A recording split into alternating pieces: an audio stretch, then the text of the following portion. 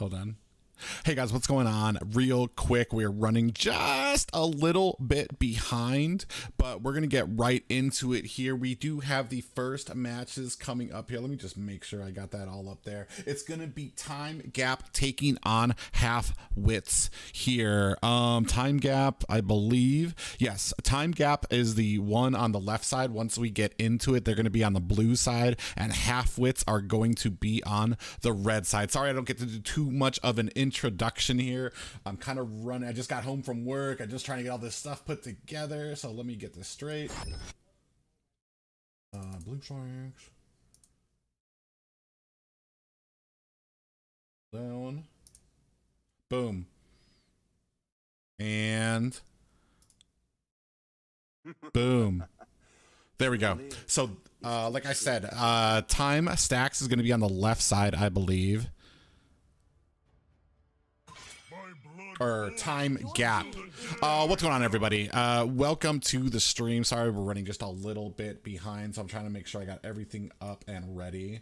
When is Gosu playing? I'll have to look at the schedule once we get a little bit of downtime. Like I said, right now, I'm kind of, I haven't even eaten yet. You're about to have some ASMR potato eating and crunching here pretty soon. Thank you to those first-time viewers. Actually, let me go ahead and get my restream chat up here right now so that I can see YouTube as well. We are casting on YouTube and Twitch right now, so if you guys are new, welcome. And this is going to be the top 32. So these people, anybody who wins here, it's going to be a best of 3. Anybody who wins here is going to be going to they're going to be having their matches professionally done in the top 16 next week. So this is like an exciting time for these guys because those are where names are made, and that is where like people get remembered in that top 16. If you remember, top 16 is where BTK and Area 77 lost last season. So a lot of tough competition up there. Who is Weezy? Hold on a second. So Weezy was going to be here with me. I'm not sure where he is right now. Your team is picking. Yeah, he's not here right now. Wait, why is my thing not going off? Exists the equilibrium, which I was made. Oh, okay. I think I need to redo that. Come on, Dexter. It's our show time. Your team is picking. Dave didn't send it a little late. This is honestly because I got back from work a little late, so that's probably more on me than anything else here. What am I trying to do here?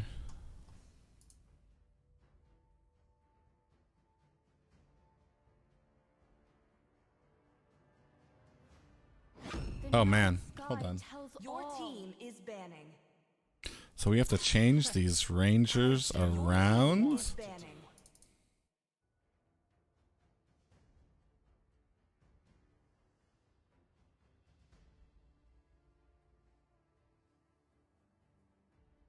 Right.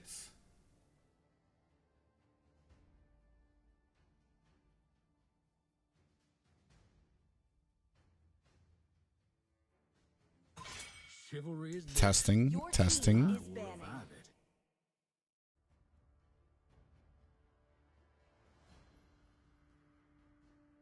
Testing. Oh my god, I just realized I wasn't talking in Discord, which is why my thingy wasn't working. Hey, yo, we what got up, Weezy in here. Boom. Guys, yeah, I you was do just not waiting know. for you to jump in. Let me turn down just a bit. Is how does Weezy sound to me, guys? Mic check 212. What's going on, everybody? So if you guys All do the not amazing know, individuals today. The Weezster is from Facebook. Huge streamer over there for Mobile Legends. If you press exclamation point Weezy or exclamation point Steph Weezy, you'll get all his contact info for Facebook on there. Like I said, I'm running super behind here. Let me get this so that Weezy can see what's going on here, so he's not just sitting in the dark guessing. Oh yeah, yeah. Once we get that up.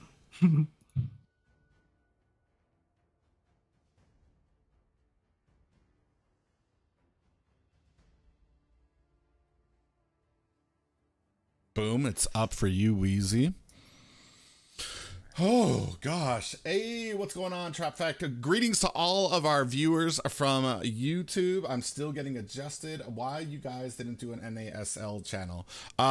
Because they're not streaming it right now, and honestly, I didn't think of it. Dude, I'm not as organized as I seem.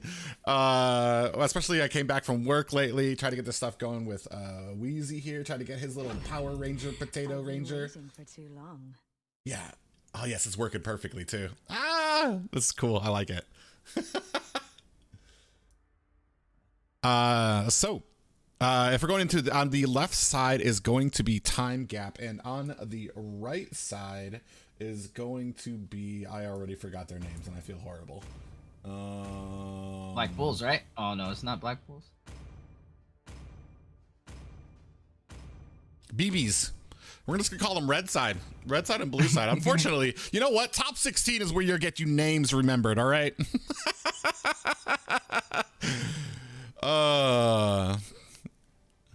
What do you think about the draft so far, man? I'm still setting on my OBS, but looking at everything. No, that's good. I'll talk about it a little bit. Like, we got the early engagement from the Fanny here. So, I mean, that's going to give them a little something. I do know R. R came from not Deuce Knights, came from Team First Blood initially. And if you guys don't know who they are, Team First Blood was the finalist, one of the finalists for the last season of the Challenger tournament.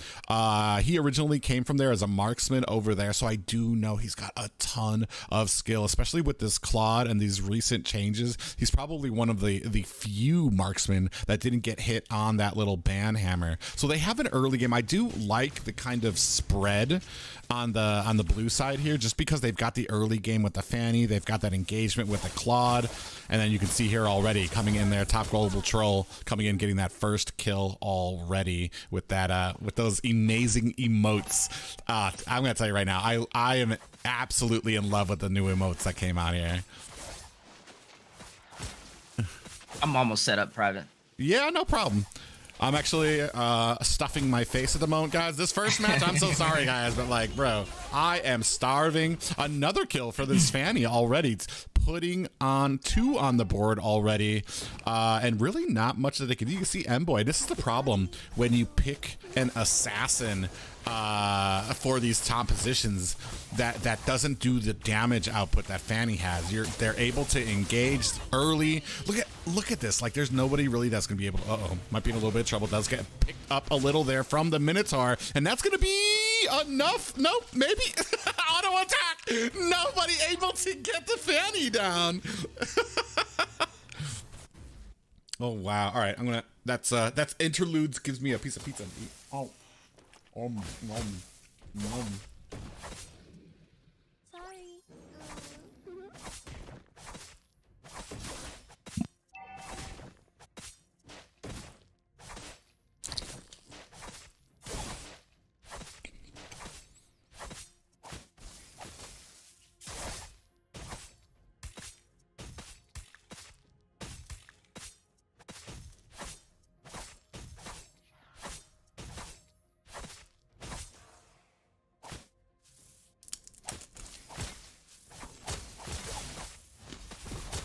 Yeah, honestly,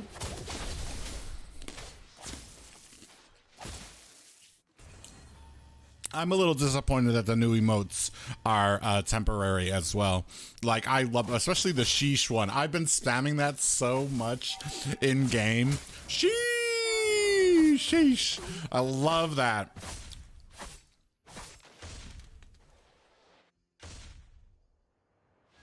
Good to go. Okay, so yeah, looking at the draft from both sides, I mean, you do see that Fanny getting picked up. Not really paired against the Franco either. I mean, the Kufra kind of accounted for it, but I prefer the Francos on the Fanny. So at least it's, you know, a solid pickup over on the red side, taking up that Kufra to go against it. But in terms of anybody else that can really go on the Fanny, I feel like they might have a little bit of a harder time. But we do have a little bit of a technical pause real quick, maybe a little bit of lag. So we are going to take a little break, let Private, you know, eat his food. Dude, I'm choking over here. You got time now. You got 29 minutes, 37 seconds. No, but in terms of looking at the draft right now, I'm I love seeing people pick up Fanny, especially on the NA server. You know, everybody talks about how godly Fanny is over there on the C server, so I'm glad to see people from our homeland actually using Fanny inside of their games. So I want to see what Top Global Troll is going to pull off, but it looks like he's getting a little bit of the early lead, though. Paving that early game, which is, you know, what Fanny's meant to do in these situations, you know, leading with that 3-0. So it's looking pretty solid for him right now, and I would like to see what he's going to do going forward. As we know, Fanny kind of falls off in the late game. So the job right now is to get the early game, provide, you know, the additional farm and additional kills to give your team that little bit of the lead they need to start a potential snowball. Yeah, really interesting from them. I mean, they do have the snowball 3-0 right now, 2K above and only the 3-minute mark. And it's, I mean, they still, it's not, for a Fanny game, not bad. You know what I mean? Like, you're not too far behind, because Fanny can get really farmed, and I don't think she's at that unkillable point yet. That was interesting. just came in a head full of steam with a blazing duet for no reason. But okay. But it's interesting you bring up the Fanny too, because with the recent patch notes, with Fanny getting a slight nerf, being a little bit more squishier now as a jungler, you know, it's definitely fun to actually see people pulling her out with the new patch as well, and actually seeing it pay off like it was before. So you see Karina getting a little bit of a 2v1 situation with Blueberry going in, trying to get the kill, able to take out M-Boy right there inside of the tower. What a dive. Looks like over on the bottom side, Fanny trying to escape, barely any HP, and Esmeralda answering back. Look, you're going to take out my jungler? Well, I'm going to take out yours. What a trade, a one for one trade right there over there on the bottom side. But in terms of... Sorry, I'm not as skilled when it comes to making sure this is all up. The screen was actually black for them for a little bit, so good job on you for narrating that so they could tell what was going on, even though they were looking at a black screen there. But yeah, starting the macro up now. No real towers on either side right now, and that's really where it starts to come in. You can get as many kills as you want during these games, but unless you're kind of turning that in, oh my God, there's a fight. I'm sitting here, camera guy. Why don't you go there? That's me. All right. Yeah, you do got to fight over there on the Turtle. Looks like Claude able to get a kill over there on Selena, and Turtle does go to Top Global Troll. They are able to secure that. Now, you said we got Team BB, and this is versus who on the blue side? Time Gap. Time Gap. Okay. Yeah, Time Gap getting a little bit of the lead. Looks like they were able to capitalize on the Fanny having that early aggression with those 3 kills, and then formulating, you know, that possible early game strat and prepping for a snowball. Also, you do see on the top side, Claude able to take that first tower out over in the gold lane as well. What a play, and this is definitely looking one-sided right now in the favor of Time Gap. And Fanny going in with the insane cables, and Loaf with the times range, unable to connect and set Fanny, and taken out by R with the double kill. Blazing Duet also comboing over there on the carry, and looks like the next tower may possibly fall with the 3-stack of Time Gap right now. Yeah, unfortunately, when you have some early game with Zed on this Selena and M-Boy, but M-Boy was never able to actually take off in the early game. So now your early game has been negated, and you're basically waiting for your late game to get farmed up and hopefully start doing some damage. Yeah. And that's usually the problem with a Selena too. You see a little bit of an engagement here on Blueberry here. And when you use a Selena as a mage, you're banking on hitting those abyssal arrows. If you don't, your mage is doing nothing, no damage, and especially from behind, Selena has problems. You know, that's where I kind of like to see the Selena more in the roam position. You know, when you do put Selena in the position of the mid lane, it does kind of have your team lack a little bit of that damage, and in terms of AoE damage as well from the mage. So kind of putting the Selena in the mid does put them at a slight disadvantage, and right now we're not really seeing too much pressure for the mage over there on the side of BB against Time Gap right now. Now we do see that both towers have fallen over there on the top side. It looks like a little bit of pressure on the bottom side right now over there by Claude right now. Looks like they may be able to get that as well. It's just looking like a really good game for Time Gap right now.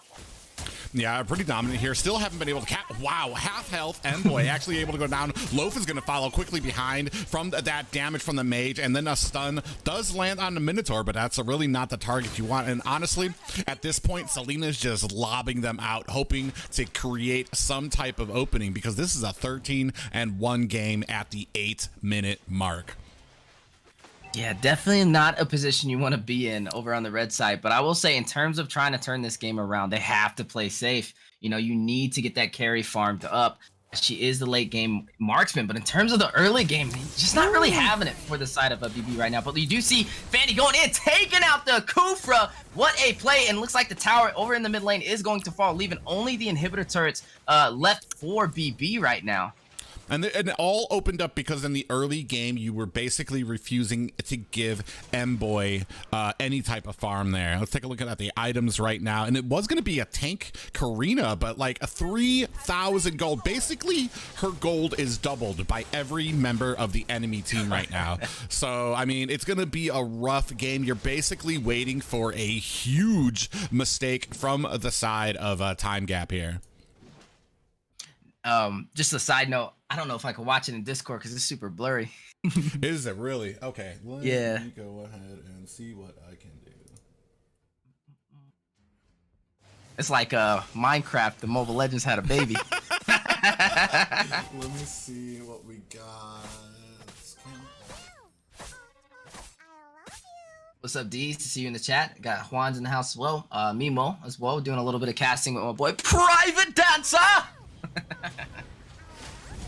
You know, just seeing these top 32 teams compete for that top 16 mark is currently what we're looking at right now. So definitely shout your guys' teams out on who you're voting for. It's looking better right now, though. Private. Is it any better? Yeah. Nah, it's going back to what it was. Yeah, all right, we might need to get you in the lobby. The lobby, yeah, I'll just go in the lobby. Yeah, hit him up. That's okay. You can just I don't know if they will. So we do have that Minotaur ultimate coming out there, and then here comes a real world manipulation. We are going to be taking down this Lord. It gets taken down very quickly, but that's not even going to be enough for the rest of this team is going to be taken out quite quickly there. And this came down to the draft, honestly. They exposed the weaknesses and having that Karina, like I said, that early game Karina, especially a tank Karina, that really kind of starts coming toward the mid game after she gets her ult. They invaded quite quickly, which is what you need, something to counter that Fanny pick. So, and right here, just not enough you see on their side. Like, I mean, look at the stats here as we go ahead and take a look. I mean, 100% team fight for the Selena and for the Esmeralda. But like, I mean, like, so they were trying to kind of keep in line with these engagements, but it just wasn't enough for how much output you were getting out of Time Gap here. Private, are you a Power Rangers fan? What makes you say that?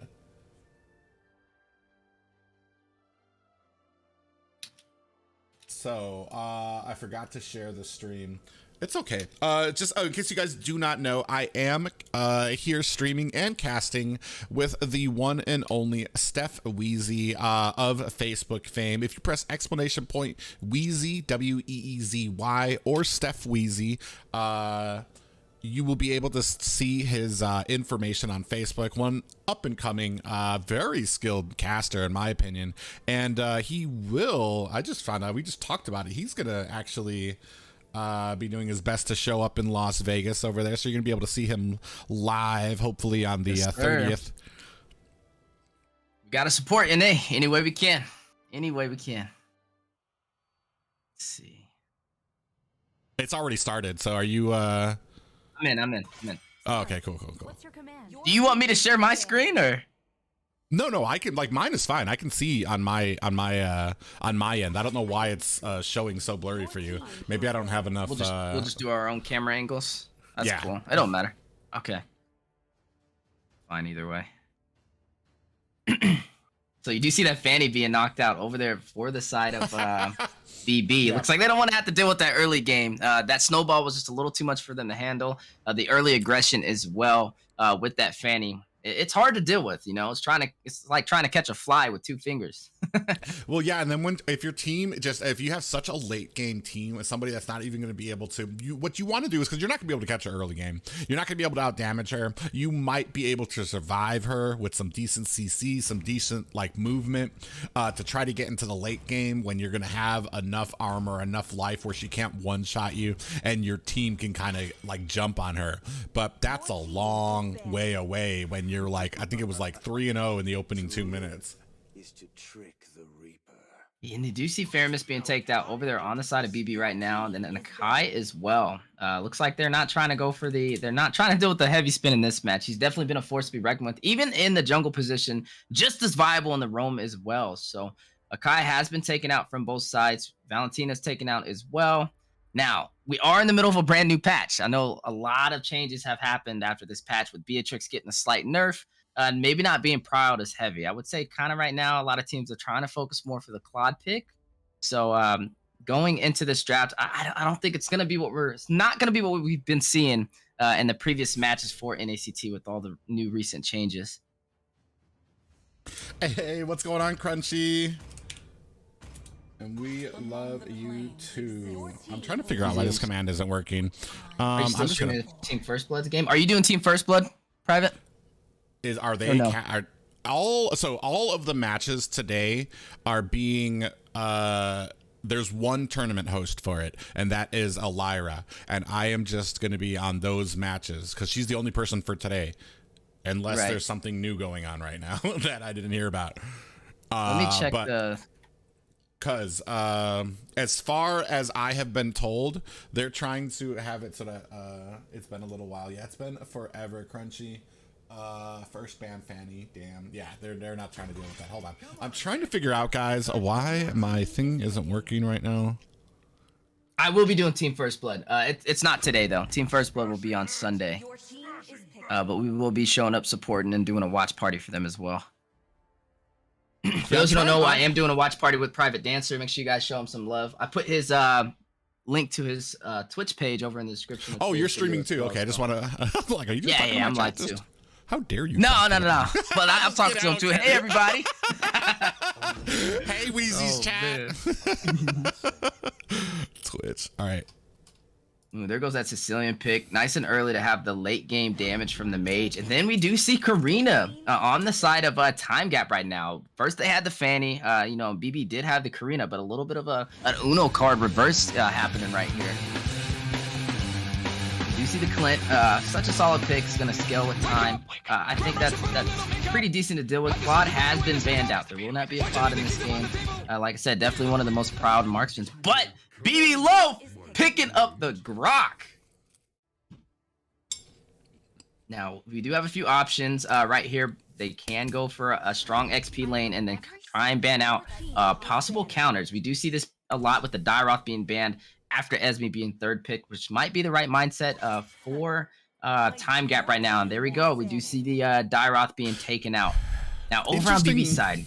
Oh, go ahead. Interestingly enough, for like the Grok pick, I'm a little shaky and scared for the side of BB for because wait, this is an official squad? I'm trying to figure out. I'm going to find out the name of that in a second. But like picking a Grok into a Karina, into a Sicilian, into an Esmeralda. Grok's weakest point right now is his magic defense. He no longer has any that he can get with abilities or that he comes with stock. So, I mean, this is going to be a rough game for him opening. He might actually get burst down a little just going into like a pure magic composition that they have right here with their first 3 picks there, which means he's going to he's going to end up having to rush Athena Shield or rush Radiant Armor before he can really start building up the tank, which is really going to rely on how these guys are going to be working with their marksmen for these next picks. And speaking of the damage right now, you do see 3 magic on the side for Time Gap versus the 3 physical on the side for BB right now. So we're going to see which one's better. Is it the magic or the physical damage? And then we do see Minotaur being banned out as well. Maybe a little bit worried about that Minoan Fury popping off to be able to get the CC. We all know Karina's weakness, is CC. So taking that out, maybe not the worst option. I wouldn't say it's more of a common ban though. I don't think I would have been able to guess Minotaur being taken out right there. But we do see Brody picked up on the side of Time Gap for their marksman. I've found out their names. Yeah, it's half-wits. Oh, it makes sense. BB abbreviation for half-wits. Gotcha. Yeah, okay. Yeah, gotcha. So, I mean, they do pick up that Brody, so it is going to be a decent amount of damage there. I'm not sure how well it's going to be able to compete with a Clint in that lane, but I already know that with this composition, they're going to be looking at being a little bit more aggressive, putting the pressure onto that lane so that the Clint does not get farmed up here enough to really start going off. Because I honestly, as far as Sicilian is concerned, I mean, he might have some problems. Unfortunately, the Karina with that second ability going to be able to negate a lot of the damage that Clint's going to be able to output. And that's what she shines at. Being able to reflect those marksman bullets is definitely going to come in her favor. And then we also see the Atlas being picked last as the roam for the side of Time Gap right now. Paired up against the roam over there, Grok. We really want to see how this is going to play out. But like you said, the weakness of Grok right now, having a lot of the pressure with the magic damage might be too much for him to handle. But only time will tell. I will say in terms of the draft right now, though, looking at both sides, I'm going to possibly go for, I'm going to say Time Gap. I like how Time Gap's looking right now, especially because looking at Halfwits, pairing that Paquito against that Esmeralda, I just feel like Esmeralda's just a little bit more efficient in that lane, especially being able to get additional shield from, the enhanced first skill of Paquito as well, which will put him at a slight disadvantage. It's interesting because I do like the damage. I feel like as far as a draft goes, if we're going to look at this kind of like just from a pure draft force point, I do like the side of Halfwits because they do have the damage. Even though he does get a shield, Paquito is able to put on enough damage to ward away most healing heroes, especially in the early game. It just comes down to those rotations, how they play it. Are they going to be able to get that damage and clear out these lanes and join in with some of these fights? Like, look, they're already down to about a third. Down a third away already, but he is getting pushed in, not able to clear out the minions first and then join his team. And then an engagement here. You do see the fight over there by the Lethal Wonder. Karina going in, trying to take out BB Loaf. Will she be able to get the kill? BB Loaf barely able to escape with 1 HP, but Karina's not done there for blood. And we do see Esmeralda are able to get the kill over there on Loaf. Yeah, very interesting that are able just diving behind the lines, had the entire team there to kind of negotiate that turret damage there, which allowed R to kind of get in there, throw a couple more swings, and is able to eventually get the kill onto Loaf. And this is what I was talking about with those rotations, with the team talking to each other, knowing what your damage is. And right now, actually, R might be in a little trouble. Does miss that enhanced chains, but M-Boy does not miss with that lethal counter. So a very good gank here by the side of Halfwits. Looks like they're heavily stacked with the 3-man over there on the bottom side to strip off that additional gold that the tower's providing. But we do see on the top side a little bit of an answer. We do see Top Global Troll able to take out Loaf as well. Not a good start for him. 0-2-0 right now. But I will have to say, as this game goes on, in terms of getting the objectives, in terms of taking these lures, these turtles, it's gonna lean more in the favor of Halfwits, especially having that Ballman leaning toward their favor.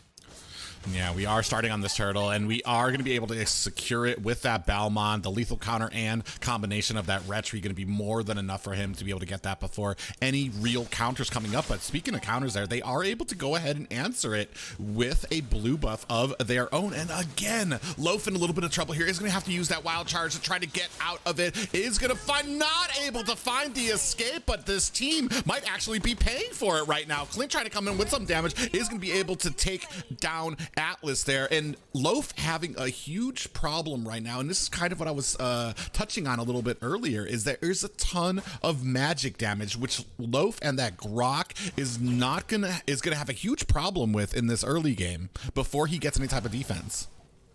Yeah, it's definitely going to be a little bit better positioning that we have to see from the side of Loaf right now, as he's kind of keeping, them in the game in terms of kills and trying to keep, the gold matched up, to the other side.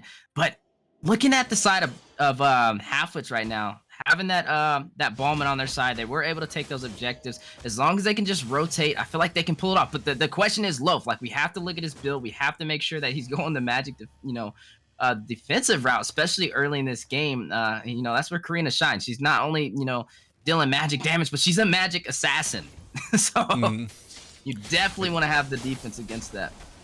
Yeah, and unfortunately, I feel like they're not. Oh, we do have a little bit of a counter there onto M-Boy. He is going to come in here with a little bit of a spin. Did already use that lethal counter, so he is going to be able to pick up the kill onto top Global Chill. Oh my God, but Zed coming in here does catch the enhanced chains there, and the rest of Time Gap is on the run as Little Baby follows with a death of his own. And it is 5-3 in favor of Hathaway. So definitely a more put together game this time than we saw from the first.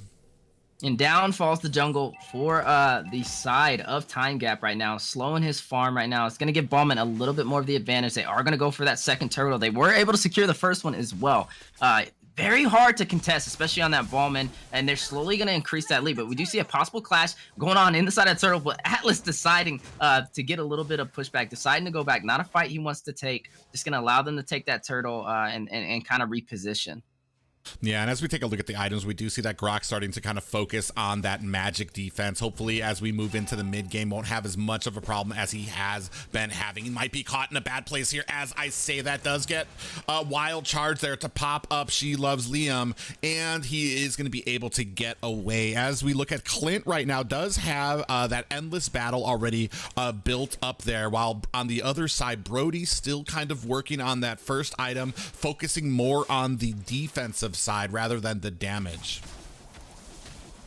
Yeah, this is a very interesting game, but like we said, Loaf has to get that Magic defense. Currently 0-3-0, not really putting this team in a position to be successful right now in terms of sets, especially going against that heavy Magic composition that they do have. And we do know Sicilian, he gets the late game. He has the late game damage once he gets high up in stacks as well, and it's going to be very hard to deal with. Especially paired up with that Karina, who can go in and kind of clean up those kills, especially with people at a quarter of HP in terms of health.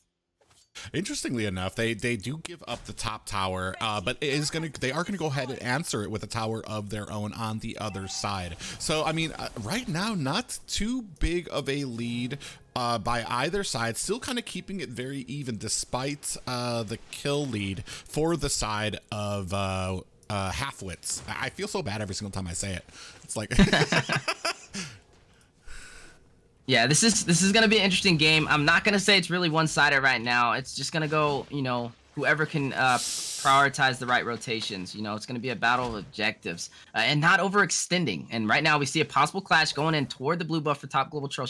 He is able to secure it. Looks like we might see a possible clash as Aki and Zed in the bush, possibly trying to go in to take out the Sicilian. It looks like they got a game plan. Little Baby checking the bush as well, but M-Boy able to secure that turtle and also fighting the Atlas. Will he be able to get the kill? We do see the Fatal Links going down and getting the set. Zed able to take out Atlas as well, and the fight continues over on the side where Turtle was. Top Global Troll trying to escape, but unable to get away. Is M-Boy able to get the kill as well, forcing Little Baby and Jay on the retreat. But over on the bottom side, man, just look at this Clint right now.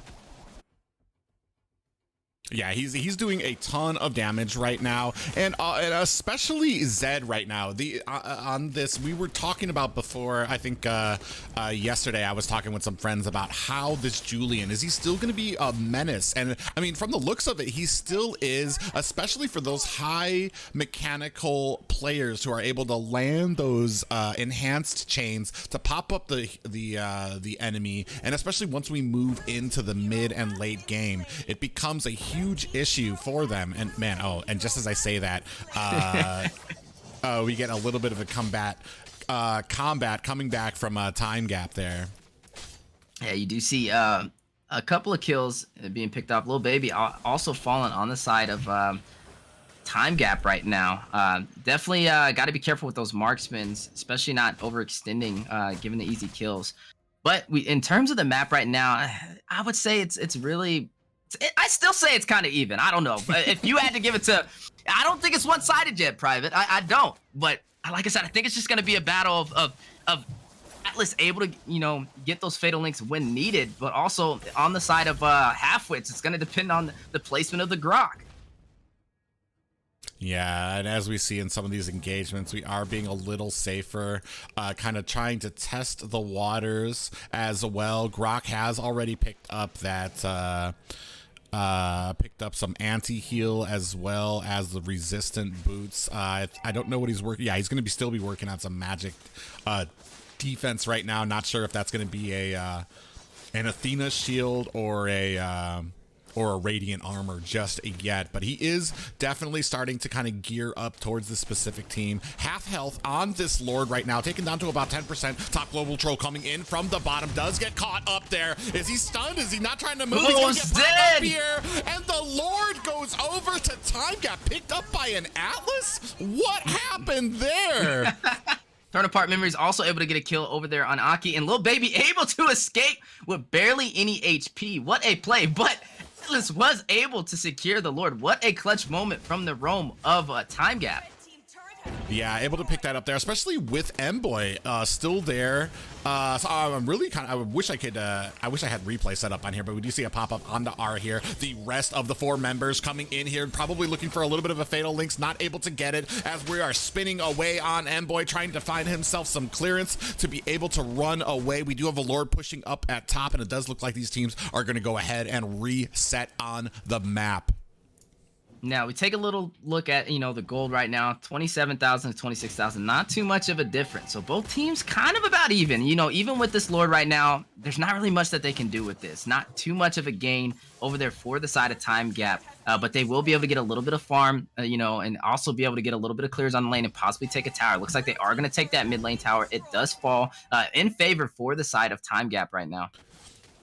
Yeah, and as we're starting to move further and further into the late game, it does look like Time Gap starting to get a little bit more comfortable. Aki might be going into the wrong bush here. Does get a Fatal Links for his effort. Is going to flicker out. Is it going to be enough? He comes in with another knockout punch, but it's not enough as M-Boy and Loaf trying to save him might have put themselves into harm's way when they have 5 other members of Time Gap here trying to peel them down. More spinning by M-Boy, trying to spin his way to freedom here right now, and it does look like a nice pop-up there on top global troll from Zed, and Zed doing his best to try to carry these engagement, find the right opportunity for this CCR coming in. Here comes a falling star moon onto Loaf and M-Boy, and they are not going to be able to bring him down as they are trying to push in more minions for this mid tower. Oh my goodness, the wild charge by Loaf going in! Look at the damage! Jay also able to take out Loaf. Fitan able to take out Lil Baby as well. Top global troll taking out Zed, and they are not finished. R able to take out Aki, and Jay taking out Fitan. Almost a wipeout. Time Gap continuing the pressure over there in the mid lane. You do see M-Boy trying to defend all by himself, a one-man army, and able to push back the minions. But looks like Esmeralda keeping that pressure. R trying to clear that lane, trying to take that mid lane tower as well to leave them down to the inhibitor in the mid side.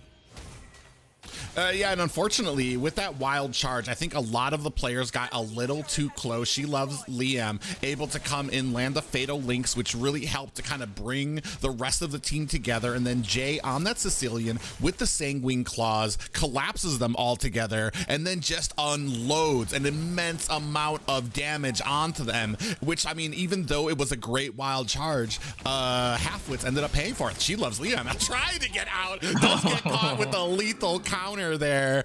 So a little bit of an answer there, and we are at a Luminous Lord here at the 12-minute marks, waiting for both teams who are vying for a position. Now, I will say Sicilian is going to be a problem the later this game goes. Even looking at Grok right now, he did pick up that Athena's, but we do see M-Boy able to take the Lord. Looks like a little bit of clash. R on the retreat. The enhanced chain is not able to connect over there by Zed. And a little bit of a pushback from both sides. But Lord did go in the favor of Halfwits right now. Definitely a turnaround that they needed in order to stay in this game. Yeah, it's pretty interesting here. Like, this is a much better, like, from the first game, I think a lot of people, including myself, might have assumed, like, they might have been outskilled, a little bit of a gap in the, as far as the skill level is concerned, but things are looking much more even here right now, especially being led by Zed, who is doing his best to kind of find these openings for these enhanced chains, for the rest of the team to kind of go in there and put on an immense amount of damage. Phaeton right now on that Clint as well, starting to come come online. An engagement up at top right now. Little baby trying to get away. I love Liam is going to be taken down as well. Torn apart memories coming down is going to be able to finish off Loaf. So we are at a 4v3 up here at the top, while at the bottom, Karina trying to do her best to take down this Luminous Lord. And I'm pretty sure this tower is going to be able to survive. So good split by them, even though they were outnumbered at the top. Time Gap able to kind of hold off this presence from the side of Halfwits. You know, it's funny. I think we have, is it flipped? I think the map's flipped for us. So your top side, is your top tower getting pushed in right now? Or is it your bottom?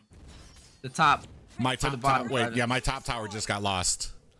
Oh, okay. No, it's the same then. So your red side's on the right, right? Yes. Okay, never mind. I thought it was opposite for you. But you do see Mboy a little bit of an overextension, trying to give the vision for his team, but is it too much for him to be able to handle? You do see Sicilian going in the Bat's Feast as well. Mboy escaping with 1 HP, and Loaf over there for a little bit of pill. Is that too much? Did he bite onto more than he could chew? He is able to escape, throwing up the wall as well to try and push off the whole team of Time Gap right now. We do see Lord is going to spawn in 60 seconds. Not just any Lord, Luminous Lord as well, a high priority target. And this is where the Ballman's going to shine. This is where it's good to have him on your side. As long as they can get proper zonage, and take this Lord, they can turn this game around. But have to watch out for the Sicilian. We know Sicilian is a late game monster and master wizard. And he is stacking up on his items. I'm sure his stacks are getting pretty high right now as well. Yeah, really interesting as well. Karina already blinged out, only missing 1 item. Looks like she's probably going to be going for a little bit of blade armor. We do have another spin as Mboy is getting engaged upon here. Does catch a Sanguine Claws for his effort, and then Loaf with a very good wall to kind of split off the rest of Time Gap there. 19 seconds left on this Luminous Lord. You have to wonder which team. It's kind of been seeming like a little bit of a 50-50 when it comes to these Lords. Not really a big advantage for either team when they start going for this. They kind of just roll the dice, which does play into the favor of I already forgot their name. Not Time Gap. Halfwits. It plays into the favor of Halfwits because they have the Belmont. They have the Retry and lethal counter combination there. So you're looking for She Loves Liam to come in at that time. It's really gonna come down to the roam on the side of Time Gap to really find those moments before this gets to that Retry / lethal counter, as we are now on the Lord, but a split push happening on bottom as well. Atlas looks like he's going for a play. It looks like he popped his conceal, but the clash is going on. You do see the bash piece from Sicilian, but Fitan able to take him out. Sheila Liam taking out Zed. Fitan also taking out Sheila Liam as well, but the clash is not over. Fitan able to take out Top Global Troll. Triple kill, taking out the Karina, and then Lil Baby able to take out the Clint. What a clash from both sides, leaving only 2 on the side for Time Gap and 3 on the side for Halfwits. I think Phaeton kind of accepted his fate. He wasn't even trying to move. He was just in the middle of that, just firing off shots, hoping that he could take Little Baby down before he gets taken down himself. And I mean, not exactly in favor of Time Gap there, as they did lose 3 members. We do have a wild charge coming in. Does pop up Little Baby. Little Baby trying to get out of the way of that lethal counter there. And in comes Kai on that Paquito. Gonna pick up a kill, or not able to pick up a kill there, as down went Loaf. So this right now is a 3v5 game, and they are in a little bit of trouble as R is doing the best to kind of zone out this Paquito. But now you have 3 members. This might not be the fight that you wanted. Here comes She Loves Liam. Just trying to zone them out a bit. Not just a little bit of a fakesy there, as we are going to start moving on to this Lord from the side of Time Gap. Now, is this a fight that Halfwits wants to take? We do see a clash going in over there. Lil Baby able to take out Aki. He has fallen. Paquito is down. Then we see Turn Apart Memories also able to connect on Mboy. The jungler has fallen for the side of Halfwits, and this is going to be a guaranteed Luminous Lord for the side of Time Gap right now. And speaking of Time Gap, like we said, Sicilian's going to be the late game monster. He has picked up the Divine Glaive. I don't know. This is going to be a very hard fight to contest, especially with that Luminous Lord pushing down.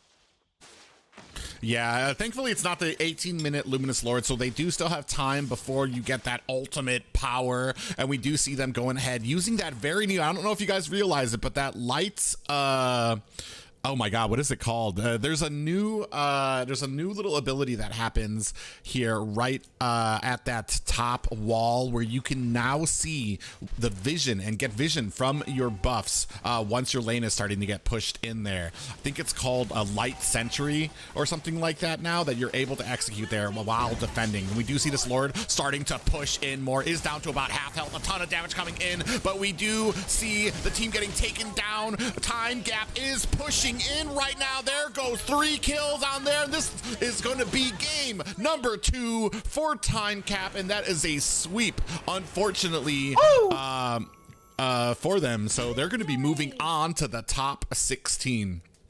Now, I gotta say, I don't know how I felt about the Grok being picked up in that situation. I just feel like there was not really a clear focus, you know, to pick him over some other viable options.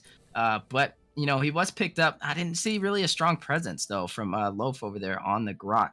But we got to give it to the MVP. Lil Baby, able to have that pressure over there on that Lord, especially when Ballman was actually going for it. And it was nobody but Lil Baby over there on Brody to fight against, you know, the Grok, the Ballman as well, and was able to take out the Grok and also delay them from taking that Lord, and was able to get their team in the position needed to be able to actually steal it from them. So what a very good game from the side of Time Gap to be able to close that out.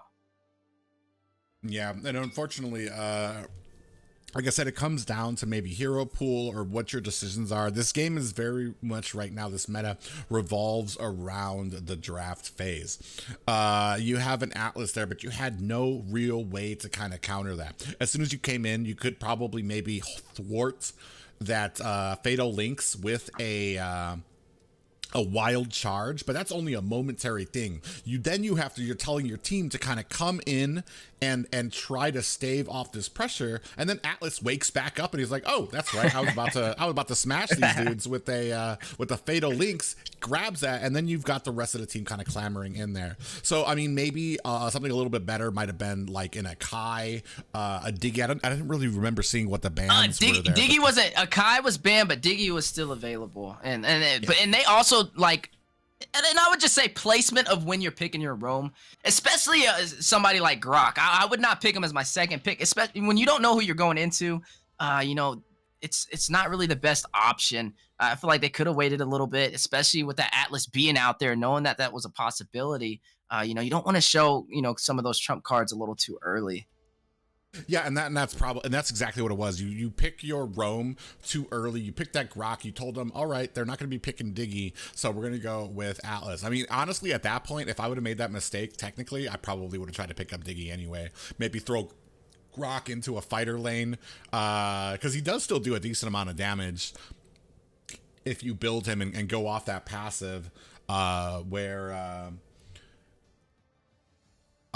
he gets physical defense for the physical damage he does as well. So then all you have to do is build up a little bit of physical items and then maybe rush a little bit of magic defense for him. So that way, when you're hitting these wild charges, when you're hitting these second abilities with a Grok, you're actually doing some real damage that, combined with a Clint, might actually worsen what you could output to them in that early game.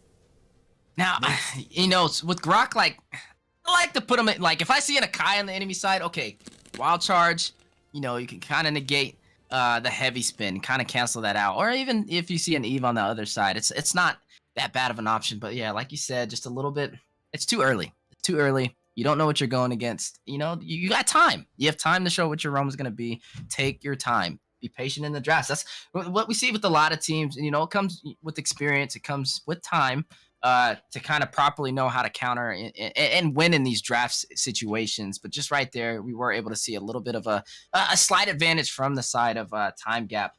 Taking that Atlas over that Grok was definitely the stronger pick in the draft. All right. So for this next match, let's try to split it up a little bit more. Well, I'll let you do play-by-play strictly, and I'll do strictly analysis. Okay. Nice and neat. That's the easiest way. Even though I feel like we do a decent job being able to pick to go in off of each other and still Like I feel with you, I feel more comfortable being able to just shot it out. If a fight happens, I take it, whatever, while I'm explaining something, and you do the same thing, and it's real neat, and it's real, what's it called? It doesn't feel forced, or like there's no... we just know each other's cues. You know what I mean? It's not like awkward pauses. And that's the big thing, is there's no awkward pauses where just like... But I agree with you. Definitely having a hard lock position makes it easier. Yeah. That's okay, though. I mean, whatever you want to do, you let me know. Appreciate everybody over there on Private Dancer's side of things. What's up, Potato Gang? Guys, if you don't know, exclamation point Weezy or exclamation point Steph Weezy, to find out this monster Facebook streamer. If you guys don't know, he is an up-and-coming caster in North America. You saw him, little tastes of him last season for the NACT. You're definitely going to be... Has it been announced yet? When are they planning on announcing this? I don't know. I don't know if it's a secret or when we're allowed to tell people. There will be casters. That's all I can tell people now, is as far as this is going on right now. But we are going to go ahead and get like a little bit of practice in here right now to try to brush up, make sure we're on our P's and Q's. Go suit on Saturday. Oh yeah, somebody told me what the next match is going to be. Oh, and if you guys don't know, there is a 60-second delay just to make sure that this remains very fair, so that nobody can screen watch from any of our screens. That's also on my side too, guys, from the Facebook side of things. So it's a 2-minute delay from what we're saying right now. So you'll hear what I'm saying in 2 minutes. Vendetta versus Team Yam. They don't make it easy. I hope the abbreviations are easy. It'll be like Team Yam, and they'll have like P's and Q's in their abbreviations, you know. So. But this is huge right now. Not only are we getting some practice in for casting, you know, getting prepped for future things coming from Mobile Legends Bang Bang North America, but also on the same note, giving these teams the exposure that they deserve. You know, this is huge, a huge event for North America, the hugest event for North America actually ever. And to be able to see these teams compete is just phenomenal. Yeah, especially out of like, first of all, even the top 64 out of 120 teams that registered, and these were the top ones of it. We even heard from Dave a little bit saying that usually sometimes they will put like a little bit of a content creator curve on letting some teams in, but I said not this time. It's basically like all the teams had an average of Mythic 1 or above to be able to actually even compete in here. So even the 64 teams that came in here, pretty much the top of the house picked there. Now we're down to the top 32 teams. So these guys have already been tried and tested. They've gone through at least 2 matches already to get to this point. The winner of these matches is going to be moving on to the top 16. And as you guys should know, the top 16 are going to be the professionally done and the professionally produced matches. I hope my stuff is kind of thrown together here on my side. I'm not sure Weezy's always looks sharp over there, but like when it comes to the top 16, like there's an actual company that's going to give you guys like that eye candy, those great effects, those that great presentation for those top 16s. And then like Weezy was talking about, like this is a big event because we're going to have those finals. The top 2 teams going to be taking their butts to Las Vegas to face off against each other.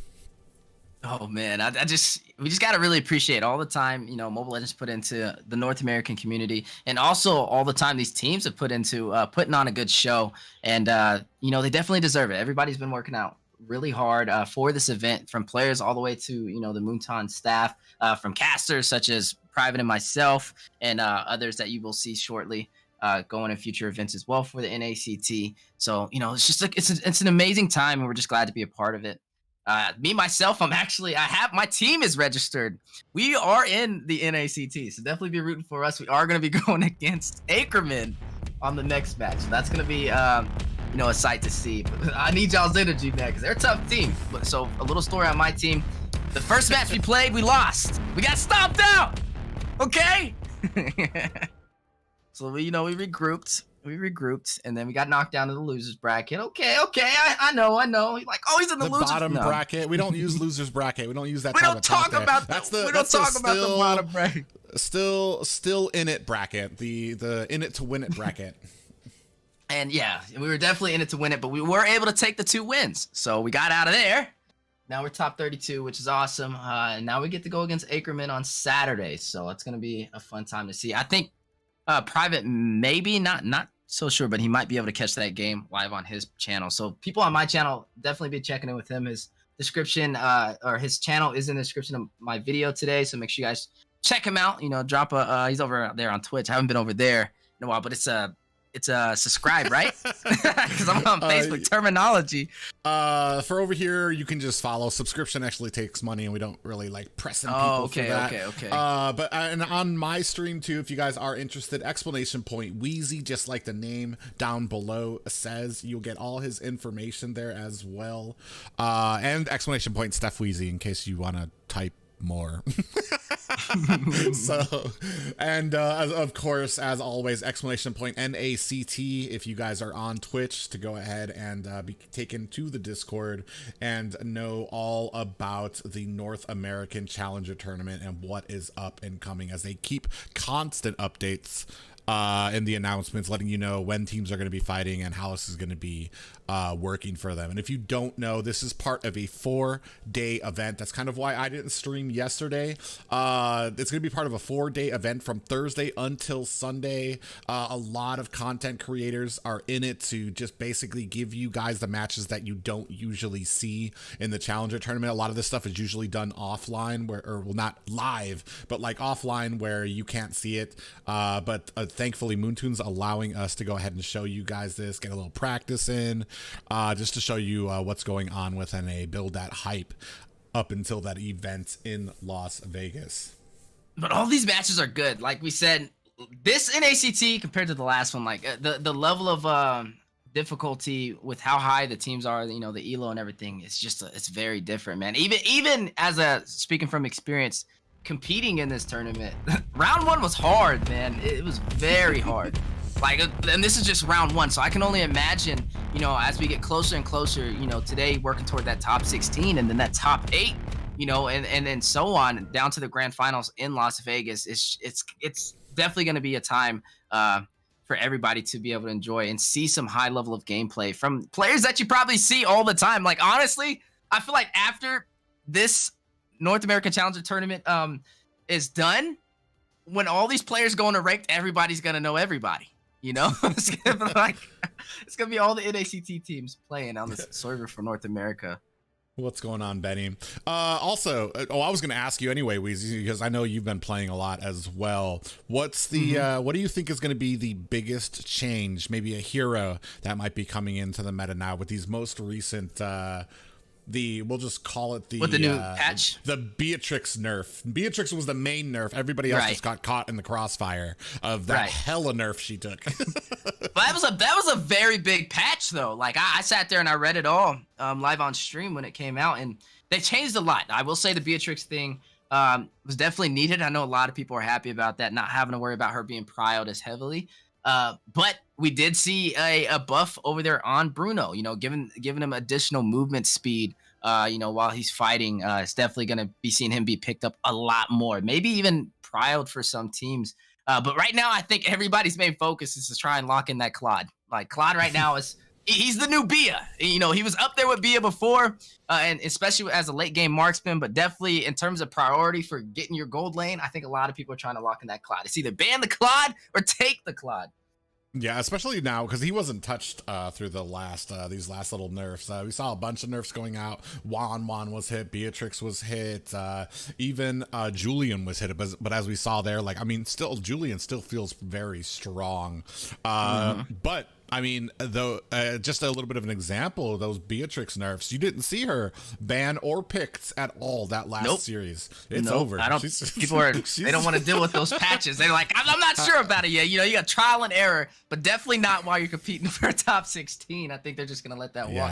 But Faramis was also nerfed as well. Just, you know, giving a less HP to the team with the Cult Altar being activated. But still a phenomenal force, and nobody's gonna risk that being being picked up from one side. And also a little bit of a cooldown added to that Shadow Stampede as well, which I feel like is kind of the hidden gem of the Faramis. A lot of people like talk about the Cult Ultra because that's what you see during the team fights. But in the early game, those great Faramis is able to use that Shadow Stampede to kind of float through, grab opponents back for ganks and stuff like that. And it was something that needed to have a little bit of a tweak. I think one of the hidden things that not a lot of people starting to use yet, and I've been wondering if it's going to come into play, is Alice's changes along with Glowing Wand as well. So now she's like mana. It's like she gets the mana from items now, right? Instead of, I think it was I have to read the patch again. I think, but I'm pretty sure like she needs more. She needs mana dependent items now.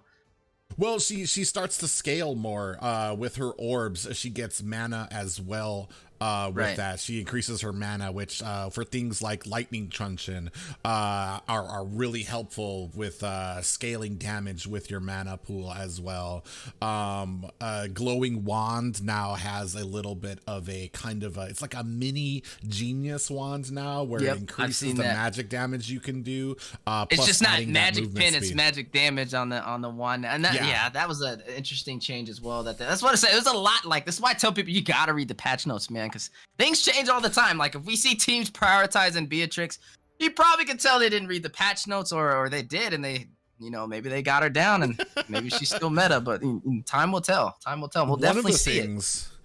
Is that I hope I'm saying this right. I'm pretty sure it is. It's a magic sentinel that now is at your base once you start getting your base pushed in, which adds another degree to base defenses.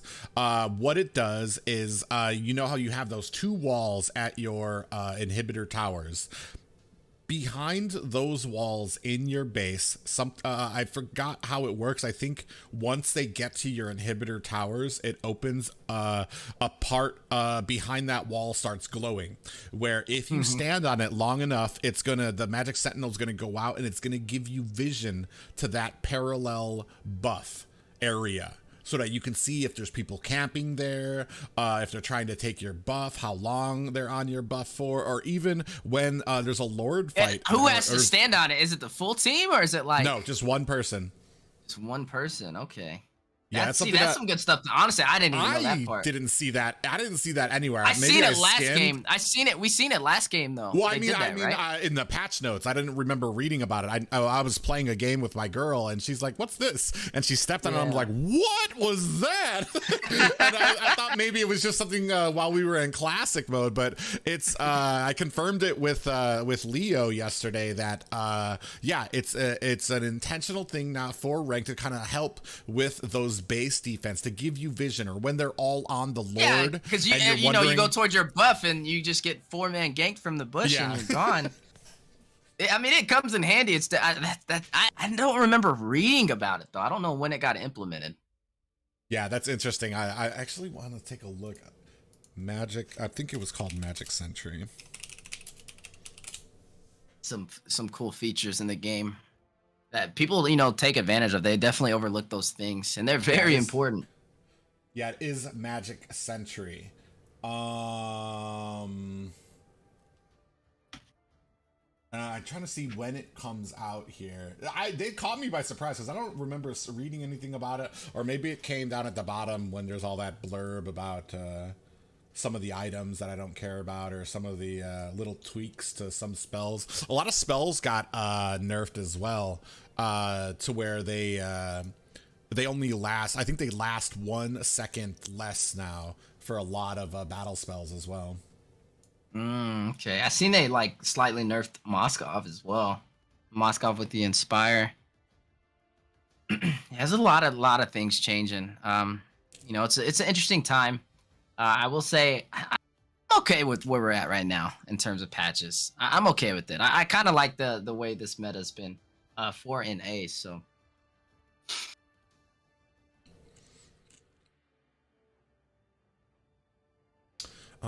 so if you guys are tuning in, we are waiting for the oh my god, is that right? Let me see. So we actually have 30 minutes.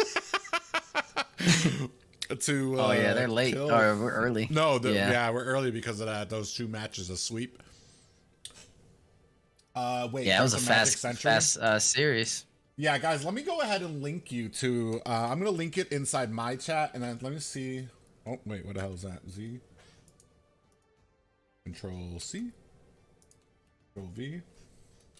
Yeah, I'm gonna link it as well. That's what it is. Okay, I got your stream pulled up too. Okay, cool. Yeah, so that is the Magic Sentry. Yeah, that shit caught me by surprise too.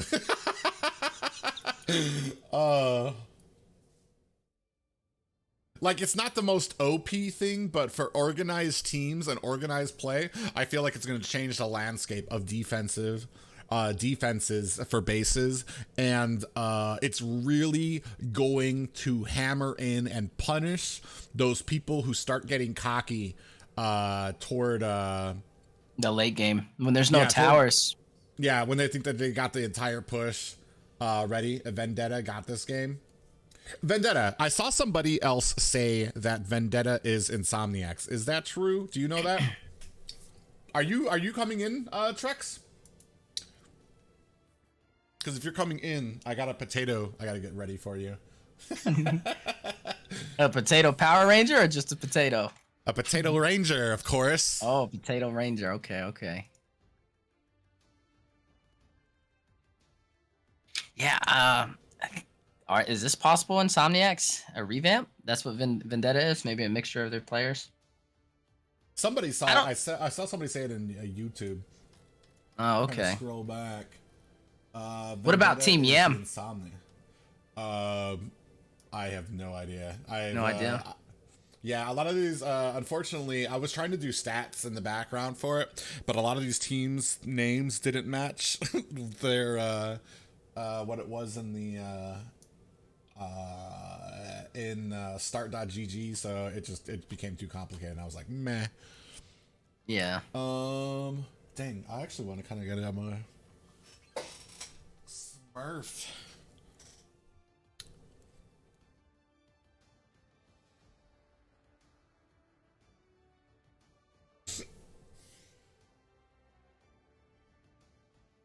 Let me take a look at this Magic Sentry.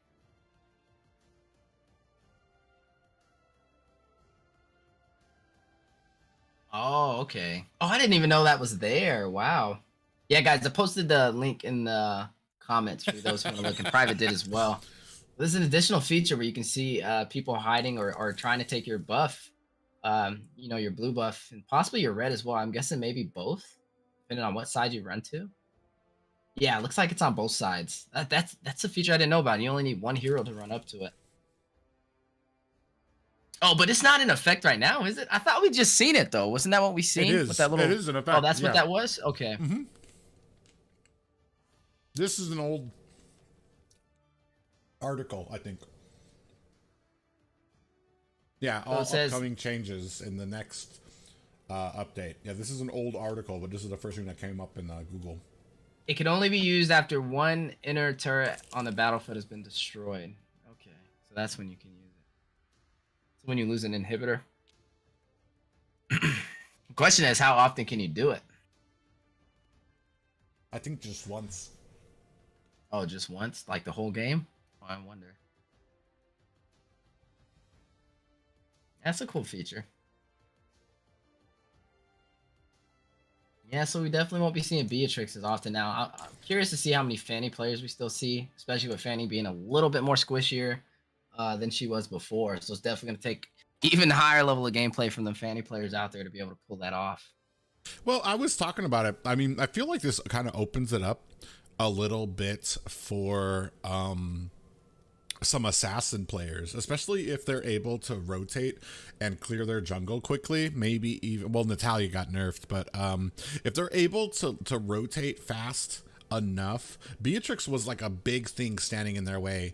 The second thing being like Balmond just clears so quickly that you're gonna have issues as an assassin being invaded by him. But with Beatrix off the table, I think you might, if you can kind of like protect your assassin through that first rotations into a gank, I think they actually might become a little bit more viable now.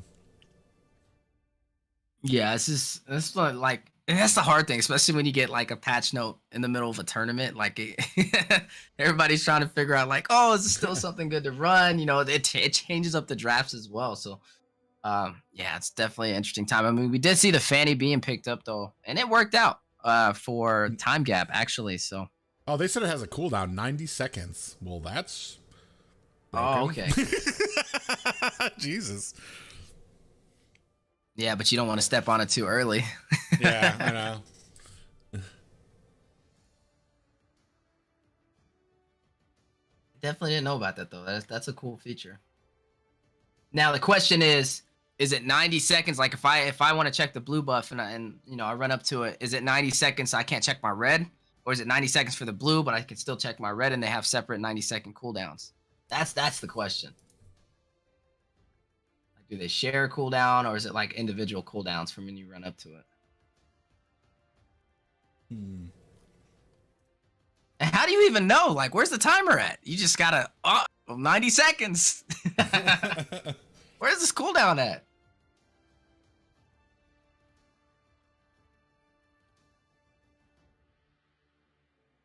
Oh, it lasts for 6 seconds? Oh, okay, that's decent.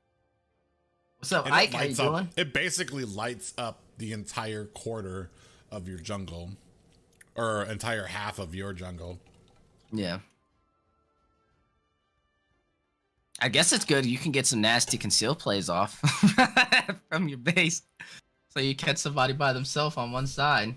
Yeah, well, that's an interesting thing about it too, and I think the biggest thing is if the enemy is on the Lord, you can scout out to see where they're hiding, and then like immediately conceal to try to run for it if it's clear, or if you know somebody's there. You know, it's interesting. I think it's gonna add a little bit of flavor to some of these end games. Yeah, honestly, I think if possible, it could be a game changer because, like we said, some people like to split on different sides, and you can, you know, being on the losing side. I mean, if you find a marksman by themselves on the red side, like in the, you know, you can kind of just get vision over both sides to know what to prio, especially when you're down. That can come in handy. They share a cooldown, says a spicy query. Oh, so you gotta pick a side. Then you can't do both sides at the same time. Or can you? Oh, I mean, man. it's probably mostly going to go for the blue buff. I think Yeah. that's usually the prioritized buff there, unless like there's a Lord up.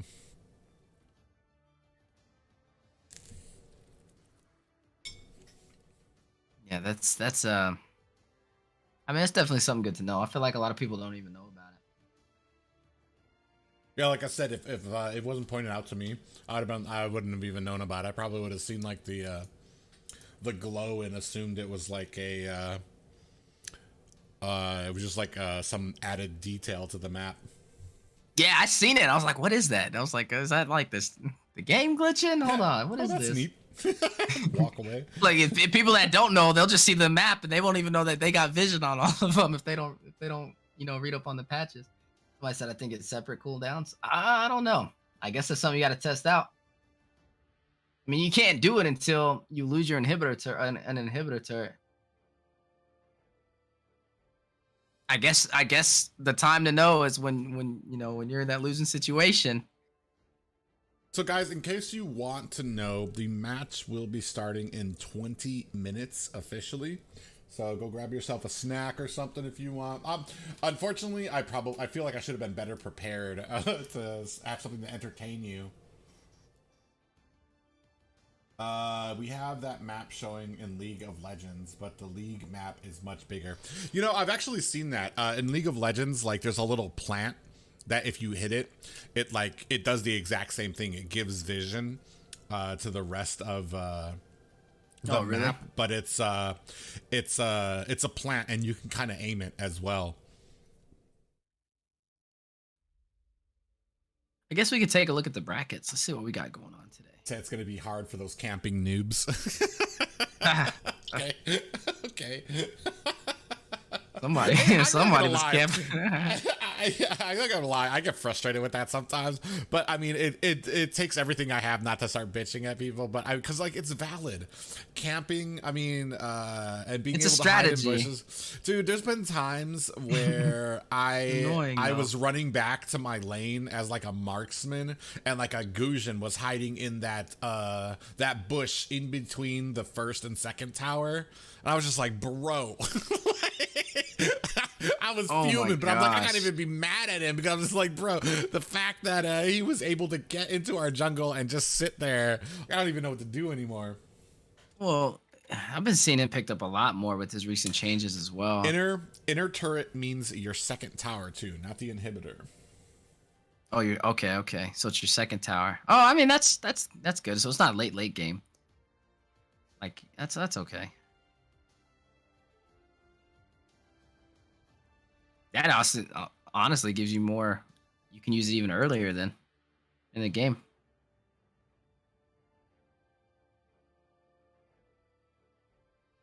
I want to take a look at.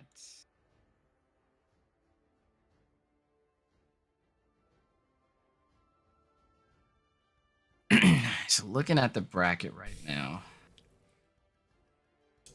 Yeah, let me see. So tonight, guys, in case you were wondering, I wonder if I can change this without ruining my. I can share it if you want to see it. If it's easier for you. I mean, whatever. I got my intro and stuff working. Hold on, where am I right now?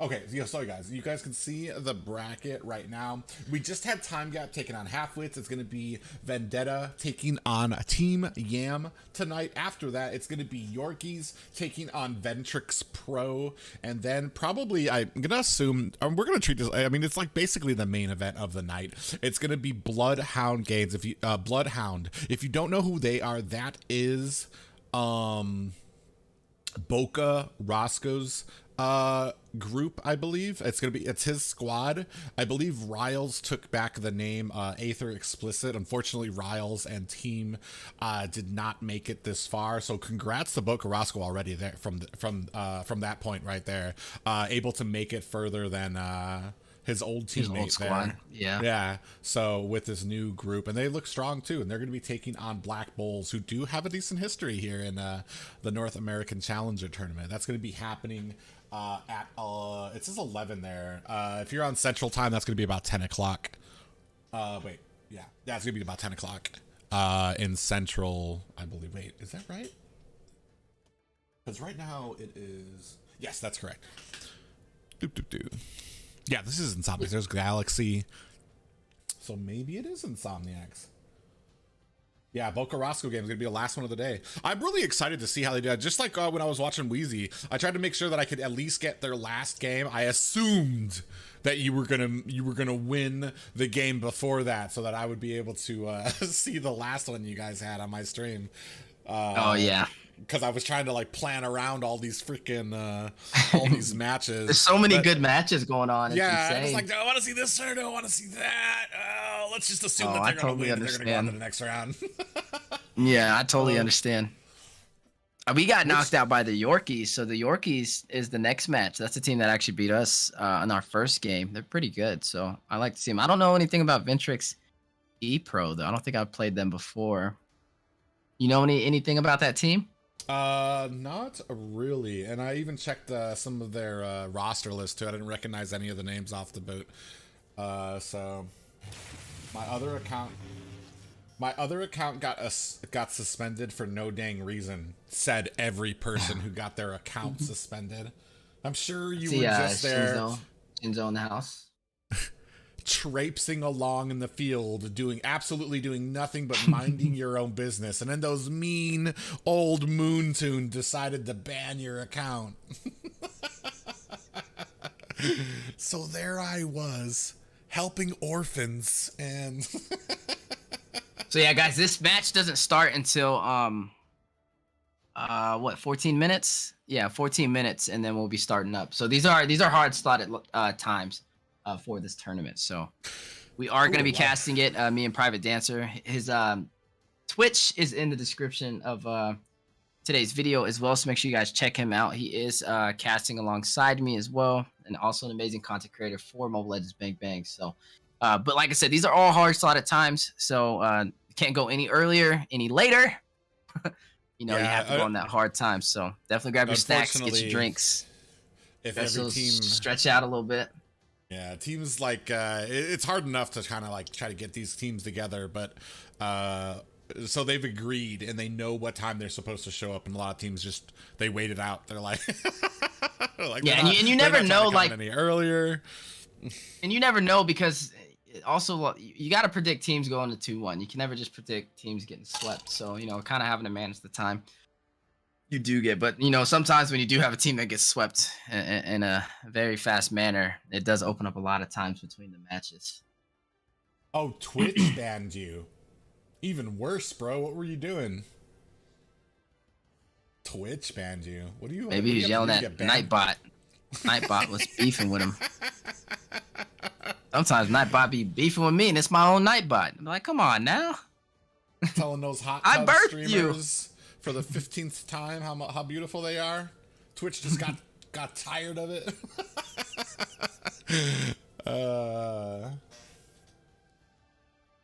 Path to Power, what's going on, man? Welcome to the So who do you want to see in the finals? Who do I want to see? Yeah. Bro, I don't know. There's so many good teams right now. I would love to see, like, as a fan, everybody's rooting right now. It has jumped on the bandwagon for the Valley. I would love to see First Blood recapture that magic from the last season as well, and be able to kind of get into the finals this time. Oh yeah, I second that one. Yeah, they did really good. Yeah, and I would love for them to. I don't know how realistic that is now because, like I said, NA is so volatile with their rosters. And this one's a lot harder. This is a lot. This NACT is a lot harder. Dude, all the OGs are showing up to try to take. Yeah, you got Team Gosu. Team Gosu's in here. The dust got blown off that. Like, holy cow! And they're good. I actually they're really good. Bro, we would have get some in ranked. I was like, oh wow, okay. I had Gosu General running the gold lane. I was like, okay, nice. Yeah, this is an interesting time. For NA, there's a lot of good teams. Like, regardless who gets to go to the finals. I even think just the top 4 is going to be insane. Right now, I am excited like I haven't been for NA and M4. I feel like the skill level of these teams, especially at the top, is so good right now. And I feel like we have some real chances in M4 no matter who wins and who you're rooting for, because especially even for those people who are just like fans of the Valley, and everybody's assuming the Valley's going to go to M4 and they're going to be this great unstoppable force. Honestly, further than that, for me, if the Valley gets beaten, can you imagine the type of team that it needs to beat the Valley? And then them going to M4, that would be. But like, I will say a lot of these teams are like we said, you know, that the average, like the lowest team was, you know, average around Mythic 1. So like, there's a lot of secret weapons in here, man. Even with the Valley being, you know, top performers for MLBB, there's a lot of secret weapons on these teams. Yeah, and the thing is too is once you get to a certain height. Like you get up to those 1,000 points or whatever, or 600, or it's there's only so skilled you can be on some heroes where it's going to come down to draft. So exactly. it's going to be real evened out at the top for it's just going to come down to how well you can use certain heroes. I have Team First Blood versus the Valley. Yeah, guys in chat, who do you guys want to see at the top? Who do you think is going to be our finalists? Because that's what I want to know. I see one that says they want the Valley taking on Team First Blood finals. The Valley versus Team First Blood. I think that'll be a good one. Somebody said the Valley versus Gosu, which actually that would be very interesting. I would say the Valley that would be hype just because of name brands. Like there's a lot of big names behind those two teams. Well, not just a name little bit of brands, lore. but these are teams who know each other from. Yeah. I don't want to call it bad blood because there's always. I feel like sometimes viewers get a. There's little just a lot more taken away with the lore, a lot drama. more lore from those Yeah. two teams. Yeah, you have Basic and Hoon, who used to be on Gosu. The little bit of that professional rivalry from some of the BTK members against Gosu. That would be really interesting to see up at the finals as well. And just equally as amazing is just that because Gosu just kind of came back together as well. Which is kind of crazy because they've been doing absolutely excellent right now. You will see me in M5. All right, Blaze, keep on working on those, working on that Kufra. I want to see BH. What? BH. I don't know what BH is. That Bahamas? Probably half-wits. Oh, they were BB. Bloodhounds. Bloodhounds. Oh, okay. Somebody said Team Valley versus Black Bulls. Hey, anything could happen. BT Odds has a big chance. Who's on BT Odds?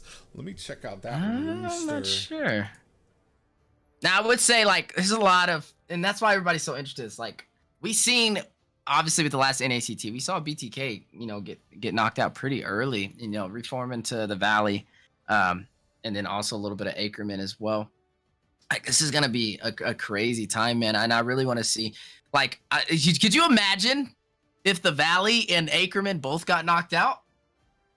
Well, Yeah, the world would go insane. The world would go. We wouldn't know what to do.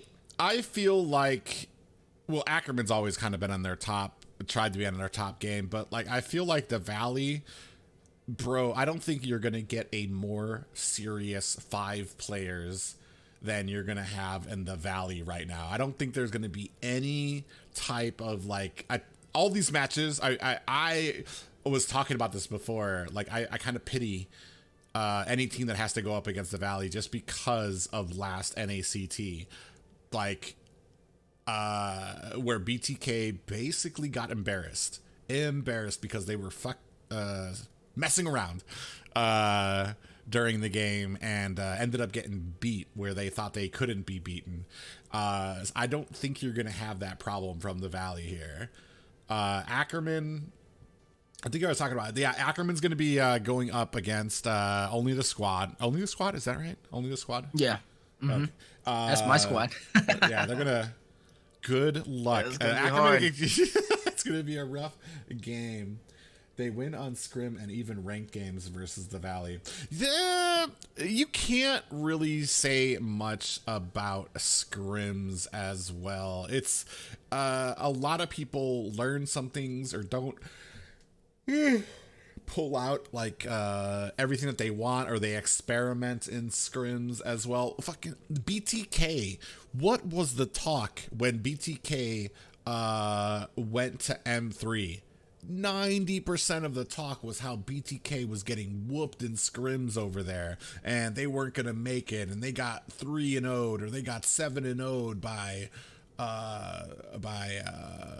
Omega or whatever, or Art, was it Aurora Fox, or I forgot what team it was, but they were like, there was all this crap talking because of stuff that happened in scrims, and then BTK came out and dominated. So I think there's a big misconception about what the scrims kind of mean, and even general I think can be a little Scrims are, yeah.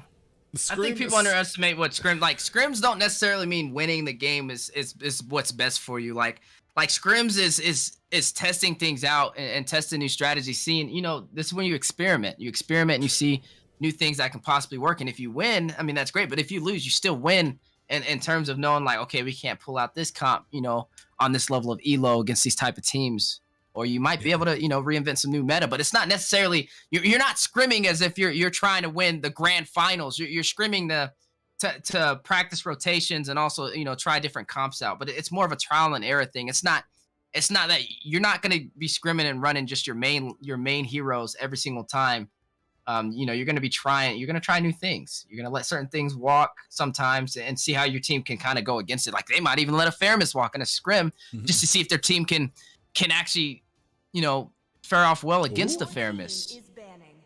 But we are going into the game. Looks like we are in it a little early too, right? 4 minutes early. So let's go ahead and jump into this match. We do have what is this team? This is Vendetta versus Team Yam. So I don't know what side's what though. I think which side is Vendetta? Vendetta is the right side, red side. Red side, okay. Oh, is that ACK? Is that Ackerman? He was on Ackerman Yeah, or what? Yuna. Yeah. Okay. Team is banning. All right, so we do see that Diggy being banned nice and early. Usually when we see this, we kind of prepare for possibly a Kai pick. Sometimes trying to get that Atlas as well, or trying to bait a team to get the Atlas and going a Fanny against that. But we do see the Fanny being taken out by the side of Vendetta. I mean, you might be looking for maybe an Akai in there as well. He still has been a little bit of a menace here moving on into these games. Atlas, it's kind of weird because especially in the first two rounds, and probably a little bit in the NA, in the squad league before this as well, like Atlas just suddenly disappeared from like the top tier picks. Maybe because of the overuse of the Diggy or the prioritization of other roams that can actually do like have a bigger effect on these team fights and games. And I feel like sometimes Atlas can kind of be a little what's the word? He can telegraph his moves a little bit. I mean, once you see an Atlas coming for you, you already know that there's a Fatal Links incoming if he can land this stun. And I feel like some great players know how to go ahead and split up from that. Now, I'm liking the way the draft is going right now. Some strong bans right now. You know, you do see the Diggy being banned, Akai being banned based off of that. Fairness being taken out. And we do know possibly seeing a Valentina being taken out here for the side of it's Vendetta, and the other side is Team Yam, right? Yeah, Team Yam. Yam. We do see a Ballman versus Vendetta. So interesting here is like, especially with not taking out these marksmans anymore, we do see a Balmon ban there, which is interesting because we still have those really aggressive early game plays. You still have the Masha, you still have the Franco, probably going to be answered with Esmeralda on the other side when it starts coming to some of these. But we already saw last series what happens when you pick that roam a little too early. You kind of invite a little bit of a counter to it, and we're gonna see what the side of Vendetta can answer with this Claude. I mean, I already knew this was gonna happen with the Claude. He was the only one that wasn't touched. A lot of these other marksmen took a hit. Bruno's still up there, but Bruno has to get pretty close to actually have a great effect. And that closeness, being near them as a marksman, I mean, it leaves you open to a lot of ganks there. And you do see possibly a Julian being picked up here as well. He is available, having that early magic damage, especially as a flexible hero to be able to play in that mid lane, the jungle. Couldn't be picked up, but they do take up the Esmeralda. Might have been too much of an early show on that, allowing the Julian to walk. I'm trying to wonder what the strategy is right now for the side of Vendetta. And Julian has been picked up for Demon over there on Team Yam. Yeah, interestingly enough, I mean, Esmeralda is still such a strong pick, so I know why they picked it up, but it did kind of ruin a little bit on the side of kind of playing into where might this Paquito go.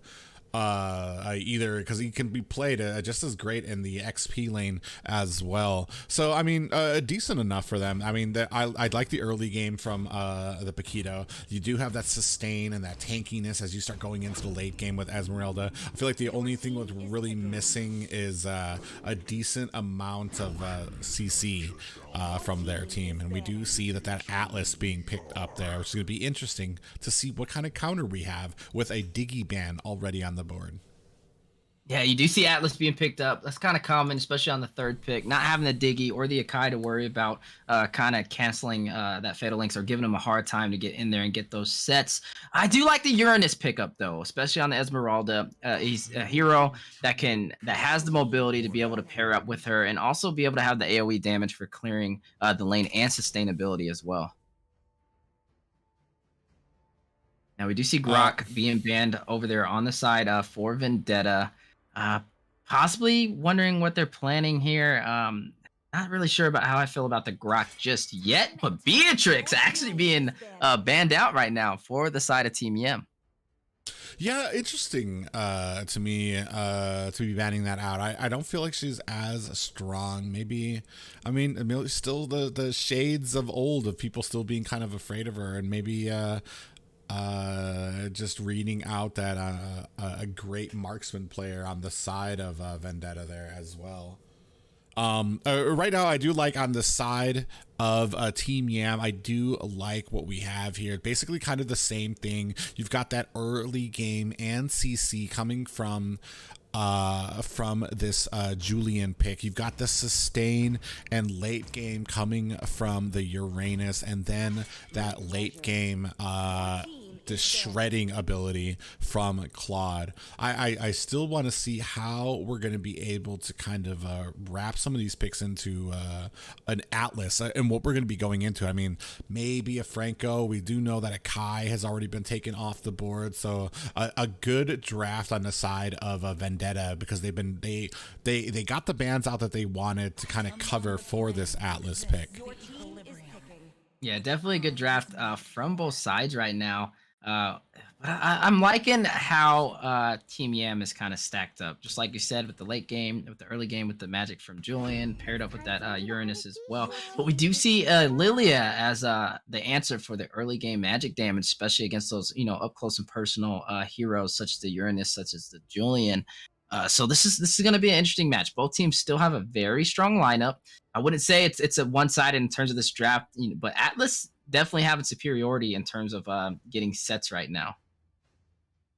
Yeah, and one thing that I do see on the side of Vendetta is the synergy of the composition, the setting potential, which is what we're kind of lacking on the side of Team Yam. Whereas Vendetta, you have that Fatal Links, you have that Falling Star Moon, and then to be coupled in with the AoE damage coming from that Lilia, and then coming from that Paquito as well. And in answer to that, and I do like this pick, we get a Lolita on the side of Team Yam, who's going to be able to provide a decent amount of setting potential with that Numenon Blast. Now, an answer for Destiny, they are looking to pick up their marksman for the side of Vendetta right now. I want to say one of the highest picks we've seen paired up with the Cloud would be the Clint.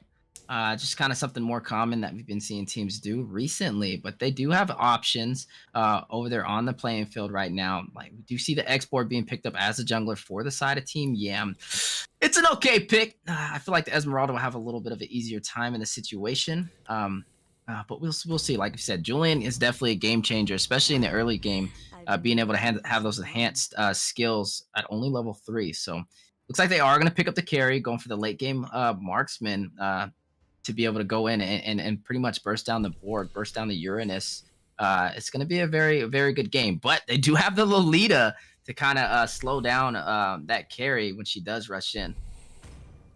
Yeah, the only thing is I feel like we're really leaning into this late game for damage on the side of Team Yam here. Xborg needs a lot of time in those fights to really start chunking people down. He needs them to kind of stay in front. He needs somebody to tank that damage.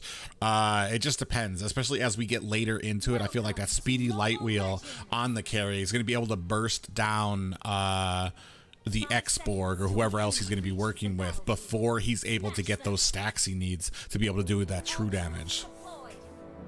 Yeah, only time will really tell, but I just feel like X-Borg not as commonly picked, but we'll see how he plays out in this situation. I don't really see any answer to the Atlas, though, for the side of who's that, Team Yam? Or Atlas is on Yes. the side of Vendetta, right? Yeah. Yes, Atlas is on Vendetta, and I agree. I don't see an answer really for it. It's going to take some great positioning, possibly setting up with those Numenon blasts. But you're going to need, and that's the thing, is are you giving too much time? This isn't burst damage that you have on your team, and you need burst damage to be able to take Atlas, to be able to take a member down before Atlas has a time to go ahead and land on those fatal links. A little bit of engagement here down at the bottom, and it does look, were they able to get that from him? Oh, no, he was able to get yeah, Chappelle able to get it himself, that blue buff.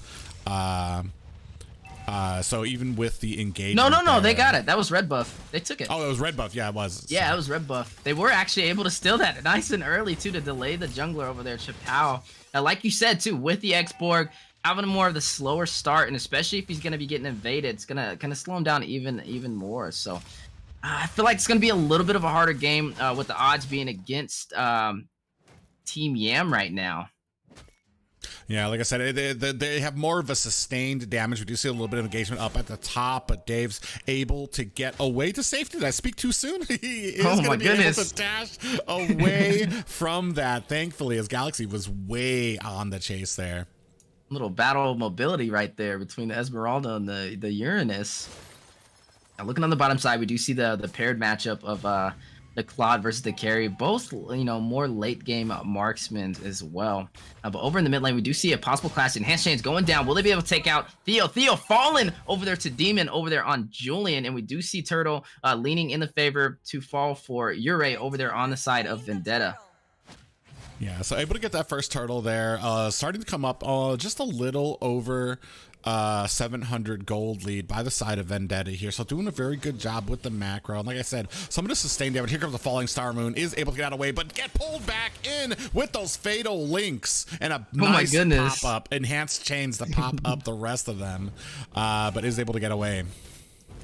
Yeah, this is, like we said, in order for Team Yam to kind of have the advantage, they got to play it a little bit safer. You know, I mean, they do have the Julian for the early game, but outside of him, you know, they have more of a later game composition. So definitely don't want to be too aggressive going against Vendetta right now. Yeah, and we can see it right now. Starting to cut lane is Galaxy there. So it's going to be using that to hopefully start rotating back in. Is going to have to come back for this, for the one minion, but setting up possibly a decent gank here, trying to bait out with this gold buff. But you do see a clash over there on the top side. You're able to take out Uranus nice and early. A 1-for-1 trade right now. Both sides have one kill on the in the game. Yeah, this is interesting. Uri definitely have to play a little safer. You know, you're playing Uranus, use them to your advantage. You know, get your stacks and maintain them. But we do see a kill over there on the other side as Atlas has fallen. Theo is out the tank for Vendetta. And we also see a clash going on. Demon able to take out the carry. The marksman has fallen as well, and Coppola barely escaping with any HP. Yeah, able to land that initial Numenon blast was the Lolita. Coppola on that Lolita, opening it up for them to get another kill on the board for them. And this is a 3-1. It's kind of going the opposite way that we had thought it was, especially in this early game right now. Looks like Theo looking for a stun onto Demon. The Falling Star Moon connecting. You're able to take out Demon as well with the combination. You know, but looking at Theo, he is level 5 now. He does have the fatal links. And this is what we wanted to see, how Team Yam would kind of answer to that. We do see a possible push for the turtle, leaning in the favor for Vendetta right now. And it looks like they are going to be able to secure it, as it's like the jungler on the side of Team Yam was going more for the buffs instead of trying to push for that objective. Yeah, and unfortunately, there's something that has to be answered there when you are letting objectives go. There wasn't any real. We do see a Numenon blast happening here, though. Ooh, able to connect over there on Lilia. Will she be able to escape? Oh my goodness, Lilia trying to get away. Borg going in and connecting, able to take out Lilia. She has fallen. What a clash right there. But leaning in the favor for Team Yam. You know, not really what we expected in the beginning. They have the later game composition, but letting it work in their favor. But Fatal Link's connecting and able to take up Destiny, and they are able to get the kill over there on the bottom side. It's like a heavy clash going on. Borg trying to push them away, but will he be able to escape? Paquito going in. Yuri able to take out Chow Pao. And then we also see Theo falling to Demon, leaving only Yuri and Yuna to fight against Demon and Coppola, but they are able to fend off that lane over on the bottom side. Man, it's just a bloodbath. We might be seeing a high kill game. Yeah. And this is a surprise, especially going in with these drafts. Yeah, and it does look like Vendetta is really trying to keep up the pressure. Already done taking the mid tower, starting to roam around to get that purple as well. So they're trying to keep on the pressure, and it does look like Yam is trying to match it, but unfortunately they're kind of getting outclassed. Destiny taking a whole bunch of damage from that speedy light wheel at the bottom. Oh my gosh, Coppola getting stunned by Theo right now. You do see Demon trying to go in with the enhanced chains. Will he be able to get a kill? Yuna able to take out Coppola, but the fight is not over. Yuna trying to get away. Blazing Duet over there by Destiny, not able to connect, but Demon taking out Yuna in this play, leaving Shiki and Theo to defend over on the bottom side versus the 3-stack on the side of Team Yam. You see Esmeralda possibly prepping for a little bit of vision, maybe trying to get a little bit of a clash, but just playing more on the safe side. But she is going to go ahead and try and stop Chappelle from getting that red buff, possibly able to get a kill. An overextension by Esmeralda isn't too costly. Using the sprint, will she be able to get away, able to escape? What a play over there on the side for Galaxy. And Turtle has spawned in. Looks like they won't have too much of a contest as the jungler has fallen for the side of Team Yam. Yeah, 3K gold lead right now. They are going to make short work of this turtle as we look into the items right now. You can see Carrie has gotten that win,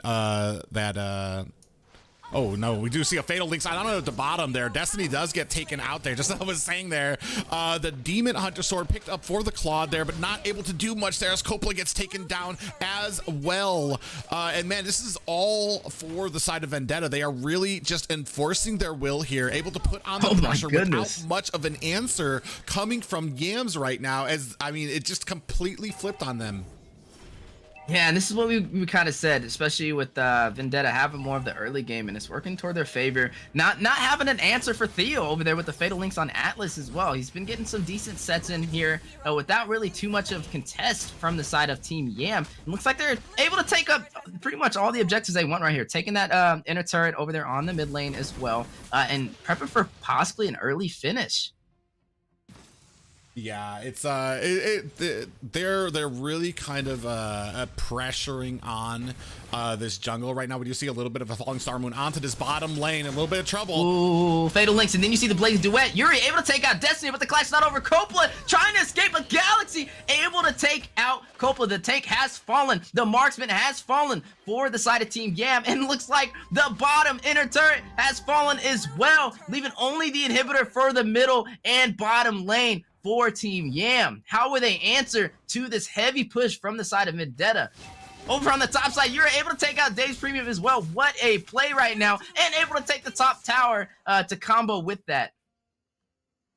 Yeah, they're really pressuring on them right now. Unfortunately, once you started getting this advantage with the objectives, the pressure started. And you saw that Team Yam trying to do their best to kind of match the aggression, match the intensity. Unfortunately, starting to get outplayed. And now that we're here at the 8-minute, almost 9-minute mark, it's about a 10K gold lead for the side of Vendetta. Really kind of showing and kind of lost that early game advantage that they were having.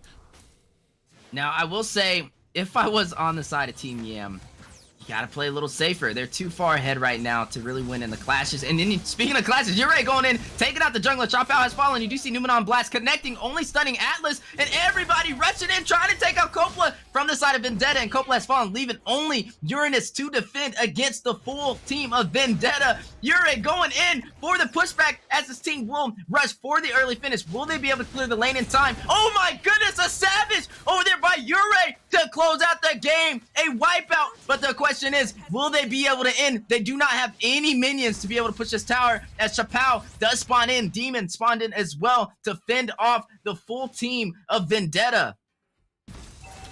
Yeah, I mean, you can see that the glowing, you can see down there at the blue side, the glowing behind those walls. So they do have those magic sentries available. Looks like Demon. I don't even know if so you looks like you got to step on it for a couple of, like, for a few. Yeah, you see you how have to like hold lit it up there for a second. Okay. Yeah, that's good to know. I mean, we see it live in action right now. Now, I gotta ask you, Private. like if Team Yam was able to, hold off, play more of a defensive stance, do you see them, if this goes to late game, being able to possibly turn this around? Do you think they have the right composition for this?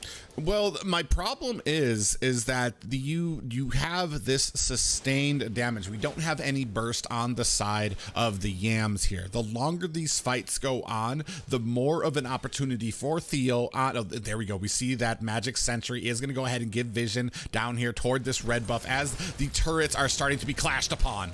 Oh, the concealed play, but Atlas not able to connect with the Fatal Links, and Theo getting stunned. Lolita also able to take him out with the Numenon Blast, forcing a little bit of pushback on the side from Vendetta, but Paquito going in, also able to take out Coppola, a 1-for-1 trade for the tanks, but they're not done. You do see Lord pushing in over on the bottom side, the 4-stack versus the 3-stack from both sides. They are fighting it out on the tower. Will they be able to fend off Vendetta on the early push? The mid lane inhibitor turret has fallen, leaving only the top side. Looks like they are going to focus on these towers, focus on these objectives for the side of Vendetta, and the top inhibitor has fallen, leaving no towers left for Team Yam. Will they be able to hold off this heavy push? Both looks like Atlas has spawned back in the game, rushing down the mid lane to try and help this team for a possible set, but looking at the towers, very low export going in. Woo! And able to take out Cheeky, taking out the maid, but the fight is not over. Galaxy taking out Destiny as well. Atlas is in the game. Theo is here. Do we see a Fatal Links? Fatal Links connecting and carry with the Speedy Light Will, but the fight is still going on. Looks like a double kill over there by Yurei, and Galaxy able to take out Chappelle as well. A wipeout for the favor of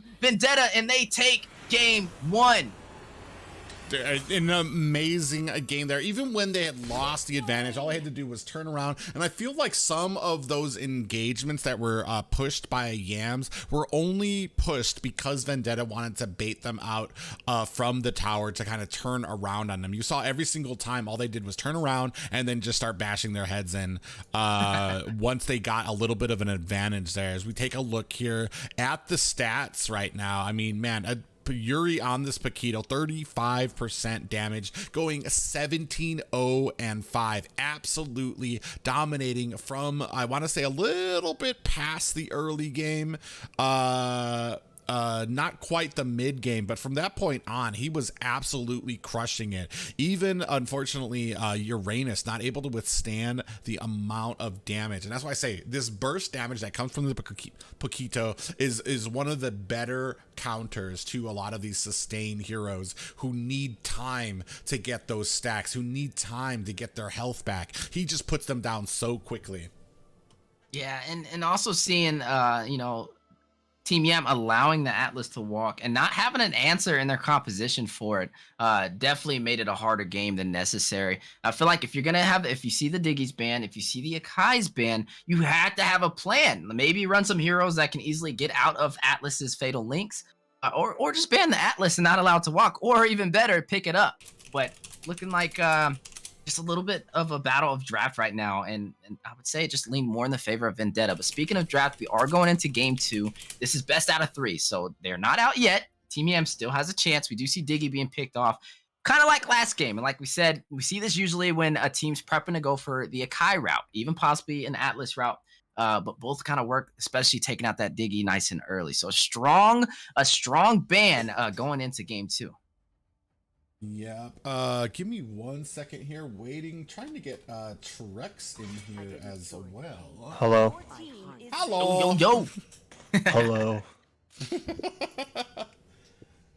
Hold on, I gotta get. All right, so you guys can talk it over. I'm gonna get Trex's potato ready.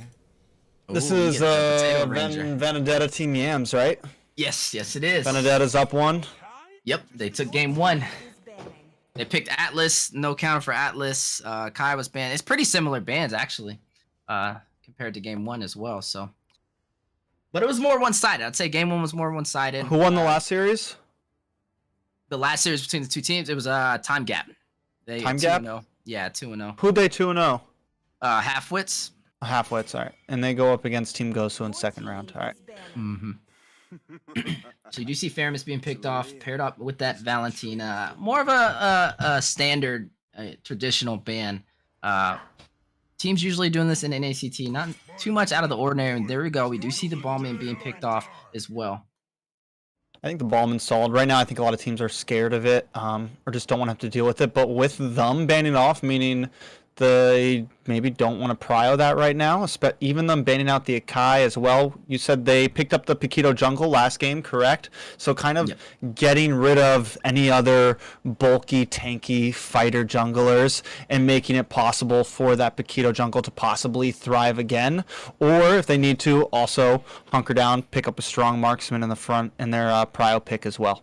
And I think it might be a battle of like just trying to limit their hero pool. It looks like, you know, they did pick the X-Borg over there on the side for Team Yam, and it didn't work in their favor. But you're taking up the Fanny nice and early. But there's still a Franco in play. Kufra is still in the mix as well.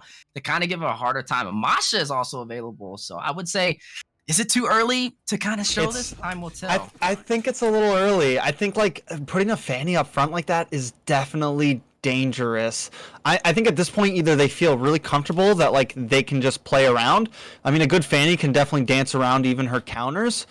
But if they were up against a team that, like, I think they just feel like they have the advantage here, because I don't see nobody's doing that. You don't up for that's like a disrespect pick right there. That's like, listen, we're gonna let you pick 3 counters if you want. We're not worried about it. So they pick that up. The Paquito gets fired back. Does have the flicker on it, maybe an EXP lane, but overall can be a flex pick, right? Same thing with this Julian that just got picked up. So on red side, looks Team Yam side looks like a flexible front draft, right? Like if they need either of those heroes, can jump in the jungle, jump to the offlane, jump to the mid. So a lot of flexibility, which is something I like from the side of Team Yams right now. Yeah, it's definitely interesting, like you said, picking that Fanny up nice and early, especially with the recent patches, making her a little bit squishier inside of that jungle. But we do see, you know, there are some good counters available. But the question is Team Yam going to go ahead and take that up? You have the Franco, the Bloody Hunt, you know, stop Fanny right in her tracks and kind of focus her and take her out before her team can really help her out. But you also have a Kufra also available in the draft as well. But we do see over on the side for Vendetta, they are going to lock in that Wan and also answer with that Cho. I'm possibly expecting this to be more of a Cho roam. Kind of what we've been seeing more for the Cho. But over on the side of Team Yam, they are going to pick up the Atlas. The Atlas can, so like the only thing that Atlas is touching right now is the Cho, right? When the Cho tries to come in, that's about it. But other than that, the Fanny, it's going to be hard to catch. I think you were on the money. The Franco would have been good. The Kufra would have been decent. There's even some niche picks that they could have picked, you know, like a Kaja offlane or something, which isn't popular right now. But if you really need something to counter the Fanny, you could go for that. But I guess they feel like they could still pick something up later on. They go for the Atlas. I don't know how. I'm a little questioning about it right now against that Fanny. I would just say, like, if I'm in Team Yam's position right now, you lost game 1. I don't think you want to risk it. I would go for more of the solid answer of just picking up the you know, Franco or possibly the Kufra if you're not too comfortable with your hooks. But the Atlas, like you said, it's going to be very hard to catch that Wan, and also Wan able to get her a lot easier when Atlas is rushing in on her. But they did change the way Wan works now. You know, she can't just decide who she's going to use the crossbow tang on. It's going to go to whoever she activates those weakness points on. So this is I kind of want to see how this plays out, especially when Wan does proc that crossbow of Tang. Yeah, it's really going to be down. Wan's going to have to, I mean, she definitely has some people she needs to dodge here, right? Like the Paquito is going to be hunting her. The Julian is going to be hunting her. She needs to be careful. She needs to make sure she has that Cho staying behind people who can bush check for her. Because if she gets targeted by someone like the Paquito, it's a one-shot. You know what I'm saying? She's going to get taken out of business. But if she can keep her distance, play correctly, and like you said, that Atlas could be a prime target, but is that really the person you want to activate the crossbow of Tang on, right? Yeah, definitely an interesting draft, but I would say I think it leans more in the favor of Vendetta right now. I definitely see them having a better draft. And we don't even know who's in the XP lane right now. And they do have first pick, so they could be a little bit patient. Maybe wait to decide who they're going to run in XP and pick a possible counter. You know, probably try and run the Dairoth over there on a Esmeralda, or even, you know, vice versa, just trying to run a good counter on the XP. So I don't see them picking the XP lane first. Maybe seeing a mage over there on the side of Vendetta, but they have the strong hand in this draft. Yeah, and I mean, Galaxy definitely has a wide range of what he can choose from in the XP lane. Esmeralda could work here. I think they're also still wondering whether that Paquito is going to be in the off lane or going to be in the jungle. So we'll have to see exactly what they choose here. With the, I mean, normally your tank is going to be the counter to the Fanny, so we've taken that out. If they want to still counter the Fanny, they need to pick something else up in either the EXP lane. Julian could also be the jungle here, or I'm wondering if he's going to be a mid lane Julian. They are still sitting on the flicker and the sprint. Second round of bans coming in now. We've seen the Aerithal come out, something that normally counters the Wan, so we still need a marksman as well from the side of Yams. Now, something you don't traditionally see, but I think could possibly work out for the side of Team Yam is they could run the Julian in the jungle, and then they could put Kaja in the mid lane. I feel like that'd be a good option to be able to gank the Wan, be able to take out the Fanny, especially on the blue buffs, being able to rush in for and stop her in her tracks. It might be a very good option, but over there on the side for Vendetta, they are going to lock in Esmeralda for Galaxy. Yeah, I mean, the Kaja is not something you see very often. I mean, it was popular, but it can be a niche pick for the Fanny. And now with the Selena, honestly, like, it almost looks even better. If she tries to come in, you have someone you can grab. I don't think that's where Yam's heads is at, but theoretically, it could work, right? And again, we're going to see what Chappelle ends up picking here. I like the Clint.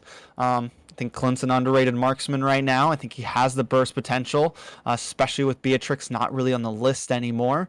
He can kind of range and dance around the Wan. I don't think he shouldn't get bullied as long as the skill gap isn't too great, right? And do we see a Lunox being picked up possibly for the last pick for game 2 over there on the side for Team Yam, which will confirm that Julian will not be the mid lane. This might be a Julian jungle, but you don't know yet. You don't know yet. It could still be Paquito jungle, Julian on the offside, but it looks like Demon is going to lock in that retribution. How's it going there, Private? It is. I got your Ranger all set up. I don't know if you can see it, but what color did you make me? You're the Blue Ranger. Oh, sweet. Oh, brains.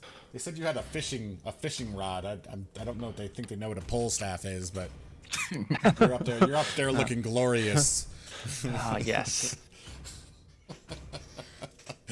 Now we are going into game 2. This is best out of 3. We did see Vendetta take game 1 without really too much contest. They had the Atlas without really any hard counter or answer from the side of Team Yam. So going into game 2, we got to see a little bit more focus on, objectives. I will say in terms of draft, it's looking a little better for the side of Team Yam than the first game, but I still like how Vendetta is stacked up against them right now.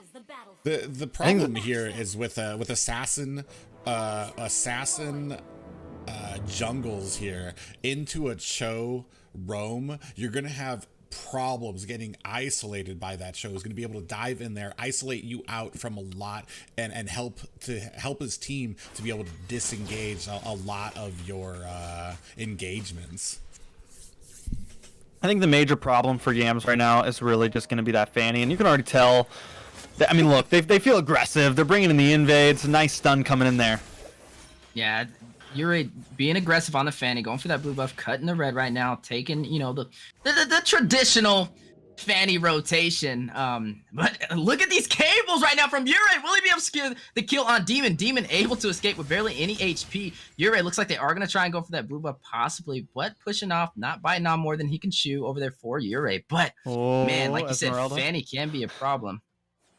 Yeah, and they have no answer for it, man. They have no answer for it at all right now. Nothing to stop her from coming into the jungle, ganking literally free roam over the whole map right now. The only opportunity they have is if the Paquito was jungler, maybe you had a little bit to maybe get the knock-up, with the knockout punch or something like that. Like, if you're able to fast hands her and catch her correctly, the possibility's there. But right now, all you can really do on this Julian is escape from her. The odds of you getting the knock-up with those enhanced chains onto a good Fanny are, like, very slim, Private. Yeah, and we do see that purple buff is going to be going away. Fanny is going to be latching on to Copeland. Abyssal Arrow does land on the Demon. He's going to take a chunk of damage for that. Is lower down to half health. Doesn't know that Galaxy is hiding up in this bush. He is going to come out here with a little bit of damage. Is going to ward. Demon is just, this jungle no longer belongs to Team Yams right now. Galaxy going in with the Falling Star Moon, trying to take that creep inside of the jungle as well. Just a very aggressive start for the side of Vendetta, but working in their favor. Not really losing in terms of deaths or getting any kills, but able to steal the farm from Team Yam right now. And with that already, I mean, we're already looking at a, not a huge gold gap, but we can see the presence on the map from Vendetta right now. We can see them just controlling everything right here. I got a feeling Theo gets away from this. I mean, look at that second skill. Very cleanly able to dodge the stun right there. And here comes your way. Yeah, you coming goodness, in you here just see right them now. going Copeland in. actually might be in a little bit of trouble. Does get taken down so easily by a Fed Fanny. We're about starting to inch our way a little over 1K gold lead, only in the 3-minute mark of this match. Now, taking a look at Fanny right now, taking a look at Ure, in terms of gold, he's already at 1,600 gold compared to the jungler over there on Team Yam being, a little bit under 1,000. And then you're able to get the kill over on Paquito and stack even more gold over there on the top tower. Yeah, and On this the is blue buff a side, Julian. man. Theo able to take out Chappelle as well and taken out by Copla. Okay, so Julian gets a little something there, but still, like, Julian's an early game hero, needs his gold. Oh! for the low price of one buff, you too can support a hungry Julian who would really appreciate a blue buff here, as he is gonna have to go back home right now, and he is being starved out. Yeah, Julian's definitely having a bad day right now inside of the jungle, especially, being a little bit slower of a farmer, and a clearer than the Fanny also. It's just really leaning in the favor of Vendetta. And this is kind of similar to game one. We seen Team Yam not have an answer when they picked up the Atlas, and now they don't have an answer and they picked up a Fanny. So, very similar situation. And there's so we were looking at their bans in the beginning when they banned out the Akai, they banned out the Ballman, and there it was. They wanted to pick an assassin jungler, right? They wanted to pick something like this Fanny that's coming in though. Weezy? You do see Yuri able to take out Chipao. Oh my bad, I thought you were picking up. It's okay. I don't know who's picking up. We'll just rotate in a circle. We'll just do that. I can do. I heard last game. I thought Weezy was play-by-play. Oh, Yeah. okay, I'll do it. I thought we were rotating in a. I got it. You see Dave's going in a little bit of a 3v stack, able to get out with Paquito with the double dash as well. But over on the top side, you do see Galaxy, you see Shiki pushing in that top tower. I mean, at this point, it's rough. Like, we're, 5 minutes in, 3K gold lead on the side of Vendetta. Are getting a pause right now from the side of Yams. We got to collect ourselves, right? We got to think for a second, because this is it. This is it. You only get 2 pauses. You only get 2 pauses, okay? I got a feeling that is a real time. That is like a football timeout. Like, hey guys, we got a couple minutes left on the clock. Let's figure this out for a second. Huddle up. I'm gonna need y'all to get down and pray to whatever God it is that you believe in. I'm gonna need you to go ahead and ask him right now for the clarity that's gonna take for this game, because unfortunately this draft right from the beginning, the aggression from the side of Vendetta here, they knew right from the beginning that the slow not even the slow rotations from this Julian, it's just the fast rotations from this Fanny, able to collect over on Demon here with the combination of the Cho. Like, there's just nothing they can do right now. 5K gold lead, that's 1,000 gold advance every single minute. Now, I do gotta point in, oh my goodness, see the way the dragon connecting over there on Demon. Will he be able to escape? Fanny going in as well. Fanny actually on the turtle right now. Looks like she's gonna secure it. Not really any contest. You do see Chow Pao pushing back. Man, just the heavy aggression right now from Vendetta is just unmatchable for Team Yam. Yeah, not only that, but like the thing about the side of Vendetta right now is they have late game potential as well. They brought the early game with Ure on this Fanny, and they also have some late game insurance with Galaxy on the Esmeralda and Yuna on the Wan. It just seems like, honestly, there's not much of an answer for Yams right now, and I'm wondering if it was just kind of, maybe there's a little bit of a hero pool diff, because we named plenty of counter opportunities, the Kufa, all these things, but wait a second, Galaxy. Oh, you do see the fight. Yuna taking the tower. Fanny going in, taking the buff. Ure also able to take out Copla as well. Not missing a beat. You do see the 3 stack over there on the side of Team Yam. Pushed back all from just the Fanny alone, just the pressure and being able to prioritize those objectives, stealing the buff and also going in to try and get the kill as well without missing a single cable. Yeah, and right now they're pushing it. As we take a look at these items right now, Fanny does already have that Malefic Roid Edge. We do have a Way of the Dragon now as well. Oh, and Galaxy taking out Dave's premium over on the bottom side. But in the mid lane, we do see the fight going on. Fatal Links connecting. Japao taking out Yuri. A little too aggressive with the Fanny and the mid tower hanging on by a thread. We do see Galaxy going in, trying to get a little bit of pill. Will they try and take this tower? It is one shot on the tower, unable to take it. Atlas able to get the kill over on Galaxy. Theo finally taking out that mid tower. A little too late on clearing that tower, and Esmeralda did fall. I mean, there's your one Fatal Links, right? There's that Fatal Links that you finally get your array with. And I mean, if he can continue, wait a second, crossbow tang. Oh my goodness! Yuna going in, able to get that Fury, connecting with Coppola. A kill from the marksman and a kill from the jungle on the side of Vendetta right now. It's just looking really good. And we don't see any hard answers. I think it's exactly right on the mark, you know, with Trex saying a battle of hero pool. And I think from the side of Vendetta, they were kind of able to sniff that out early with game one, especially not having a counter for their Atlas. You know, let's challenge it with the Fanny next to see what they're able to run as well. And not any answer for it, just giving them a very hard time. Oh, and not just a hero pool thing. I feel like when you see a Fanny on the enemy team, especially with the skill level that this team possesses, you need to expect that early invade. You need to have a plan. And I feel like they were a little late to that early response, which just kind of sets the dominoes in motion as another kill comes in favor of Vendetta. Oh, the Selena connecting with the Abyssal Arrow, but Fatal Links over there by Atlas to get Theo in the tower, but he is able to escape with the mobility on Cho and not really having too hard of a loss in that clash as the mid lane is about to be pushed in over there by Shiki, by Yuna as well, with Destiny and Demon to try and defend it. Will they be able to clear that minion in time? Don't want to be too aggressive. Very, very risky, especially with that Wan on the playing field. Yeah, I mean, when you're this far behind, there's no, oh, your way just putting on so much pressure.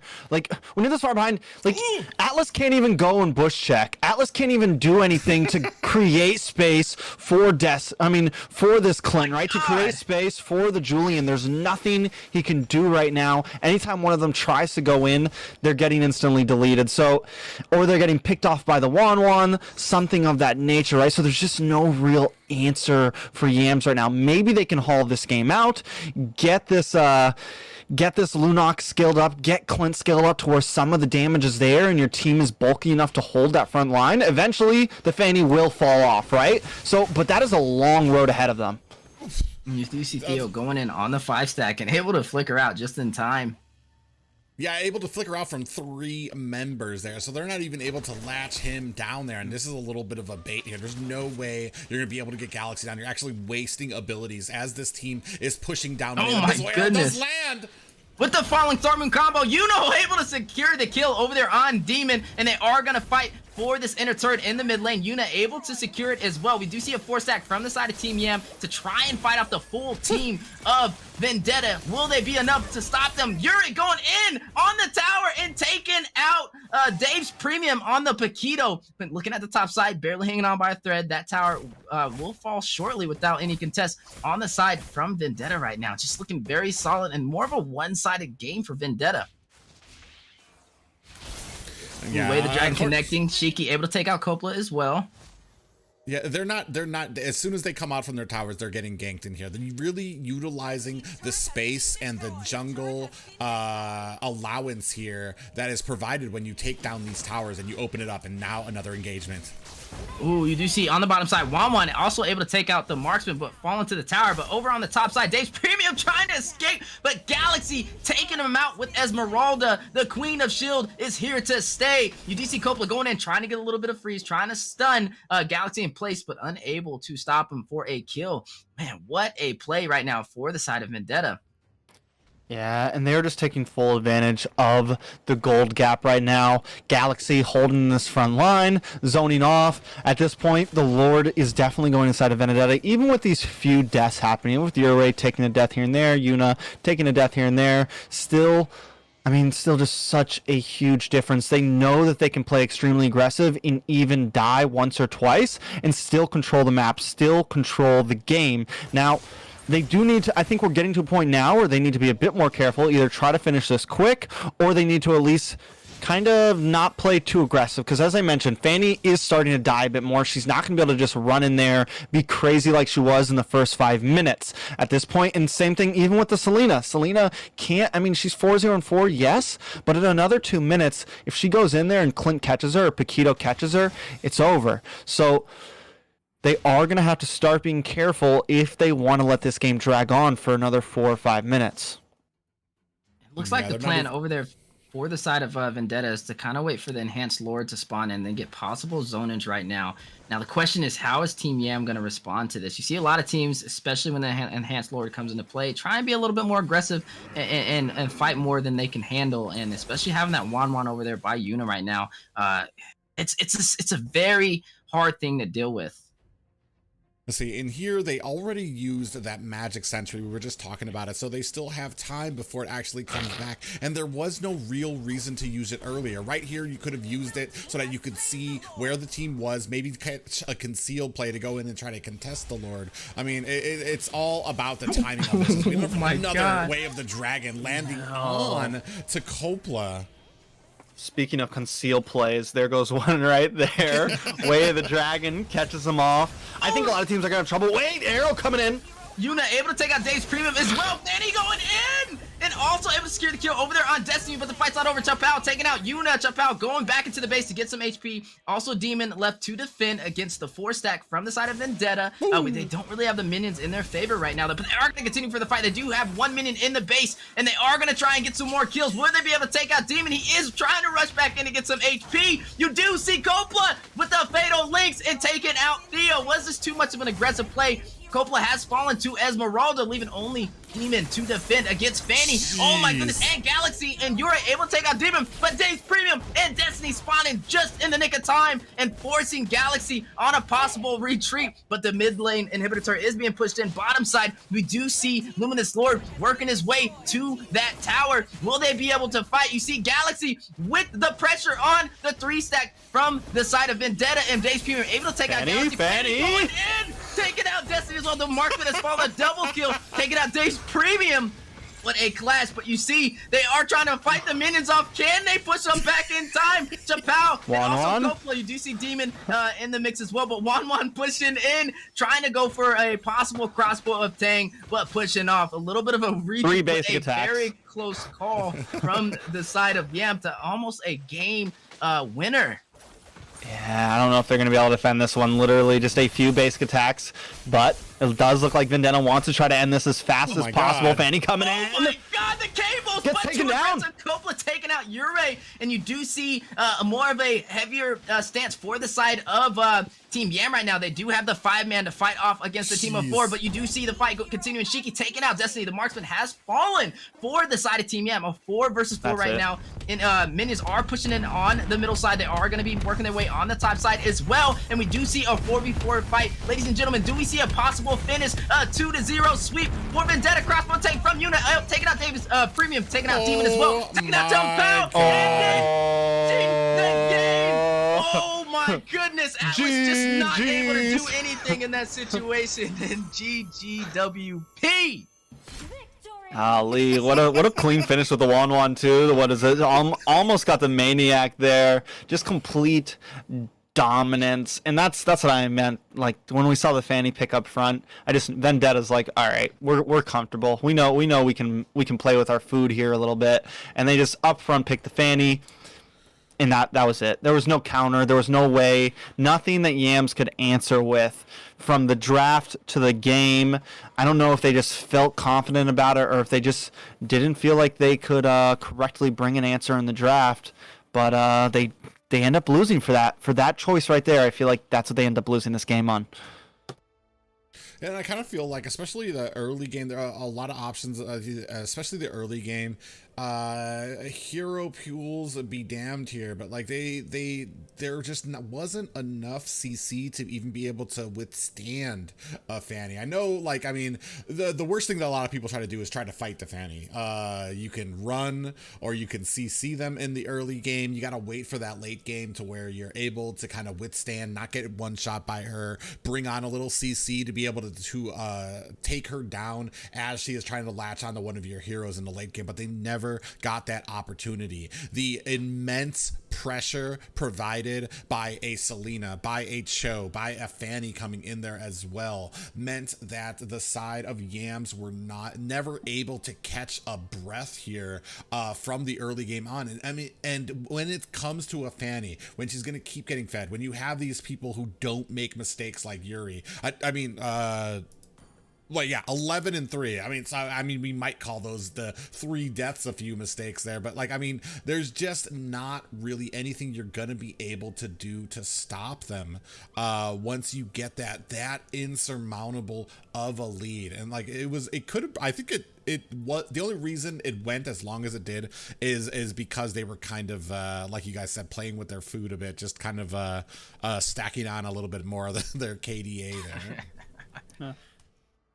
I would say I would say they played it, and they played it smart. They didn't try to overkill it, you know. And I think they probably could have ended it early, but at the same time, like, seeing the team, like, knowing some Insomniacs players, knowing Yuna, you know, some of these guys, right? I think the fact that they were able to kind of slow play at the end shows a little bit of opportunity for them as we see them move forward in the bracket. Knowing they're not too crazy, they may not make any huge, like when they're going up against a really good team, we may not see them make those like late game mistakes or those first Lord, those first Lord mistakes that you see a lot of teams make where they just try to end it immediately and bite off much more than they can chew, right? They took those pushes. They did them aggressively, but still slowly for having a 10K gold gap. They took that game at a decent pace. Yeah, I do got to give it to Vendetta, especially with the heroes that were picked in that match. A higher level of difficulty. Like, those are harder heroes to play. The Cho roam. Also the Selena in the mid lane. Those are not easy to pull off, and to top it off as well with the Fanny. The level of hero pool, the level of complexity that a team can play at is very hard to deal with. And we just got to shout those players out for using those harder heroes to kind of use inside of matches. So good game from the side of Vendetta. They do proceed on to the top 16, knocking out Team Yam. I'm excited to see where they go going forward. Now, the question is, who are they going to go against going forward? I mean, hold on. Who do they go against next? We don't know. It's going to be the top 16. I assume maybe they go up against Gosu. Those I gotta see that brackets are final. They're not going to be. Yeah, it's not going to flop. It's not going to swap until top 8. Okay. I'm almost positive it doesn't swap. I could be wrong, but I asked Dave. He said it's not going to swap till top 8. That's a match that I gotta see. They're a force to be reckoned with, man. Team Gosu. Oh, this is gonna be good. Wait, no. They're not going against. No, they're not going up against Team Gap. What team? Because they've been jumping all over the place with this. It's Team Yam and Vendetta, right? They're going up against Yorkies or Ventrix Pro. Oh, okay. They're on the bottom side. Because they did like. I was looking at because they posted times like the other day, and it showed like that they were just gonna go like the first 4 games, but now the Gosu and Valley game is the 4th day of the night, and now we're working like from the bottom of the bracket. It looks like almost. I don't know. They're jumping around. So Vendetta and Yams is like game 11 technically on the bracket. So they'll go up against Yorkies and Ventrix Pro, which Yorkies is a decent team. They went 2-0 in the qualifiers. I know. I went against them first round. They beat you guys.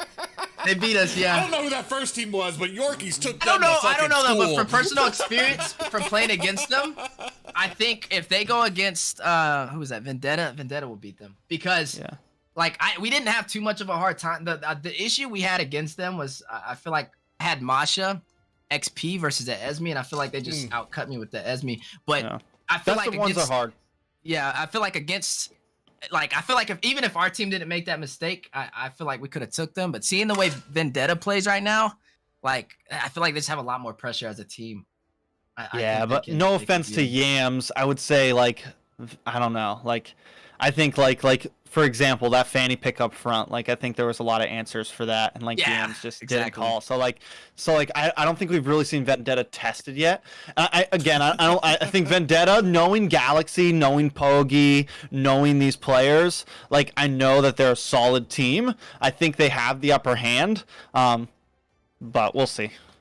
Yeah, it's funny that you said it. Like I feel like there were actually less non-counters to Fanny that you could have picked from than there were counters to Fanny, and they actually managed to still pick some people that couldn't counter. There, Franco, Minsathar, even Eudora, Masha. You could have picked literally. Masha. Yeah, you went like there was a whole list, and you didn't even pick like the bad counters, like the Eudora. You normally don't see it very often, but it could counter, and you didn't even go for that one. They went just completely left field.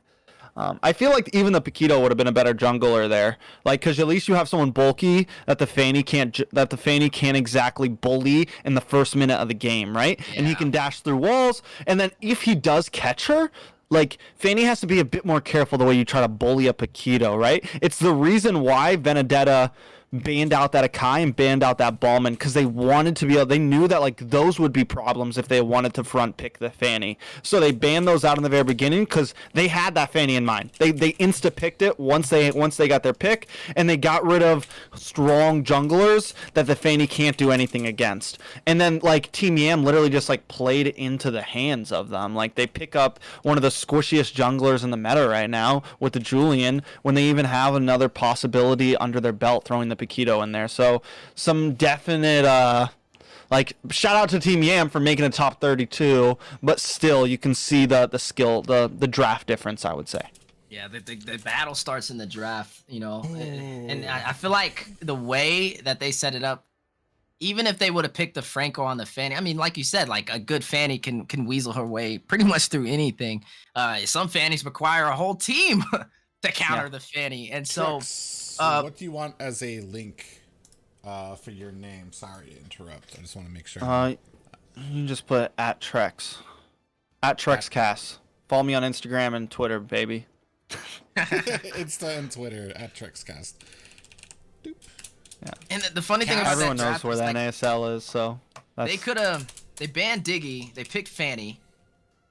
And then I feel like they kind of baited that team into picking Atlas because, you know, newer teams that aren't experienced with draft, they're going to be like, oh, Diggy's not available. They want Atlas, so they're going to pick the Atlas. And when in reality, that wasn't really the best option for them. Even with the Diggy being banned, Franco would have been a better pick. But with that being said, that still allows the team that does have the Fanny to pick up the Atlas, you know? So, I mean... You know, you just made a great point. And like you see it with a lot of teams sometimes, like, or at least teams that are like getting into the competitive scene, or like you can tell have just kind of like been ranking a lot in a sense, where like you get blinded by a pick, right? Like for that, like the Atlas. Like the Atlas is a strong tank right now, especially against a lot of the fighter meta junglers, the tank meta, like some of how you normally have like 3 up fronts on a team, right? So the Atlas does well a lot of the time. It can be a really solid pick, but like you can't get blinded by that pick, you know, like there was definite counters, there was other choices, but instead the thought is like, oh, the Atlas is open, we gotta pick it, there's no Diggy, like it's gonna work so well, you know, but you're not looking at what's on the table right now, and sometimes you gotta go a little out of the ordinary to actually counter a team. There's a lot of heroes in Mobile Legends, there's a lot of options, we've seen a lot of crazy stuff that has worked, right? So sometimes you gotta get a little spicy. Shoot, they could have even thrown a Kufra jungle on that Fanny, you know? Yeah. And put it could have still worked out. I mean, even if she can dance around you, like the goal is to just give her a hard time, right? Like give her a hard time. And I think the most important thing is not to put you can't put someone squishy in the jungle. At least not back in the day, I guess, a Lance could work, a Ling could work, because they have a lot of escapability, and they can play with her, right? Like, we can all do the dash game, right? We can do the dance with you in our jungle or whatever, but, the Julian he can't handle that pressure. Like, it's just too much pressure on him, and he's just getting melted down. We saw it. Yeah, they need to change their name to Team Pressure. Golly. So next, who do we got next up on today? That's going to be a Yorkies taking on Ventrix Pro. Okay, so we get to see the Yorkies. So who played? So wait, so last game, it was. Who was last Time game? Gap versus Time Gap and Halfwits Halfwits. was the first one. The next one, this last one, was Vendetta versus Team Yam. Then it's Yorkies taking on Ventrix Pro, and finally to cap off the night, it's gonna be Boca Roscoe and the Bloodhounds. Boca Roscoe. Yeah, Roscoe the Bloodhounds. I love that. Like he's a band member. Boca Roscoe. Roscoe and the Bloodhounds. Taking on the Black Bulls. That's gonna be a good game. Yeah, I'm really interested in that one. Black Bulls, not really unknown in the NACT as well. Bo's mad because but they're not even Black Bulls. They're just like another. This is why I made a prediction earlier, and I was like, I'm sorry, I got to give it to Bloodhounds because I just feel like Bloodhounds have been playing together more. Like they're all pretty much ex-AE members who have been grinding for the past several months. To whereas like Black Bulls is like, if you look at it, you have like Foe on there, who's like freaking X Team Sexy, X Taste the Rainbow, X this, like he's been on like 4 different teams in the last 6 months. You have like, I think it was M-Boy on there. What you're saying is these foes ain't loyal. These foes ain't loyal. So, like, I mean, of course the skill is there, but I don't know. I gotta give it to Bloodhounds. You just feel Also, more synergy on the side for Bloodhounds. Yeah. And I know they've been practicing. Like they were scrimming the Valley last night, and they took some wins. So. Oh wow. Yeah. I mean, the Valley had Yureshi playing as EXP. They didn't have White Chicken, and I looked at the pictures of the aftermatch, and it almost looked like the Valley was trying some different things, but still, they took 2 wins. So, I think Bloodhounds has like their thoughts together. They just need to apply it. Yeah, I want to see how the Yorkies versus Ventrix. I don't know anything about Ventrix E-Pro. I don't think I know. I mean, I didn't know anything about Yorkies until they beat you, and so that's I'm just like, okay, so let me. I only know Yorkies because they beat me. So I just know their captain Dies Kid or whatever, because he used to be one of the moderators for a Mobile Legends Facebook page, like the North American Mobile Legends, or like a group, not a page, a Facebook group. He was like one of the moderators, and he would come into the stream occasionally, and he's like he's played in the past few NACTs.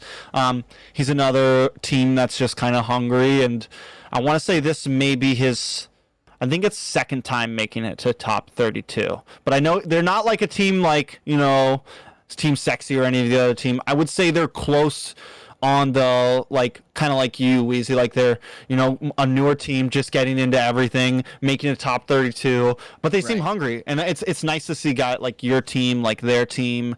I enjoy seeing teams like that upset, get some wins on some bigger teams, you know what I'm saying? So I hope they do well. It's just you got to battle against that synergy and a lot of hard locked in, some of it's just muscle memory from practice with your teammates, and that's when it gets a little harder, especially getting upper in the brackets.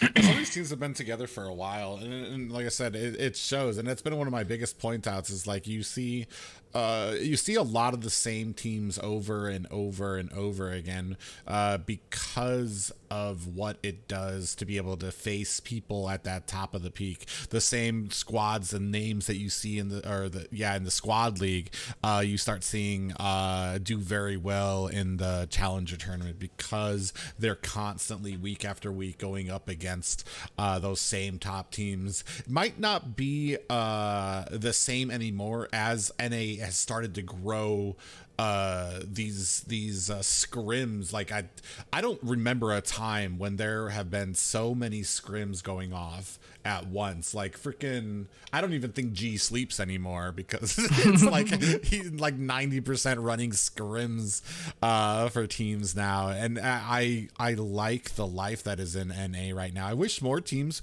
would try to take advantage of it. I feel like there's a lot more teams out there than there are people trying to scrim with each other. So hopefully that starts to pick up a little bit more because it really helps. Like you can't just you can't just rank with your 5-man. You can't just hit classics with your 5-man. You need to face other teams at a level. I feel like there's a gap between what you will face in rank and what happens when you're facing teams like Ackerman, the Valley, Deuce Knights, or something like that. It's something that you cannot get out of ranked matches, that you need to get from facing teams that are at that It's level. like you got classic, you got ranked, and then you got professional. You know? Yeah, even It's Mythic the Glory rank, professional there's level. still a gap. There's the reason that like PH people, those teams rarely ever.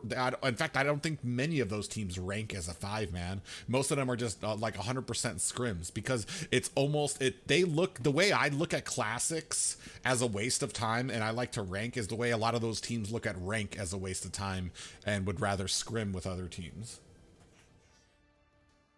Yeah, definitely. I can definitely agree with that. Ooh, but just so in case anybody else is wondering, there is this match did finish a little early, so we have about a little bit of a 30-minute saunter that we're going to be wandering about. Okay, question of the day. Team Sexy, if they beat their team, they go to the next round. The Simpsons, if they beat their team, they go to the next round, and then they face each other. And top 16, Team Sexy versus... It's the first, I think, like, two big teams clashing it out early on. Other than that, there's going to be no, like, top 10 teams, I would say, hitting each other until later on in the bracket. Who do you got, Private? Hold on 1 second. I'm trying to see these brackets right now. Wait, where are you looking at for these brackets? Are you gonna start GG? I made a mock bracket of the bracket. Okay. With my So Excel sheet, I have the calculation for when these guys are going to be facing each other. No, Team Sexy taking on Simpsons. I honestly don't know who's on Team Sexy right now. I know Nicolette and Best Player. That's why I got the Simpsons. But honestly, like Nicolette and Best Player alone, we've seen them do it. So it doesn't really matter who they have. I feel like we've seen them fucking do it. So. Yeah, and that's the crazy thing, is that they are able to. They have such synergy that I would love to be in the voice chat with these guys while they're fucking playing, because of how quickly teams that they put together are able to synergize and play well together. Because I mean, it is. I don't know. They do remain a staple of those teams, like as far as like how well they do. They're usually like a shining light of those teams. Nicolette, whether she's playing mage or a roam position, I feel like I'm gonna make my prediction. If Nicolette is able to play mage because of a competent roam, I would give it to the Team Sexy. If Nicolette has to play roam, it's gonna go to the Simpsons. Let me see what their roster is real fast. The only reason I give it to the Simpsons, I feel like, is because like I know the Simpsons can beat them. Like both teams can beat each other. Like I know the possibility is there for either team to take it. My thing is again, it's just like it's gonna come down to synergy, right? Of course, Team Sexy, we've seen them pull off crazy, like last NACT getting to 3rd place, right? Or no, 4th place. Either way, they got really far, did so much better than we thought they were gonna. So like they never seem to not surprise us, even when they just have a makeshift team and it's just Nicolette and Best Player. So like even when Nicolette does play roam occasionally, like they still get themselves far into the NACT every single time. But is that like I just feel like the Simpsons are like they've been together for like they're one of the only teams that still have like the same roster essentially. So I just feel like this is a good. I got a feeling that they're gonna do well this NACT. That's just where my gut lies. So I gave it to them. Interesting. Bloodhounds, potentially. I don't say. Here's the thing. I just looked at the brackets now. I'm showing them on stream too. The some of the potential people moving forward. This is going to be really interesting. I don't know. I almost feel like this is all kind of a daze a little bit as I've gotten in more and more involved with this scene now to see. I feel like a mama bird watching these little baby birds make it through to the top 16. Less the familiar names, and I right now Bloodhounds, they're gonna be making, if they can make it over Black Bulls. You said it's not the same roster anyway from Black Bulls, so they have a great. I just chance sent you to- another link, and you can like click. So that's the Start GG link, and it shows even like the next round's bracket, and you can click on the 2 teams, and then click on the rosters button, and it shows both teams' rosters as well. So like if you look at Black Bulls, the second link, the Start GG one, yeah. So like Black Bulls, they have like Darwin, ex Deuce Knights player, right? They have Hendrik Lovzal. They have like, they have some strong players. They have an Exile player on there. So they have some solid players, but again, it just looks like a makeshift team to me, It depends. I mean, I don't know. It's kind of crazy how, like, to me right now, I keep swearing. Oh, it doesn't really matter. I'll be all right. Gosu doing as good as they did is like kind of unprecedented to me, just because like how well they've been doing, dominating. Like these guys just came back together. Of course, they are like these are household names in NA in the first place. Yui, Zero, Fleur, General, and stuff like that. So I mean, can't sleep on Fleur, man. Yeah, it's actually amazing how. Wait, where is General? What? Am I dumb? It's Team General's Gosu. a Japanese name. Oh, you're looking Right? for his name. Oh, he's the Team Japanese Gosu. name. Yeah, he's Team Gosu. Or it's Team Gosu in the Japanese letters. Okay, I was like, what? I hope I didn't just give it away. Oh no, disqualified. Oh, that would be horrible.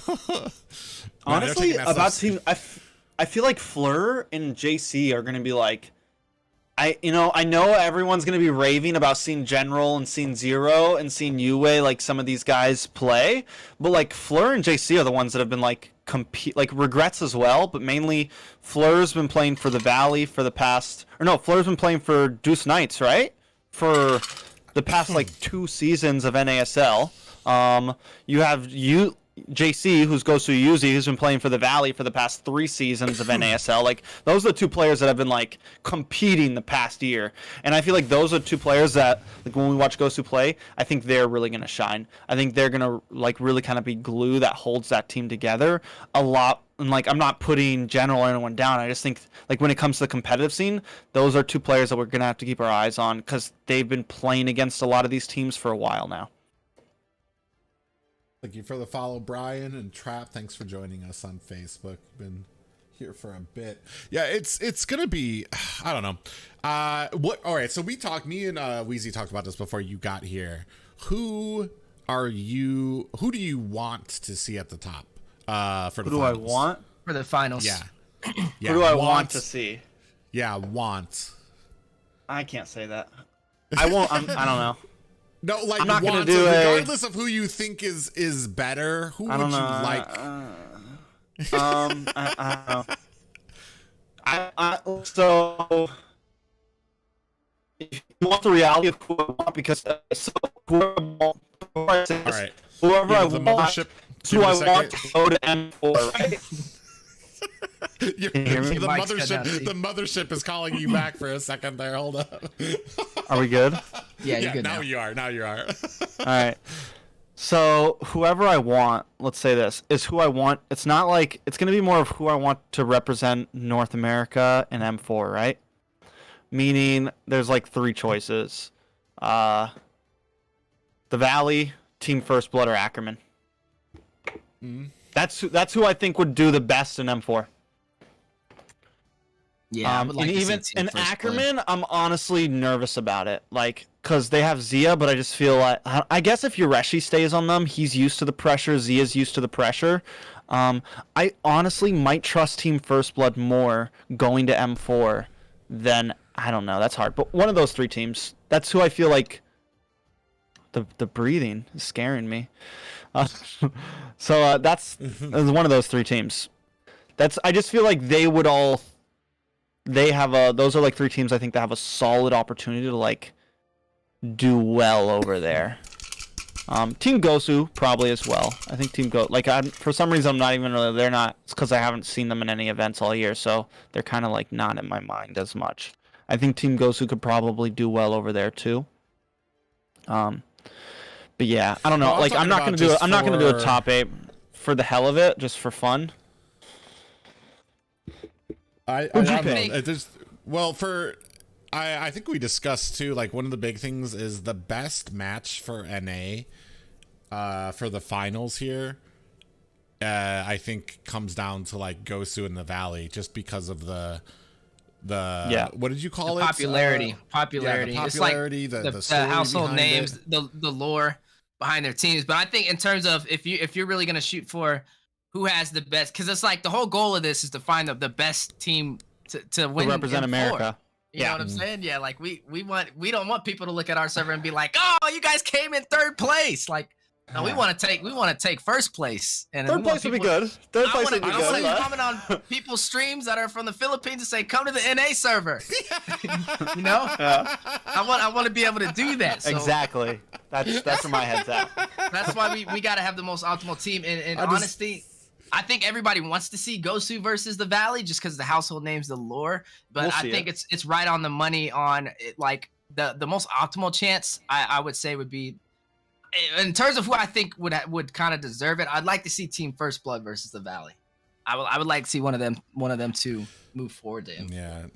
I like I said, for who I want, I just don't know what their roster is like right now. They're always very strong, but this constant moving around, it takes a toll on teams. And I love that team to death. Prophecy's such a great guy. Everybody on that team, so cool, collected, and just really kind of involved in the scene. It's just like I said, it's unfortunate the way that roster has kind of been so flexible and changed and everything. It's I didn't even see. Did they switch the roster from last NACT? It was switched in between of it. Yeah, like it seemed like they in between their mage had to go back to the Philippines. So Prophecy, who was mainly a marksman player, had to come in there as a mage player. But honestly, I mean, it was a little rough at the beginning, but like after a while, like he was so sharp on it after a while. But it's constantly doing that, and that's what kind of sometimes frustrates me a bit. They have their solid 4 right now, right? They have Joyboj on Roam, they have Gina on Gold Lane, they have Luffy on EXP, and they have Kid on Jungle. So like those are 4 players that we've seen since last NACT, right? So I think that right there at least gives them some solidarity. The only new members, which I forgot, I got a message from them about this. They picked up Ashley as their mage. Insomniac's mage. They picked up Ashley as their mage, and they have another player, Iyano, who I don't know. I don't have any info on it, but I don't know. I think Ashley's a great mage. I think she can be a good mage if she's applied.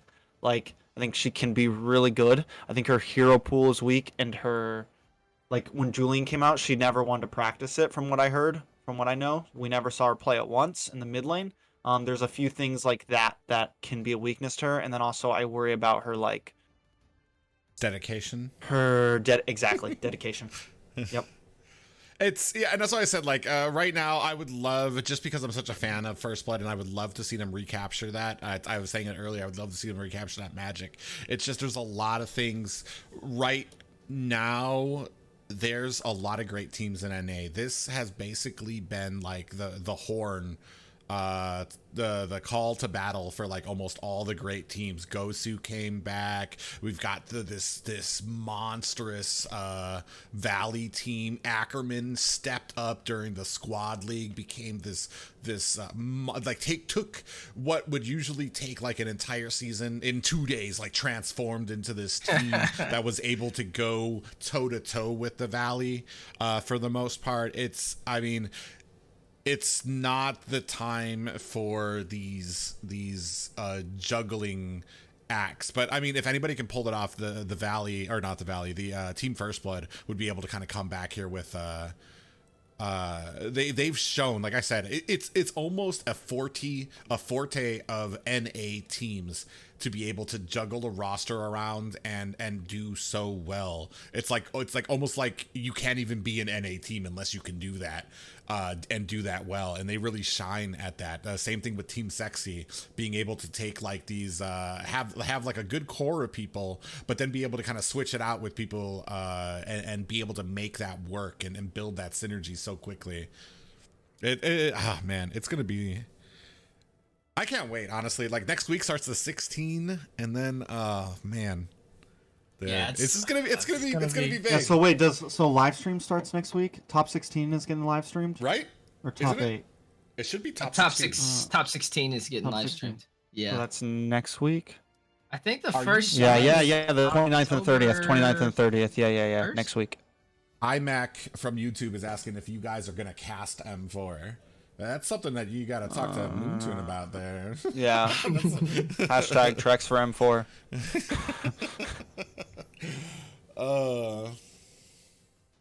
Hashtag privately M4. Privately M4. Oh, let me get. What time is it? We got about 15 minutes. If you guys are gonna go grab snacks, now would be the time.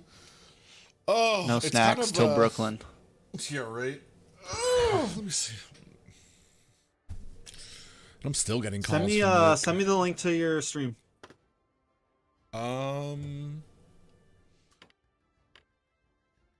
Weezy, I it's also in my sent you Discord. the mock bracket I did. You can do like a prediction on there. Oh, I okay, did it- cool. I did it the other appreciate day. You just like click on the prediction thing on it or whatever, and you can. Now, once you get to top 8, it doesn't really matter. Like when I did my Yeah. prediction earlier, it was Just mainly just to reshuffle. see who I just wanted to see who I thought was gonna get to top 8. Bro, this is gonna be such an exciting time. Like, there's so many good teams. The biggest upsets. Like, we gotta talk about upsets though, because upsets do happen. I have some upsets. Well, what are your upsets? I dude? always put one upset in my. I think I have an upset somewhere. Where is it at? I almost put Yorkies over Vendetta. That was almost going to be an upset that I chose. Actually, I guess it's not really an upset because nobody knows. So I put Apex Predators over Legacy. but I if you give look Vendetta. Vendetta's gonna beat Yorkies. I definitely. Yeah. I ended up putting Vendetta down, but I was like, Yeah. so in the video I recorded, I was like, But just know, if Yorkies win, I almost called it as an upset. but You know who's my upset's gonna be? Who? I will put, for mine is gonna be Bloodhounds over First Blood. Okay, You know what mine's gonna be? that's What? spicy, bro. OTS over Ackerman. I love the lead up to that, bro. We were talking about that because like Huevo, the team that's going against the Valley, like they're very like heavily dedicated in my Discord server. And we were just talking about like what would the world do if like Ackerman and the Valley both got knocked out? They would. Top 16. We'd go crazy. Well, here's the thing. Zane gets too. knocked out in top 16 again. People would jump back in. Top 16 jungler. Top 16 jungler. Oh my God, America would not know what to do. I think that obviously I the would biggest love that upset shit. is- I would love that shit. The biggest upset, but what that tells people though is that like the level of competition is real in NA. Like when you get people that you're predicting be number 1, number 2 spot getting knocked out in top 16, that means this is hard. This is a hard brackets, you know. I do expect. I don't know. Do you guys think with this NACT compared to the last one, we're not going to see as many sweeps? Oh, I don't. I mean, We'll see sweeps. I don't think When we that get to top sweeps are 8? generally Top huge 6. Yeah, top 8. I'd say top 8. Trex. I don't think I mean, sweeps even are top- generally even a top great 16. I'd say top indicator 16. of how good or bad a team is. Like, I think we talked about this last season, me and Trex, about some teams are just other teams' kryptonite. Where it freaking First Blood, when it comes to taking on Area 77, they just have the worst. They just couldn't. Yeah, they just have. It's so hard for them. But then you put First Blood against all these other teams, and they do Like New so Wave? well. Yeah, New Wave. And then like, New Wave beats Area 77. It's like rock, paper, scissors for those teams. Like, Area 77 crushes Team First Blood, Team First Blood crushes New Wave, and New Wave crushes Area 77 every single time. So it's like it's weird how it works sometimes.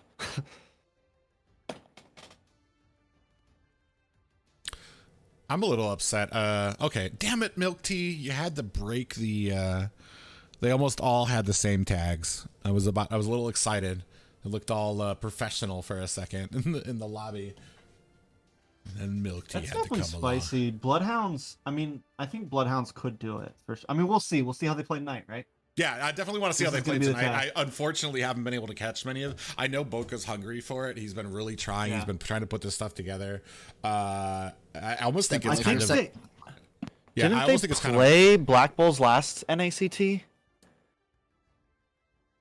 I want to say yes, when they were Aether explicit.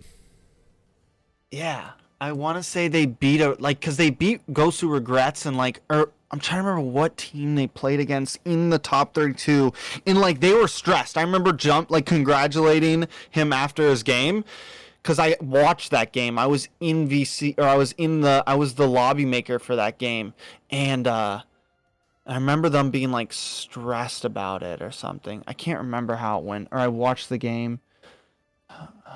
Maybe it was kind of two ironic NACTs too. ago. I'm not sure why Riles and Boca didn't kind of stick together. Riles when doesn't it play came- enough. No, yeah, that makes sense because like they didn't really have the greatest time here in some of these games either. And unfortunately, that's kind of what happens when, especially in NA now. Like it's getting to a point where, like, you're gonna need to show that kind of dedication to kind of for certain teams, like especially Boca Rosca. Like I said, he doesn't want to. As he's really skilled, even casting wise, he's skilled, but doesn't want to cast because he wants to play. He wants to be a pro player, wants to do well with his team. So he puts all that energy into that. And I love to finally see him with a team that kind of can kind of match that. Okay, so like 2 NACTs ago, Aether Explicit beat Gen X. And Gen X was like Gosu Regrets. They were a powerhouse team that I think they were stressed about. They actually, they lost. Who was Aether to, explicit at the time though? Who was that? That wasn't Boca. It was Boca, Riles. Riles wasn't even playing for the first half of that. It was pretty much like Boca, Sushi, Blink, and I forget the other two. I don't know if Templus was still on then or not, but it was pretty much because Riles was like out in the. I forget. Remember, he went on like vacation for like 3 months or some shit. It's why they didn't compete in the second NASL or the third NASL. I can't remember. Anyways, they made it to top. They made it to top 8 the last time they played as a. Or no, not top 8, top 16. Top 16. They lost to the Simpsons.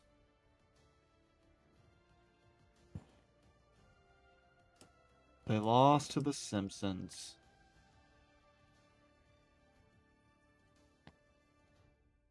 That was when Area 77 won. Against Team Sexy. That was the first time we had Leo and Nice who cast. Did you cast for that tournament private, or was that before you casted? I cast for the last 2 NACTs. The first one I cast for, it's where Area 77 pretty much ran through everybody. Yeah, that was all right. Yeah, that was the one then. They swept Area. That was when we first got Leo and Nisu to cast. Leo and Nisu. As far as I know, Boca went to AE for Big Thing and Riles left MLBB. Was he? Didn't he? Yeah, he did take a break for a while too, didn't he? Riles. Yeah, he took a break and Boko became the squad leader. Like he was in charge of Boca them. got himself a team and Riles got left. Yeah, it's I don't know. Like I said, we're reaching a point in NA where if your dedication is being questioned, like a lot of teams, like they're starting to get pickier about like who they want on their team, just because like there's, I mean, hell, this top 32, top 64 alone pretty much shows what you're gonna need to have that extra dedication to really be competing with some of these teams. It's I don't know. It's kind of amazing right now where we're at. I don't. You were part of. How big were you into the scene Trex last year? At this point, So this time last year was my first time casting. This was like the last tournament that Dave did this time last year. Was when he did that last NACT. I think it was the only one that year. And then qualifiers came up right after that, or maybe I think qualifiers came a little bit later last year.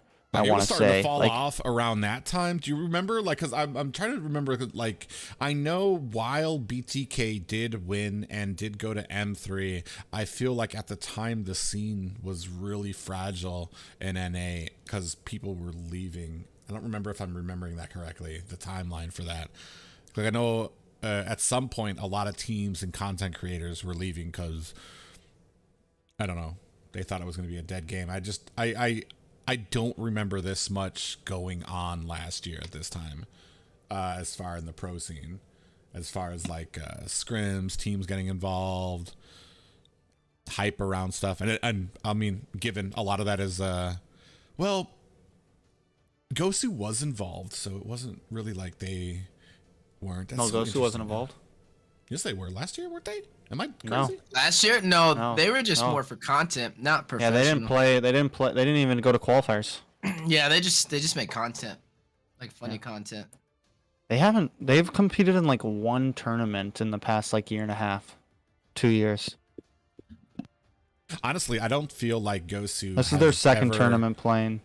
I don't feel like they've been this strong in a very, very long time, because I remember watching some of their matches. I've always been like very critical of Gosu, because when I first got here, like I said, I remember Hoon from AOV and being disappointed with him there because him not being able to go to events, and then him on Gosu. And I remember being disappointed with Gosu because they just never really, once the scene started picking up, they never really had anything magical, I thought, in terms of like being able to compete with them. But like right now, this is like what I saw from them. They look amazing. Like, not just good. Like, I feel like good is what like Boca Roscoe looks like right now. Like, they absolutely, were probably of the top two. Are you talking about from the top 64, or have you seen scrims of theirs or something? Because I feel like 64. We can't really judge teams in top 64 yet. Like, I don't know. It's hard to say a team, because like half of the, no offense to half of the teams, but like, you know, go on. Well, there's a gap when you get up to like, I want to say like top 8 from top 16. I feel like there's a little bit of a gap. I mean, we kind of seen that in the last game, like when we were talking about that first until we get to next round and even top 8. I don't think we're it's gonna be out drafts and the hero pool and like just overall knowledge. We're gonna see a big gap with where it's at right now. I feel the top bad 8. for BTK That's when it'll even out. Why do you feel bad for him? I feel like of all the people, appreciate you being here. I feel like of all the people, Cardi is probably the most grown and most able to understand what's going on without taking it personally. You know what I mean? Like, I feel like younger people take stuff more personally when they're not part of a team or something like that. I feel like the way, at least from what I've gotten from the few times I've seen him stream or talk about stuff, he's old enough to appreciate what's at stake and what it means for his team right now. And I'm pretty sure. Go ahead. Before we start this, can you make sure your stream is on smooth for me? Because it was really blurry last time. What does that mean, smooth? So you can set your settings to your share, to how you're sharing it. So like go back to when you click on screen or share screen and you click on your thing, Team is you banned. can like pick the settings. Um, I'm also gonna plug in my. I mean, right now it's looked good recently, but it hasn't been moving around. It was really I grainy. can share whenever mine we- too if you want to look between the two. To you. Whatever works. maybe his too. Just because like probably I couldn't even because- read the names last time. That was the only problem. Like I couldn't. Like that's why I I was don't like know. I'm not. I, I'm That's showing why it right whenever now. fights were happening, I was like, nope, Weezy's doing play because I can't see shit right now. Yes, it gets a little like. I told him it was like Minecraft and Mobile Legends had a baby. Can you see I think the? maybe- Can you see my live on there? Yeah. I'm gonna It's not just in blurry. case it might be partially me. I'm gonna plug in my Ethernet cord instead of using Wi-Fi. But Team is Ooh, banned. we're starting. Okay, so this is gonna be the Yorkies versus Ventrix E Pro. Looks like Ventrix is on the left, and we got Yorkies over there on the red side. Your team is banning. Who will want to do play-by-play this time? You want me to, Trex? Hello? He gone. All right. Good idea, Trex. I will do play-by-play. I think he just switched from his Wi-Fi to his cable. Yeah, he's right now. swapping. So let's Fredrin is take a an look at interesting, these. Yeah. band to see. spicy. Maybe Prio ban, or like maybe they know that they run Fredrin heavy. Actually, no, they do. But they're going against Yorkies. Yeah, so Yorkies runs Fredrin jungle Team is banning. like faithfully. Yorkies, Yorkies, Yorkies. So it's definitely a respect ban, I guess, or trying to limit what they can run in the jungle because that's their primary pick. Is a Yorkie a dog? Yes, Yeah. I just want to make sure. it's that little furry. That looking that dog. little furry dog that like rich white ladies have. Yeah. Yeah, that one. All right, gotcha. Ventrix. T Valentina Pro. being picked off as well. Ventrix. Now Julian's still an option to be taken. Huh. Julian is still I'm open. wondering why Masha kind of fell off. I haven't seen her really kind of prioritized. I don't think she's fallen off. I think teams. I mean, she's getting banned right here. I think some teams just like the last games we saw, maybe just. And there's times where even in like the NASL and past big games, she won't get banned and she won't get picked. But then some games she is immediately picked. Now they pick up this Atlas immediately instead of prioing, a jungle or a gold laner. Could have even Claude. taken Ballman. Ballman was still in the mix, but Yeah. or Claude. But yeah, Claude, taking the Atlas. Esmeralda. This might be a little, maybe too early. I don't know, but we'll see. We do see a Ballman being picked up for the side of Yorkies, and Claude is still available also, so could get two prio picks right here against Ventrix E Pro. Yeah, they. I mean, you need to pick up. I feel like you need to pick up the marksman because I mean, you give them an Atlas with an Esmeralda and a Claude, you're gonna have some. Okay. Issues. Okay, they're gonna go ahead and pick up that Clint. So, I mean, a lot of burst damage there. You're gonna have to keep your distance. 'Cause Clint not really known for that disengage he has. It's got a tiny bit of distance. The biggest thing is that root he's able to do. Yeah. That helps him clear spaces. But if you're coming in with an Atlas, you're gonna have a little bit of trouble trying to create that distance for yourself.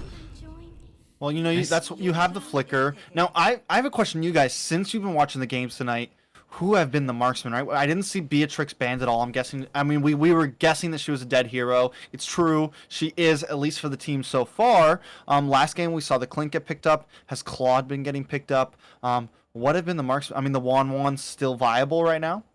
Yeah, Clint, Claude, Carey were the marksmen, and Juan Brody. were the marksmen that we've seen today. And did we see Brody today? I think. Yeah, we did see a Brody game today. No as Bruno well. yet? No Bruno yet? No Bruno yet. Yeah, not surprisingly. Bruno at all. Yeah, I was coming. wondering this. Coming. It's coming. Like I said, Coming. I feel Word on the like- street. Word in the What's going lower on there? echelon. Yeah, this is an interesting draft over there by Ventrix, picking up the Jawhead as well. They already got the the Atlas on the roam. So, I don't know. You don't see Jawhead too often. I really doubt this is going to be Jawhead jungle, but I think it is. So You I mean, do? Jawhead's Oh, not going to wow. be EXP. Like Jawhead's not going to be EXP. That's just something like if anything is going to be Roam, but with the Atlas already picked up, I think they're really putting their eggs in the basket of this Jawhead jungle. Now, Jawhead jungle, back in the day, very, very viable. You have the early, you normally always invade the enemy orange buff. You have some early game pressure. The minute you hit level 4, you have a lot of gank opportunity. And What? hypothetically, it can be possible, right? The problem is we just haven't seen, it just hasn't worked, right? Like it's one of those things kind of like the X-Boar was. Hypothetically, it should have worked, but it never really did. Now, with some of the new patches, could this be something we see come back? Of course, this isn't a big team doing this. This is more of, a lower echelon team, but maybe we see something spicy here. Yeah, Especially against the Ballman, you get the toss every time he tries to dash in. I mean, Ballman can't steal from you, I feel like. He can't, play aggressive, so at least you've countered that, right? Like, you're not going to get invaded with a Jawhead jungle. Come on, Dexter. And there goes the Claude. We will not be seeing Claude this game. Yeah, this is a more interesting lineup from the side of Ventrix right now. But on the side over there for Yorkies, kind of more of those expected picks. I would have probably guessed a Claude over the Clint. But Clint's still a viable option. And then also taking out the Claude on top of that. But then how do y'all feel about the Veil in this situation? Private?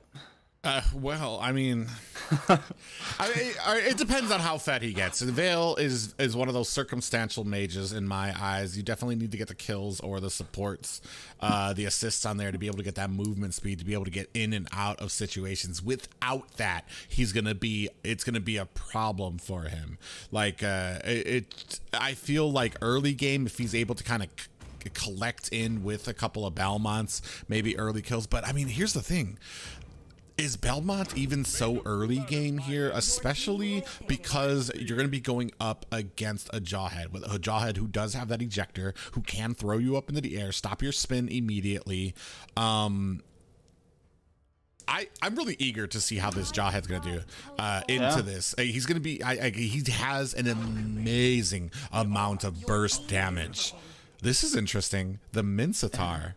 You'll be able to see, there's a lot of people here he can shut down and mitigate a lot of that, especially when it comes to potentially this Atlas trying to come in for those fatal links. You can jump in there for those King's Calling, right? King's Calling? Am I correct? Yeah. And you'll be able to shut down all of their alts. And that includes maybe an Esmeralda jumping in there if you have that Linux jumping in there as well. This is interesting. I feel like this is like the most high IQ and outside the box draft we've had this entire night. Yeah, I really like Yorkie's draft. The only thing I'm iffy about is that Veil. I think I mean, it's like, again, he has the damage, right? Like, he does have the damage.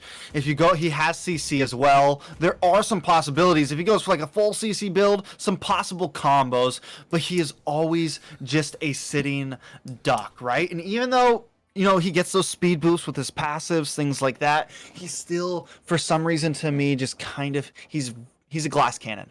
You kind of have a lot of heroes that can take advantage of that on the side of Ventrix E-Pro here. Yeah, it's going to come down to their ability to get to that back line and his ability to find those safe spaces to be able to deal that damage. Like I said, King Calling comes down. It's open all day. It's open season for him to throw down that what is it, Whirlwind? Man, it's been a while since I've seen. Man, I'm gonna have to start studying again. It's been a while since I've seen half of these characters now. Yeah. Windstorm. That's what it was. To throw down a Windstorm inside of King's Calling. I mean, that's just it's. And then you have this Yuzong. Hopefully, I don't think Yuzong may be the greatest pick just because he is. I feel like he right there. Falls. Oh, yeah. Yeah, we do see. Sorry, I wasn't even ready. I'm trying to get my notes here to look at this stuff. But yeah, they are engaging here right now. Jericho able to take down Diaz, I believe. Is that Diaz? And still getting the damage put down as Dad at Walmart on that Mincetar going to get taken down as well. So a 2-for-1 exchange in favor of VE. I can't even see what the name was. Ventrix. Okay, so Ventrix lose their jungler there, right? But they do get the jungler back. They get Dice Kid back, luckily. And honestly, we saw the opportunity there. Yes, it did end up being a whiff. He ends up dying still on the side of Ventrix. But the thing is none of his team was there. Once Yukatiru got there, once the Jawhead got there for a second, once the rest of the team got there after Jawhead died, they were able to capitalize. So Dai's gonna probably be a bit more careful as the game moves on, knowing he can't just be super aggressive, knowing he maybe can't invade like he wants to here. Yeah, and that's what's good about the Jawhead, to be able to get, solo a individual and get him out of position, especially with that Ballman trying to dive in there. I think, this is a very creative draft. Outside of the box thinking. I think everybody wants to see how this is. Oh, we do got to technical pause possibly, but everybody wants to see how the Jawhead is going to fare off against this comp, especially with that Ballman. Not something I've personally ever seen before. So I like game.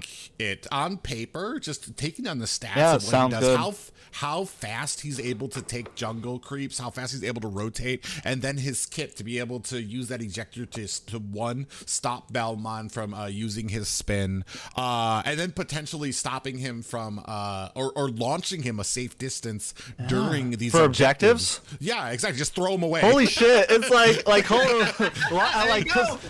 in technicality, it definitely works, and he's able to get this kill onto Dad at Walmart now. But that is just huge. And I'm wondering.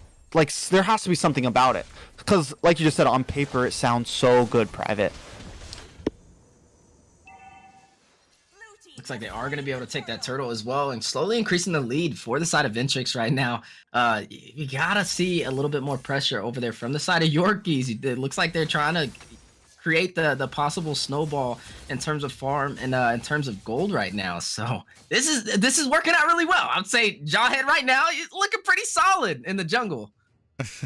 Well, it's not even Jawhead that's really taking advantage here. Jericho on that Esmeralda, 3 kills already in the opening 3 minutes. It pretty much, especially for an Esmeralda, that's going to be a horror late game. We do have a Fatal Links that does land onto Mincetar. Dead at Walmart is going to get, going to pull in them for that King's Calling. Not much damage coming out of either side. Both sides able to kind of, I feel like doing a great job covering each other for their inevitable escapes there.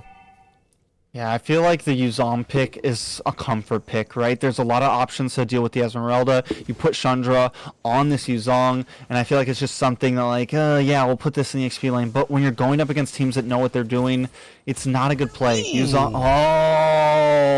nice shot there. Pulled in. This could be bad. And then there comes the lethal counter there to take down the Atlas there. Beautiful stun from that pull from Dad at Walmart there. 4 members. Here comes the Brilliance right now. Does get tossed away there. And we can see, oh man, my screen just went to Atlas for some reason. Decided to stick on him when he came in. So I assume something amazing happened. Yeah, that's great. So they are going to go ahead and disengage there. But what a great push there for Yorkies.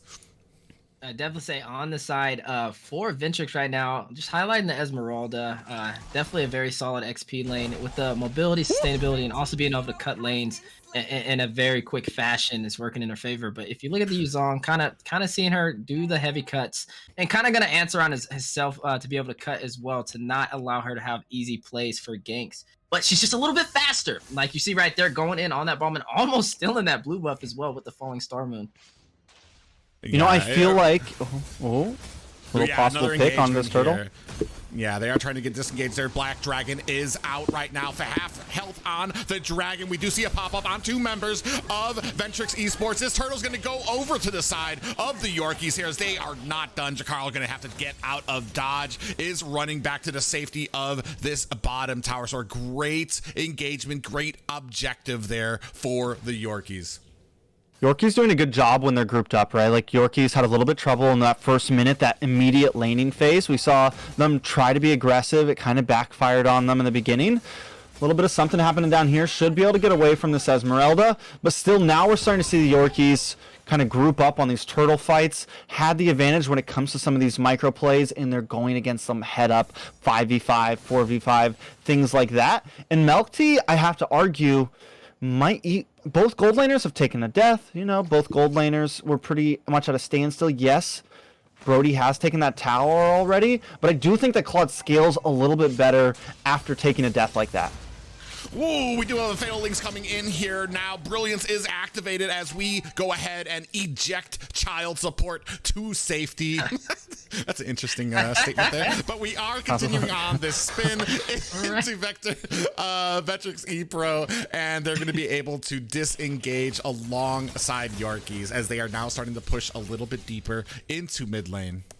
I think Ventrix is outside of the box thinking is even goes into their picks for the names of their players as well.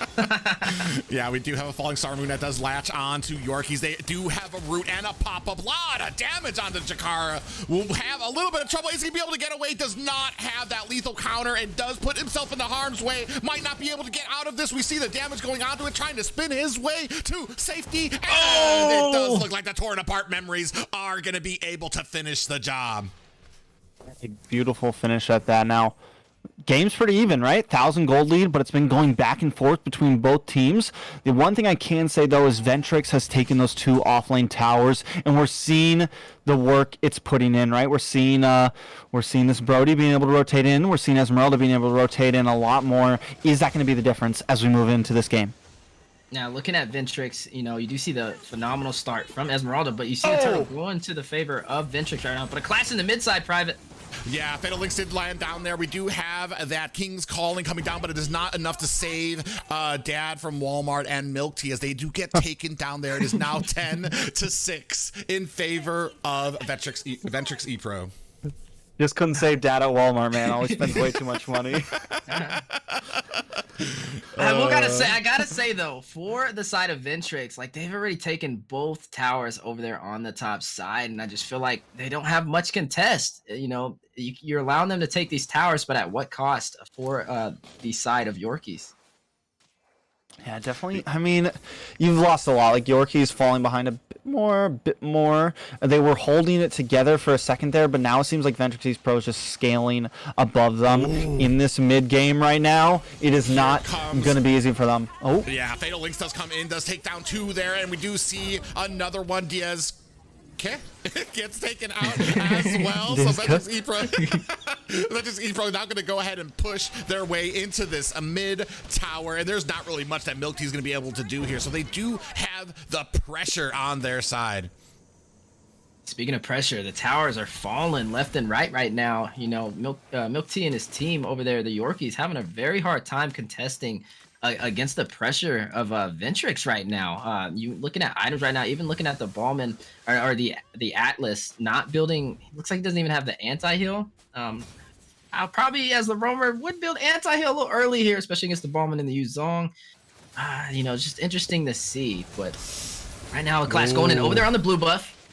Yeah, we do land a stun and a Fatal Links. Here comes the King's Calling. Is that going to be enough? Child support in trouble here. Here comes the Black Dragon. Is trying to latch onto them. He might be going too deep here. We talked about his squishiness. He does get taken down by Justy on that Brody there. So that is a 16-6 game here, stretching out into about a 6K gold lead for Ventrix. Now, not only does that Jawhead work well against the, against the Ballman, it pairs up so well with child support on this Atlas, right? Like, anytime they're both just able to dash in and cause mayhem, and then also with the Fallen Star Moon, just a really nice overall team fight composition from Ventrix. All of the heroes work well together. If he can get 2 or 3 members in the Fatal Links, first skill, get multiple stacks, multiple members, and then you have the Ruby DD that can come in from the Lunox. Just everybody, if they can match up those combos, it just spells the perfect recipe for destruction against Yorkies right now. Here comes a concealed play. Milk Tea is the target, does not get ejected out. Look at all that follow-up there. Unfortunately, they did not catch Milk Tea there. A couple of wasted abilities there for that engagement. Yeah, looking at both marksmen right now, Justy definitely having a lot more of farm and also items, compared to Milk Tea right now. Like the Blade of Heptases, the Malefic Roar, the Demon Hunter Sword, and all Clint really has right now to answer to it is, the Endless Battle. So we do got a possible pause. Another pause. Let's take a second. Take a breath. Your mic. I got a new mic coming. Oh, There we go. Now we're good. I got a new mic coming. I don't know what's going on. What the dealio is. I think it depends on what your Wi-Fi might be at. You do get a little robot-y. I've noticed that happens with Discord when there's like spikes for Wi-Fi. I'm directly plugged in right now. I don't know. Or spikes for internet and stuff like that. I right now I feel like the early game had problems because when Dad at Walmart landed these hooks, came in with these stuns, there wasn't the immediate follow-up from his team, especially from Stella on this Veil. You really need to quickly throw on that Windstorm, throw on those pop-ups to kind of keep them CC'd, or Atlas is going to be able to quickly land those Fatal Links and get your team in trouble. Oh, speaking of trouble, Fatal Links connecting. Yeah, and we do have another ejector that throws them way into the back line. We see that Dragon and now right there, Yuzong taking a heap of damage. The rest of the team powerless to really do anything from the safety of the tower. Conceal play is coming out. Dad at Walmart looking for something. It is not able to find the hook there. That would have been great too, especially 3-3. It would have been a nice little pickup for the side of Yorkies here. They're going to need to find a way around this Clint, right? Because Clint will be able to put up a solid defense. He can sit behind those walls, sit behind those towers, and we just saw some of the damage he can output onto the side of Ventrix here. So if Milk Tea can, keep scaling, keep on defending, he could be the thing that helps his team rise here. But for the side of Ventrix, if they can find a way to get Milk Tea out of the picture in these team fights, I feel like Yorkies are just going to fall apart after that.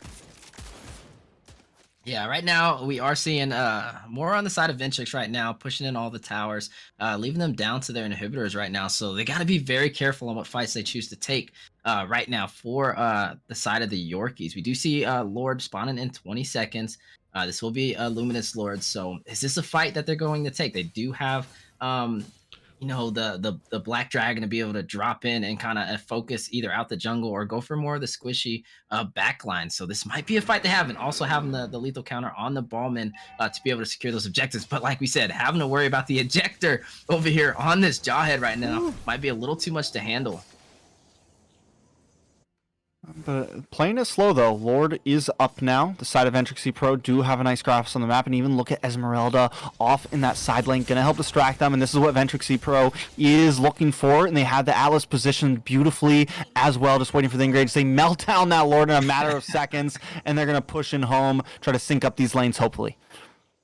Yeah, and that's what happens when, especially when you're playing to this like min-maxing right now. Of course, Esmeralda, Jacarl, up there just waiting to bait these guys into an engagement up there. It didn't take them more than like 5 seconds for Ventrix to be able to take that Lord, but they were just waiting for that engagement onto Esmeralda so that they could have that opening without having to battle what might have been kind of like a 50-50 shot with a Belmont and a Yuzong on the enemy team. Two people who can just basically burst in to your line and maybe steal this Lord away from you. So great and very smart thinking by the side of Ventrix there.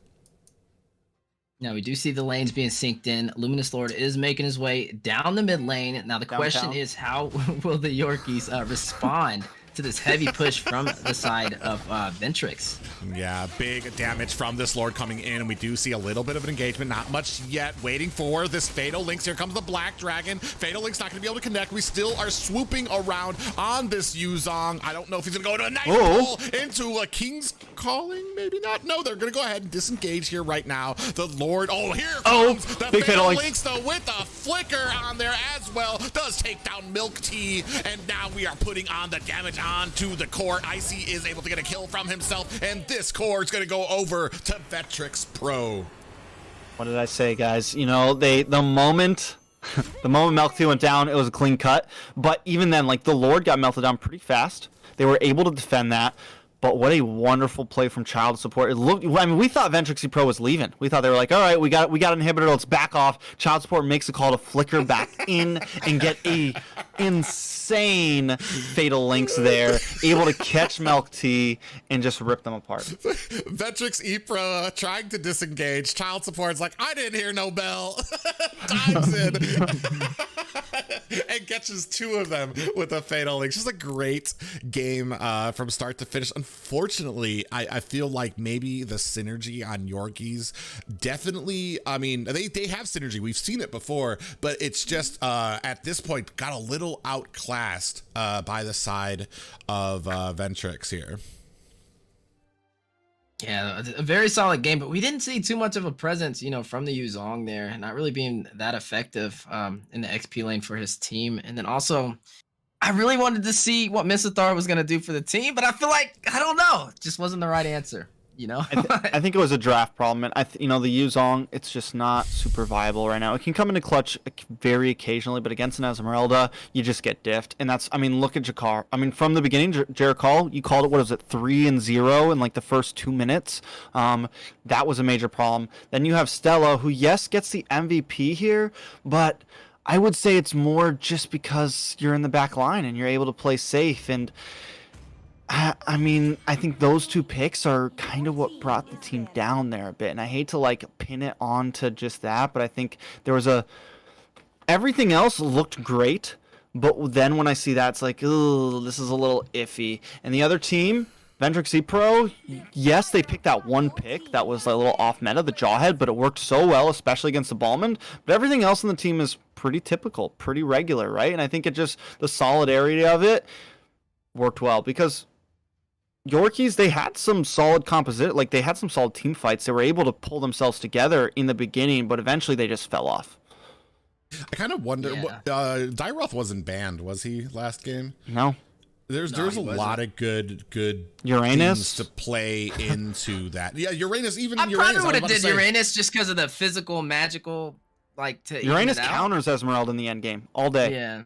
All day. You're not going to be able to reach the end game if you have a first and But beginning game after like level that. 4, after level 4, he beats I her. feel like in terms of cuts, he can match up really well, by cutting just as fast as her. But when you pair it against the YZ, like the Yuzong, I just feel like he can't cut as fast as Esmeralda on top of that.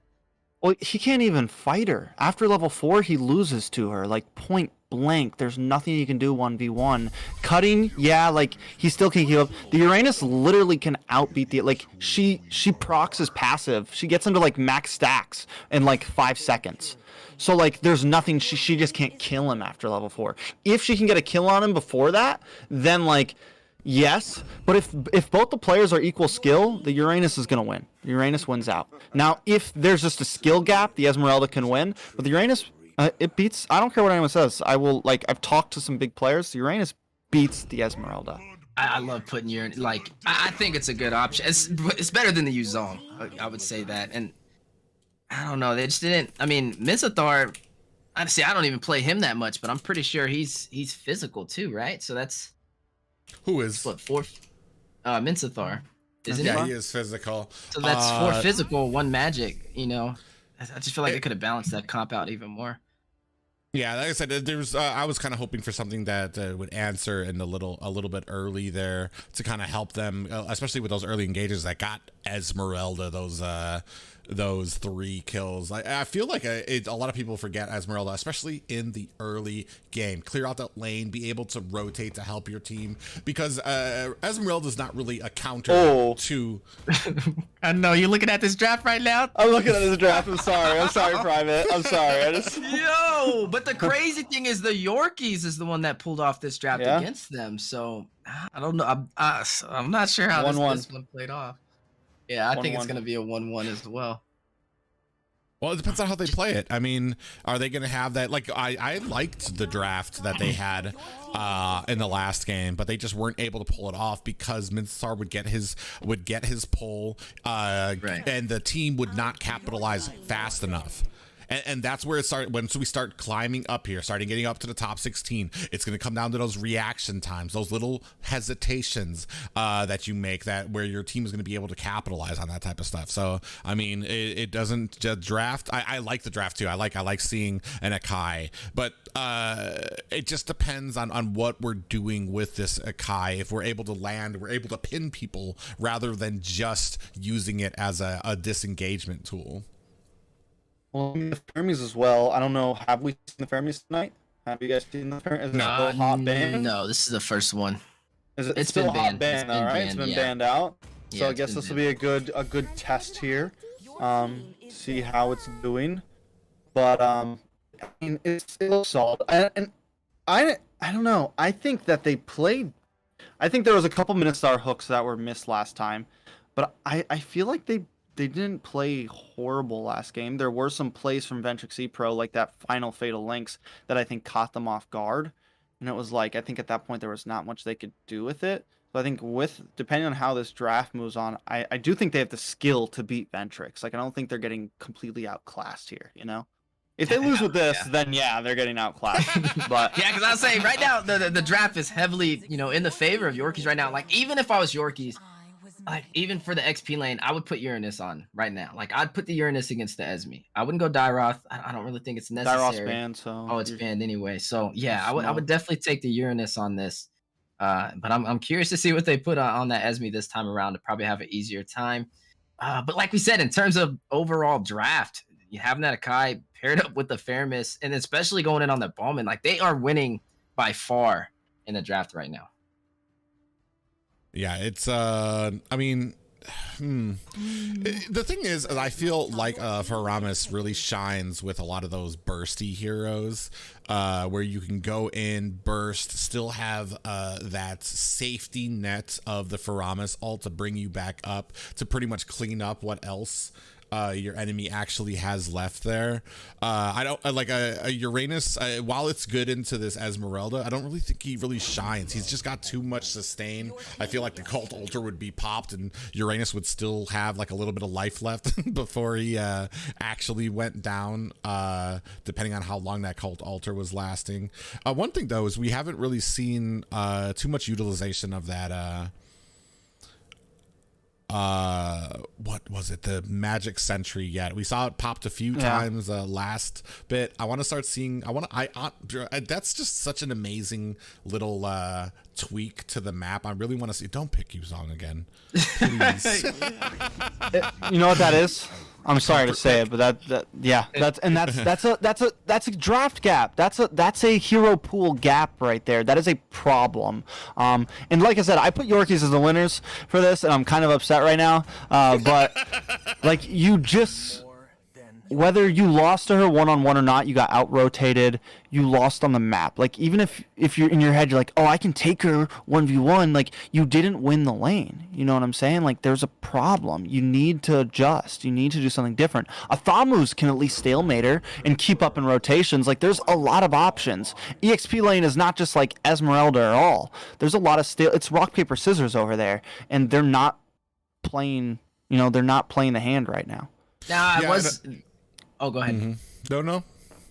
I was interested to see how the Julian kind of walked into the very end and then being picked up. Surprised that wasn't picked up a little earlier. But yeah, like you said, the Yuzong right now, it didn't work the first time. I don't really see too much of a difference the second time. But I gotta respect Ventrix for picking up that Grok. I kind of like that paired up against that Akai, especially when he pops that heavy spin. Going with that wild charge.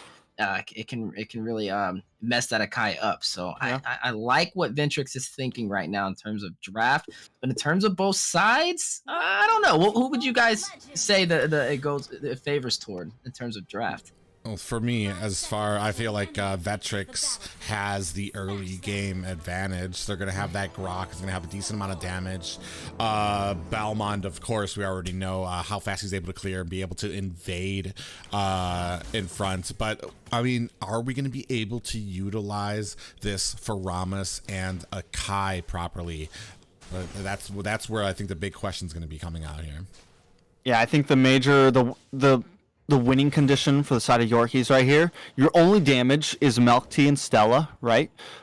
So that's what you're gonna need. You're gonna need to make sure they have space from the back line. Both of them are a bit more up front though, right? So they need to be able to come in, deal damage. So normally you see the Fermies and you think, oh, it's a GG, but the reality is you look at the composition of Ventrix, and they have this Sicilian who has nice distance, should be able to keep away, except for possibly right now, but should be able to keep away in these team fights. Even from the Yuzong, if he tries to get in the back line, you can use that Bat's Feast to escape. And you also have this Clint who has a decent range, decent poke with the passive. And then, as you mentioned, Weezy, you have child support on the Grok who can knock up the Kai. Like, you have some nice answers to the composition of Yorkie. So, honestly, I almost want to give it to Ventrix as well. Yeah, Except for time the will tell. Fermies. Time will tell. We really want to see. I feel like this is more of a kind of balanced draft than what we've seen in the last game. So I'm really excited. The only problem I see is the Yuzong being picked up again. I don't know how I feel about that yet, but we'll see as we progress into game 2.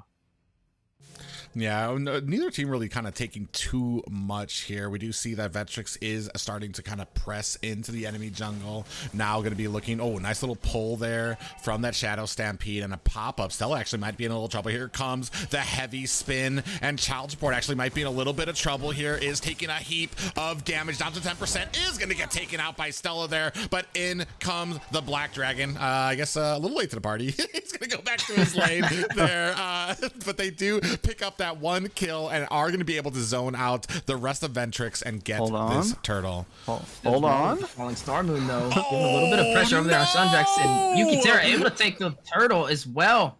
Oh, that's spicy. That is. Because Stella, you had one job, and that was to stop Balmond from coming in through that bush, and unfortunately misses the pop-up. Balmond comes in very easily, throws a lethal counter down to take and steal that turtle away from Yorkies. So Ventrix takes a death, but still up in gold right now. And this is, I mean, they have a nice, with the Clint and the Sicilian, they have a beautiful late game opportunity. They have some early game objective ability with the Balmond. I think they want this to be at a standstill. They want it. They don't need to be super aggressive right now.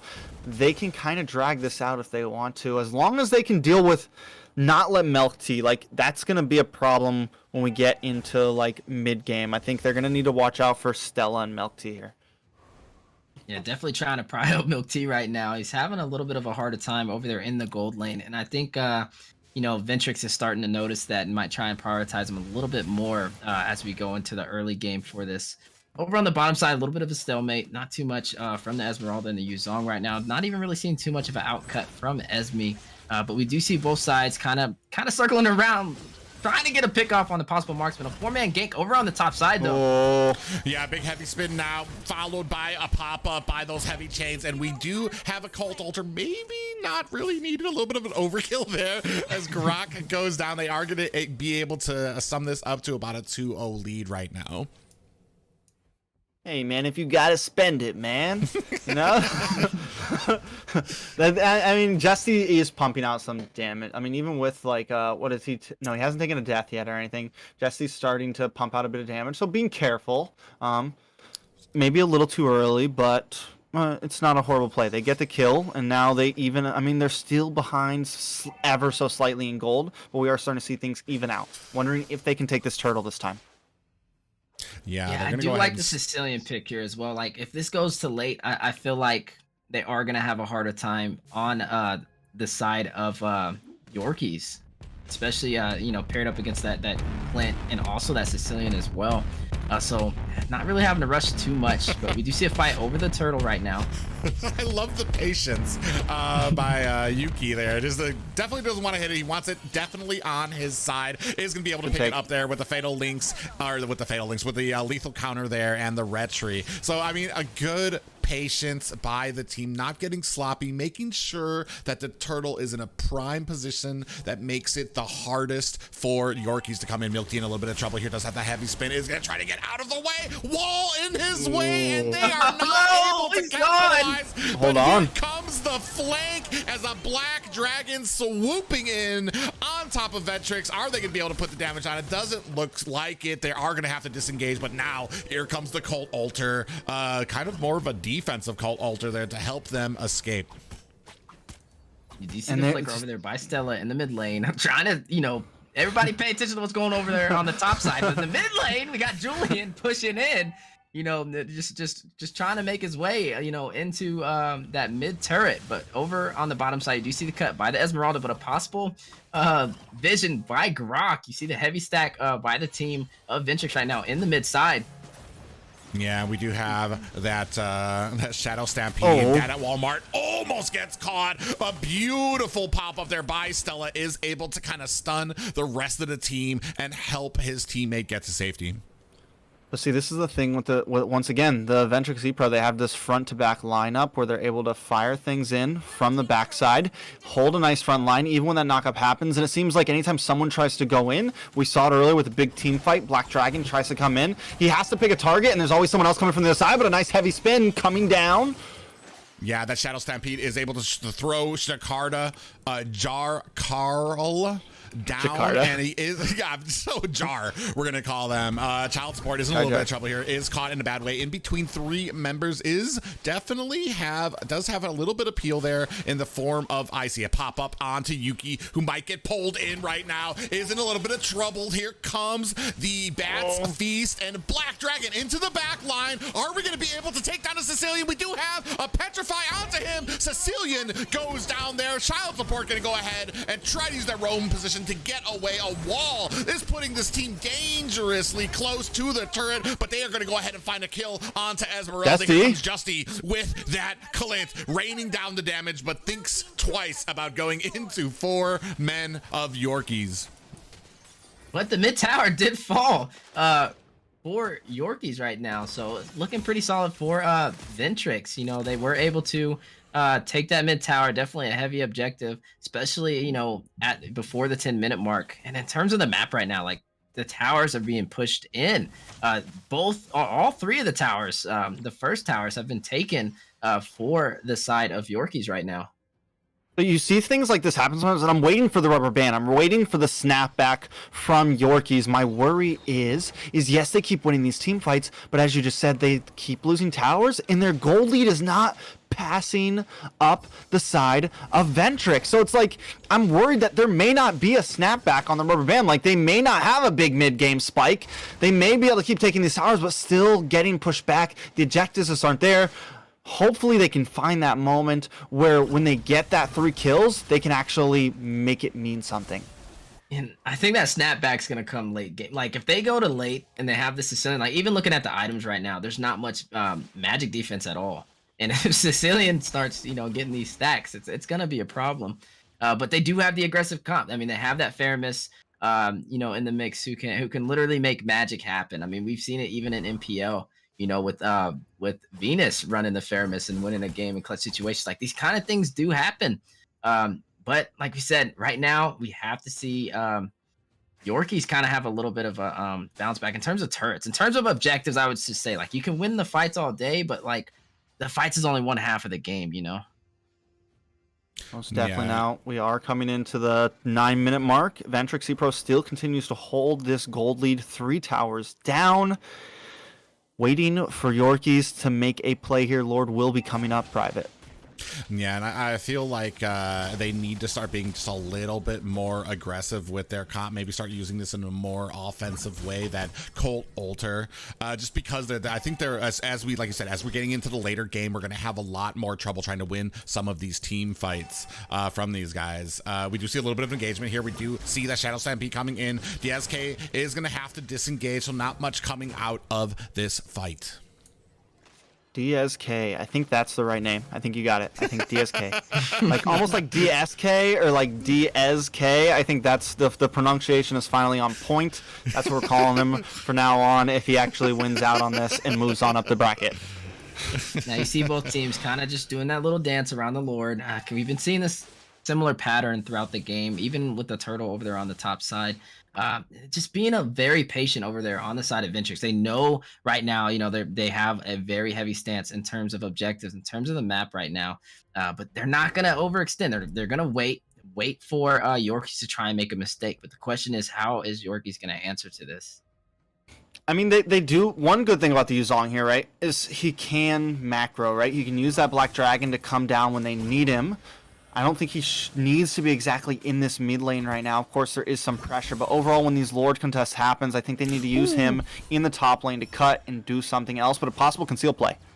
Yeah, they do have a concealed play. Black Dragon has been popped into the backline. Doesn't know that Justy is in that bush, so they are going to land onto Petrify, onto Yuki, who is taking a heap of damage. Cult Altar has been activated. Black Dragon actually might be in a little bit of trouble here, as Shundrax is going to be taken down very low. Child support gets taken down there, but Jakarl is here swinging away with that Esmeralda, collecting up all the shield that she can, and Stella and Trouble getting bursted down. Justy with the incredible damage, able to fend off this attack here, and this is all Ventrix Pro right now. And this is all they really needed. This is all that Ventrix needed to kind of confirm, you know, having the presence of the map, being able to take that Lord, and yeah, they just have such a strong presence, you know, over Yorkies right now. Yeah, Justy's positioning, man. Like, he was hiding in that bush, and then he comes all the way around the blue buff, comes over to the opposite side in that tri-bush next to the Lord, and just then starts really getting those last shots in, firing people. Yes, Jakarl picked up a lot of those kills, but Justy was one who really kind of earned those finishes there. Now, Jakarl as well, though, from last game to now, always coming in at the clutch moments, creating space, creating that CC, and just keeping the pressure to help Justy and help the Cecile, help Icy put on that pressure from the back lane that we've been seeing, that even the Faramis, even the Cult Altar just can't handle. Now, ladies and gentlemen, this is a best out of 3. This is for placement into the top 16. So right now we see history in the making, but this is the best out of 3. And right now, Ventrix won game 1. If they are able to close out game 2, it will be a sweep, and they will move officially to the top 16. So there's a lot of line from both sides. Now, you do see the heavy pressure over there, as Ventrix is pushing in over there on Yorkies. Yeah, Child Support able to get out to safety. They are really putting on the pressure to these towers. Only 2 more inhibitors left. Looks like maybe one might going down. Milk Tea able to take down Jar down, and they are still pressing on to their advantage. It's a 5v4. 5v4 right now, as it looks like Ventrix is going to have to disengage from here. A good defense from the side of Yorkies there. I think, you know, with Milk Tea, with, you know, it's a solid marksman to where you can kind of melt down the Lord. You do have Stella as well. So as long as they play their cards right, they can drag this game on a little bit longer. But what does that really do for them against the Sicilian and the Clint, right? Like, the endgame capabilities of Ventrix right now, like they're cool with taking this game slow. They're cool with they don't need to try to end this anytime fast, but a nice wild charge. Yeah, wild charge does pop them all up, does force out the Cult Altar. Here comes a Black Dragon into the back line on the IC, is not going to be able to find it without taking some tower shots, is now taking a heap of damage from Cecile, and I don't think he's going to be able to get out of here as a lethal counter comes down and sends him a quick ticket back to the base. Now, this is what we were talking about with Faramis being able to have that Cult Altar is a game changer. They almost all 3 got wiped out right there. Yeah, the nick of time able to use that Cult Altar. Yeah, continuing on right here. Dan from Walmart in a little bit of trouble here is going to use that Shadow Stampede. Gets taken down dangerously low. Still has that immortality, though. So a good play by him. But now another member goes down, and they're going to go ahead and force this on to the mid lane. They don't have minions just yet. Are going to be forced to push this bottom lane and then possibly disengage. Oh, it doesn't look like they are interested in that, though. They are going to continue pressing on. Here comes the Falling Star Moon. Does get interrupted by a pop-up. Those enhanced chains. Here comes a Black Dragon trying to make room. Look at the damage onto this tower from that Clint. Justy doing a ton of damage right now. A big pop up there does land, but this is all she wrote as Ventrix Pro walks away 2-0 on top of Yorkies. GG's, Ventrix E-Pros. Yorkies Corgis. Yeah, that's what I was thinking. I was like, not Corgis, is it? Listen, rule number 1, you got to name yourself like a mean dog if you're going to make it an esports team, right? Like, you got to name yourself the Pit Bulls or something, you know? Not the Yorkies, man. That was a bad play, cursed name. Oh, it's just like what we were talking about before, like in terms of drafting, especially when you're seeing the top 32 teams, you're gonna see a big difference in hero pool in terms of drafting, and like just constantly picking at Yuzong right now. Like I think it was just a matter of like not really having a high hero pool in the XP lane, and I feel like it didn't really work out in game 1, and it just wasn't really the right answer in game 2 as well. Yeah, I mean, Ventrixie Pro like that was the game where they outclassed them a bit there. I mean the Yuzon pick a little iffy there, but it's now we're into game 2 and I can't like blame it just on that anymore, right? There was a couple plays there where you had the Cult Altar and they seemed to be private. You said it perfectly during the game. They were using it reactionary. They weren't using it super aggressively. And when they did have that advantage, like when they were winning team fights and the gold was even, they needed to, any other big team we normally watch games of would have been like, oh, we're going to hammer in right now. You know what I'm saying? And they didn't.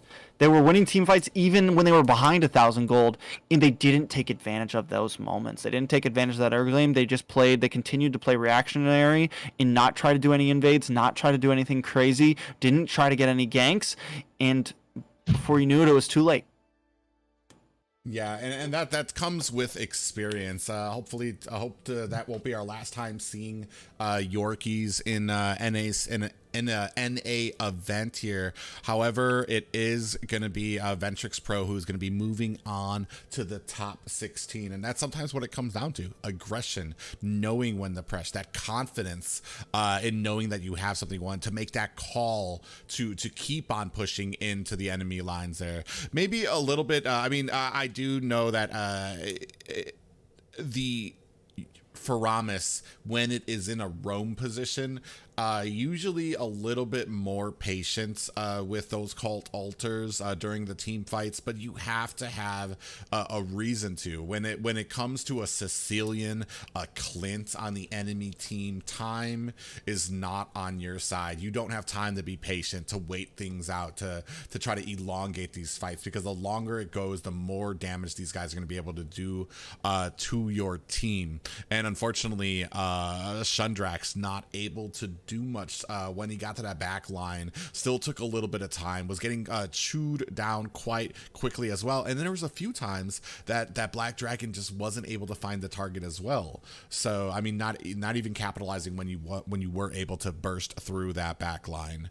I mean, great game played by Bozo. It did end to an 8-8 game, but like I said, once they started getting that ball rolling, once those stacks started getting on Sicilian, Icy here, it was basically a wrap. I'm excited to see Ventrixie Pro in the following rounds. They're going to be going up against Vendetta next time. And I know I said that Yorkies, were going to do good. I lied. It was all a joke. It was all a big farce. Ventrixie Pro is definitely looking nice, though. And this is where it's so hard to make these guesses at, like, top 32, right? Because you never know who's going to just come out shining. And Ventrixie Pro looks like a solid team right now. Even though I'm pretty sure they took a loss in the qualifiers. They come in here. They put together some nice drafts, some nice compositions. Even going against something like the Faramis, they found answers for it. And they were able to find those moments and just scale correctly throughout each game. And it was interesting. Even finding an answer for it, they even allowed the Faramis to walk, which was even crazier. Like that shows you the level of confidence that team has going forward. Yeah, I'm disappointed. You know what I'm disappointed about? I'm not seeing these new MPL emotes from these teams. Yeah, where's the back at, bro? Where's dude, the where is the sheesh? Dude, I love that emote, man. I think I want to do it. I've been spamming that since it got here, and I'm sad I don't see them here because I need to get it. I haven't even really seen it. I just hear it all the time, but I haven't You're gonna see them top 8, man. You already know, like, the alley and goes all. Oh yeah, it's gonna be nothing but back from all the same. Back. What is Beck? Is that just the sound a duck makes in the Philippines or something? Bark. I don't know. Bark. Like calling it. I don't know. Those are definitely the most toxic emotes we've ever seen in my life. I fucking love it. I love it. I think these were changed too. These are cleaned up a little from the toxic because they ones. took them off for a minute, didn't they? these are the less toxic ones. They like released them in the advanced server or something, and then they like took them down, or they released them in normal server, and then they like got rid of them for like a week because they had to change them because they were too quote unquote too toxic. I love Yeah. So are these They're so temporary? funny. Or they're here for good. They're here for good. 90 They're here for good. Well, they say 90 days. So and the Oh, emotes. I gotta buy me Right some now. now. Yeah, I'm about to buy 'em right now. start stocking up now, boys. Hold on. they're only available. I don't even for like play that 100 much, and I need one. 135 days until you can stop purchasing them, but each one only lasts 90 days. So I just want. I want to get that one that says, yeah, I want the sheesh one too. Man. Which one is it though? the sheesh one, it says is sheesh. it literally says sheesh Oh, on does it it say sheesh? Oh, okay. in letters. It's the echo. the bok bok one, the one that says bok bok. That's the sheesh one. Alright, they're all. I think these honestly, like, I know they're all silly and cartoony, but these are like the best emotes I think we've ever Can you had. not see them? Can you not see them without? Hold on, let me see them. I'm gonna now that I'm. What, you can only use it for 90 days? Wait, are they only 90-day trials? I don't know. Confused. I think so. Yeah, it says I that's what just it bought says. one and it said 90 days. Is there any permabuys on them? That's so depressing. It's like limited time only while MPL Indonesia's happening. Oh, can I see them from here? That'd be awesome. Oh, these are cool, man. Yeah, they're dope. Will it let me Somebody see? jump to your little hero, your preparation, and show me one. Oh, you want to see the sheesh one? Hold on. Yeah. Wait, where'd he go? Who's sharing screen? You're both sharing screen? I'll go to Weezy's. He's already on it. He's faster than you, bro. Oh Hey, where is man. it? Probably He's on. ninja through this. Yeah, way down there. Oh, it won't even show the Oh, some of the got some- emotes. Sheesh. That's bro. That right there. Wait, let me hear the back. Back, Bruh. back. What's this one? I want to. Yeah, I thought the bowl it looks one like was another good Kinetsu one. from it looks like Kinetsu from Demon Slayer, the electric kid.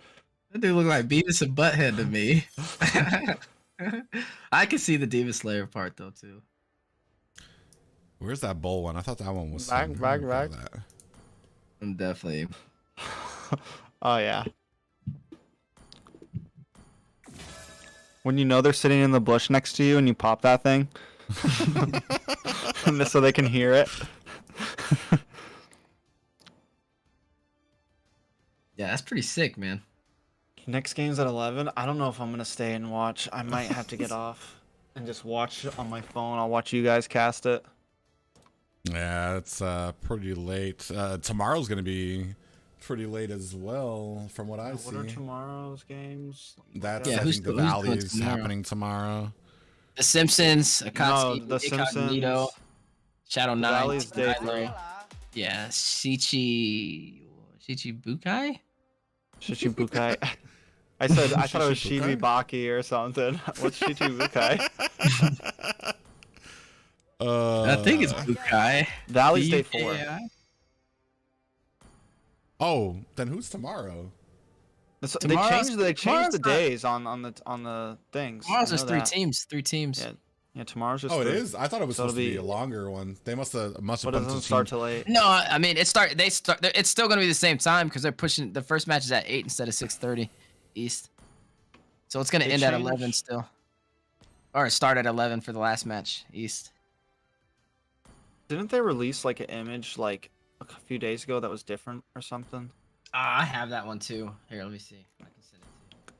Because I was like, I could have swore it was because when I first was like, hey, I need to stream the first day, I thought it was a different. It was because I thought the Valley and Gosu and all of them were playing on like day 1. I thought it was gonna be like it was like the whole front side of the bracket was going. The whole first 4 games on the top of the bracket were going. But they mixed them up a little bit, which is cool.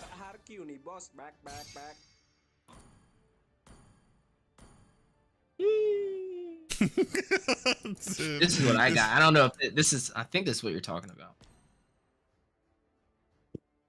Yeah, I'll send it to you too, private. Yeah, this was it. What? This was the old. This was the what I they just sent sent like it to 2 you, days man. ago. Oh yeah. That's changed about 3,000 times already. This is the most current one though.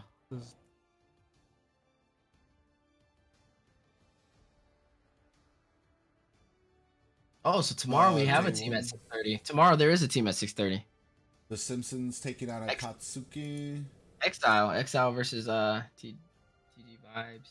Yeah, the Simpsons. When do you play? I When's play on LTS Saturday. Saturday Saturday.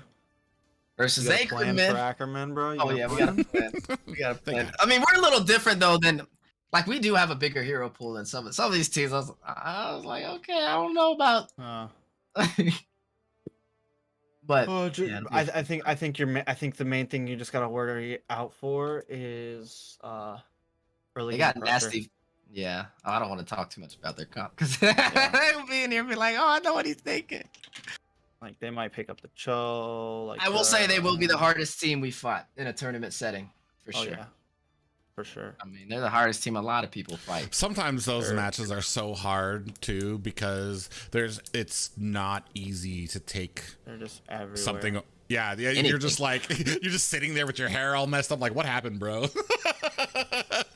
As they blow past you, some of those matches are really hard to kind of find the. All right, this is where we need to work.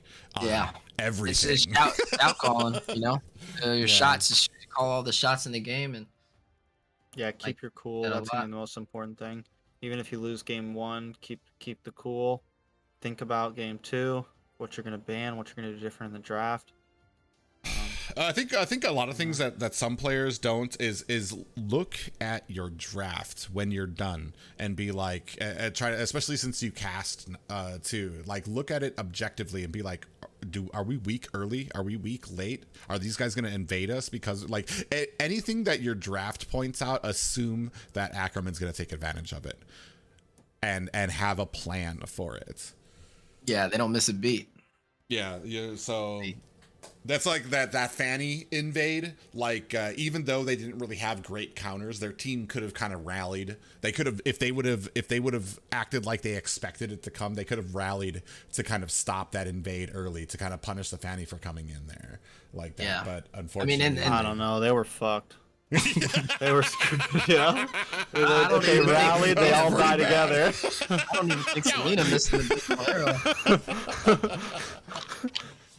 what is this? This is we're giving you guys a taste of the top 32. Thankfully, Moontune is allowing us to broadcast what is usually like done behind scenes.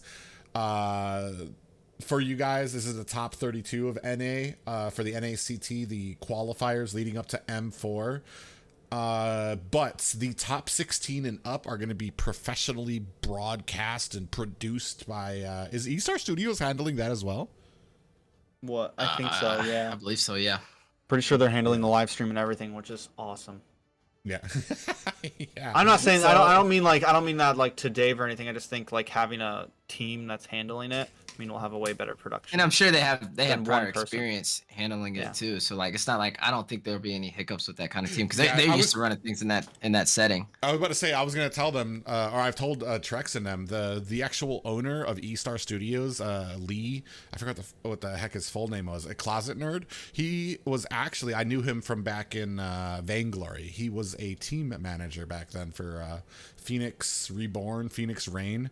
So Yeah. he's been in like mobile MOBAs and gaming for a long time. So he definitely knows, I know his company's going to know what it takes and how this stuff should be done for maximum awesomeness. Are Yeah, these this is best of like- three it's gonna be matches? That is correct.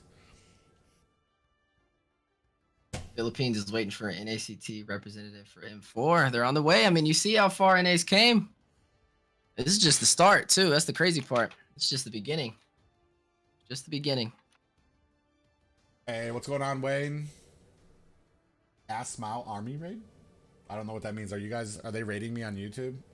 Is that what that means? Hey, what's going on, Wayne? How are you guys doing tonight? Are you guys ready for this next match? It's going to be Bloodhounds taking on Black Bulls. I'm really excited. I want to see how well Boca does and his team do tonight. Yeah, I agree. That's it's- definitely something I've been looking for. I think that might be the match of the night. Like, I really do. Imagine if New Wave was here too. When do they play again? Trex, do you know? Who? New Wave? New Wave? Oh, they play like every week. It's a league. It's not a tournament, Weren't they it's a league. facing? Wasn't New I'll send Wave? you- Because I'll send they're you Wikipedia. Look, Yeah, I've been the following New it. They're in Wave is second. They were in actually- second place after last week. yeah, they were. Really? Who's in first place? Tell me it's the other New Wave team. No, they're in last. Peru sucks. No offense.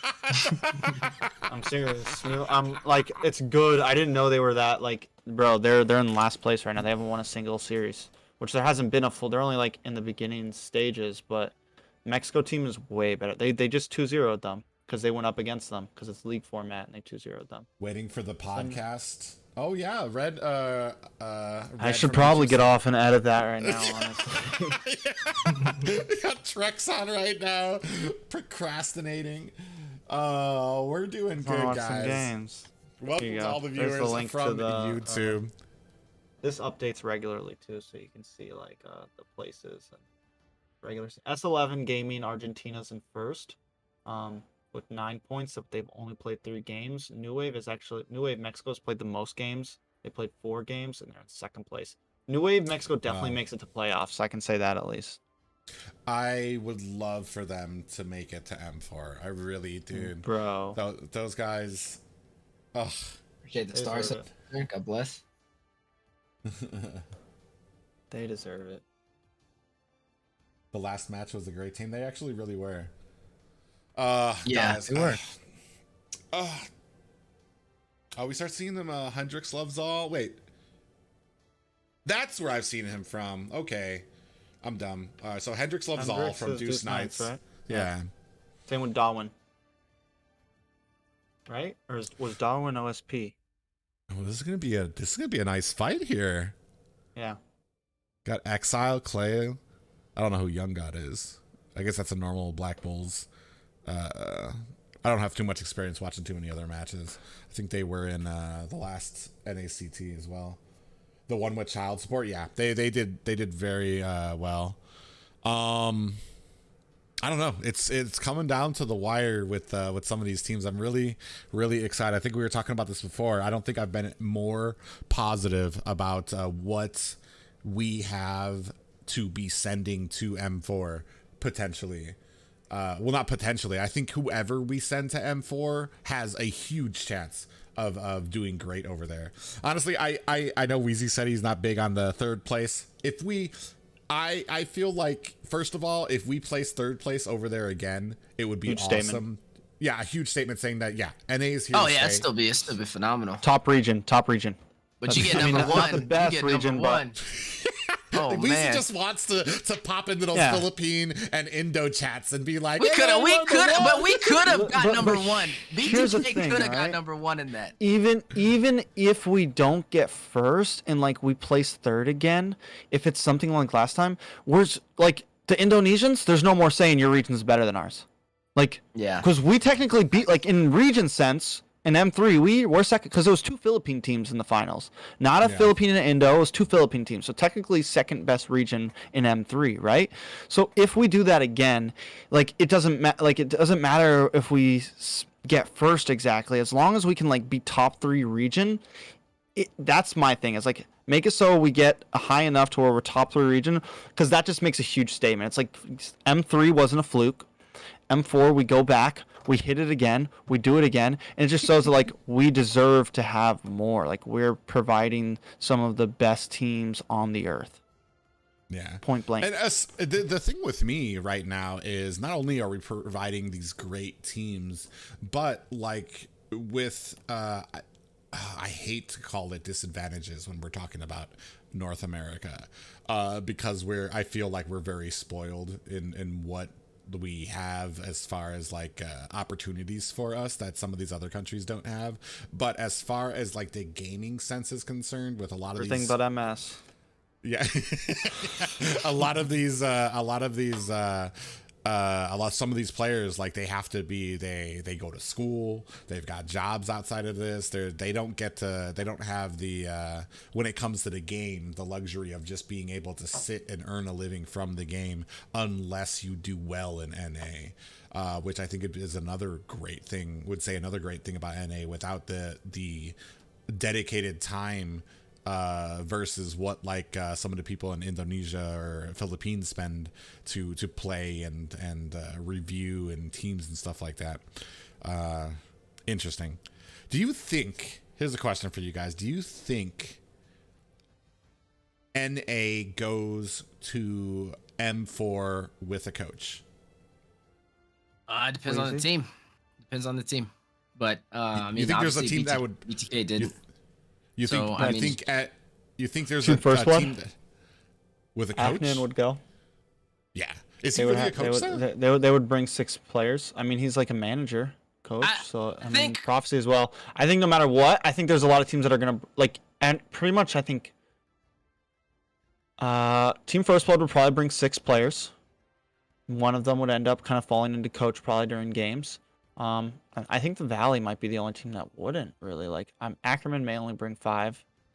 It's I interesting don't to know. me because I felt like the coaching, while didn't hinder BTK at the beginning, I felt like a coach was the biggest reason that Blacklist and what's their names were so successful against BTK the second time around. Yeah, I they feel were like able that, to reanalyze. yeah, reanalyze, change it up, whereas BTK really didn't have that luxury and got countered.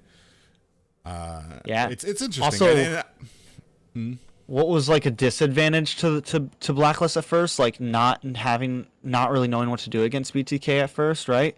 Ended up becoming an advantage because like BTK had to worry about like they had to study on every game that they were going to do pretty much, like probably like, all right, this is what we got coming up next, we need to prepare for it. Whereas Blacklist, like they know all these teams, so like they knew like, all right, we're going to go to the bottom bracket and like this and that, and if we see BTK again, that's like we can spend like a week or like a few days focusing just on this game 3 games down, because we already know how to draft against this team, we already know how to draft against this team, right?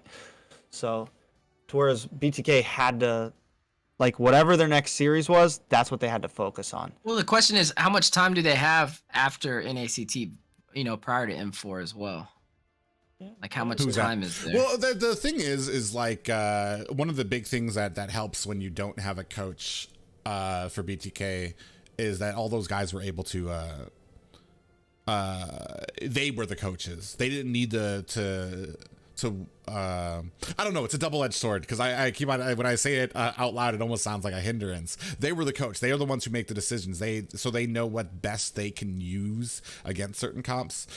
I'm hoping, I was saying before, I don't know how much time there is, but I'm hoping whoever the team is, the big thing is like, for example, if it's the Valley that ends up going to M4, they have the money to go to Indonesia quickly to start practicing, to start training over there.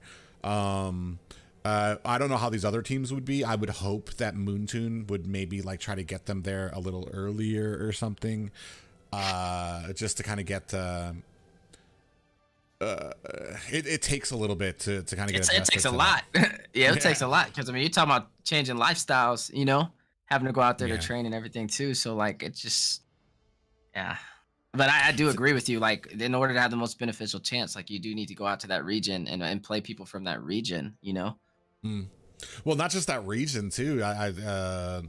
From the other regions too, to try to get a taste of what they are. The Philippines are way more aggressive than most. I want to say the large majority of NA players when it comes to things. We see that's a lot here sometimes, where a lot of these teams will be a little passive or want to go the safe route.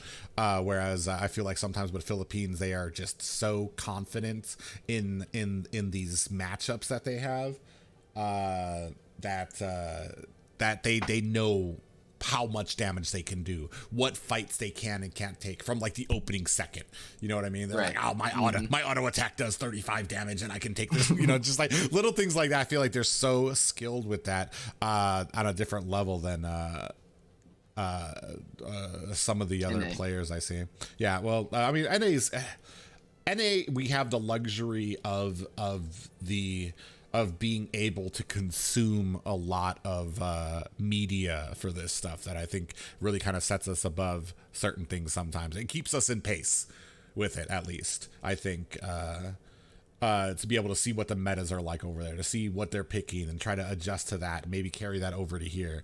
Last time it was really interesting to see how Shark was able to kind of change the meta, where a lot of people never even thought of using Lolita in M3, and he pulled it out, and suddenly everybody was like, oh, that's right. This is actually useful. Yeah. That's why I hope to see, like, I mean, obviously in terms of like travel, like I wouldn't say the whole valley, but I know at least Mobile Zane, you know, has done his traveling in certain areas and practiced a little bit, but like, you know, I don't know how much time there is until M4 after NACT. So Zetsuya, I know the Valley want to leave early if they win. I know their plan is to leave before Moonton would fly them over, so they can get more practice over in an Indo, kind of boot camp it up a little bit over there. Be wearing like a fake mustache and a sombrero to get over there? Probably something like that. I don't know. We'll see. He just needs, like, bro, if I hear one more time that he needs to call Immortals to find out if he can go, I'm gonna lose my goddamn mind. Like, bro, sanity, yo. Dude, just ask. Honestly, dude. I don't know. I don't even want to talk about that. Like, if they win and he doesn't go, I don't know. I'm gonna be pissed. I'm gonna be like really mad. Well, cause I don't know. It's not fair. It's not fair for the NACT. It's not fair for all the teams that had to play them with that composition. That's what it really is. Like, it's like I could put together whatever team I wanted. Like, you're telling me I could like pay someone, like hypothetically I could pay Zane to play on my team, or pay for like these 3 players to play on my team in the qualifiers, and then after the qualifiers happen, send 5 different people, or you know what I'm saying? Like, it's just I don't know. So I think he needs to go, or I don't know. We'll see. I don't know. If he doesn't go, I know it's a like, touchy subject, because I think eventually he's gonna have to look at breaking contract. If the worst case scenario, he's gonna have to break contract.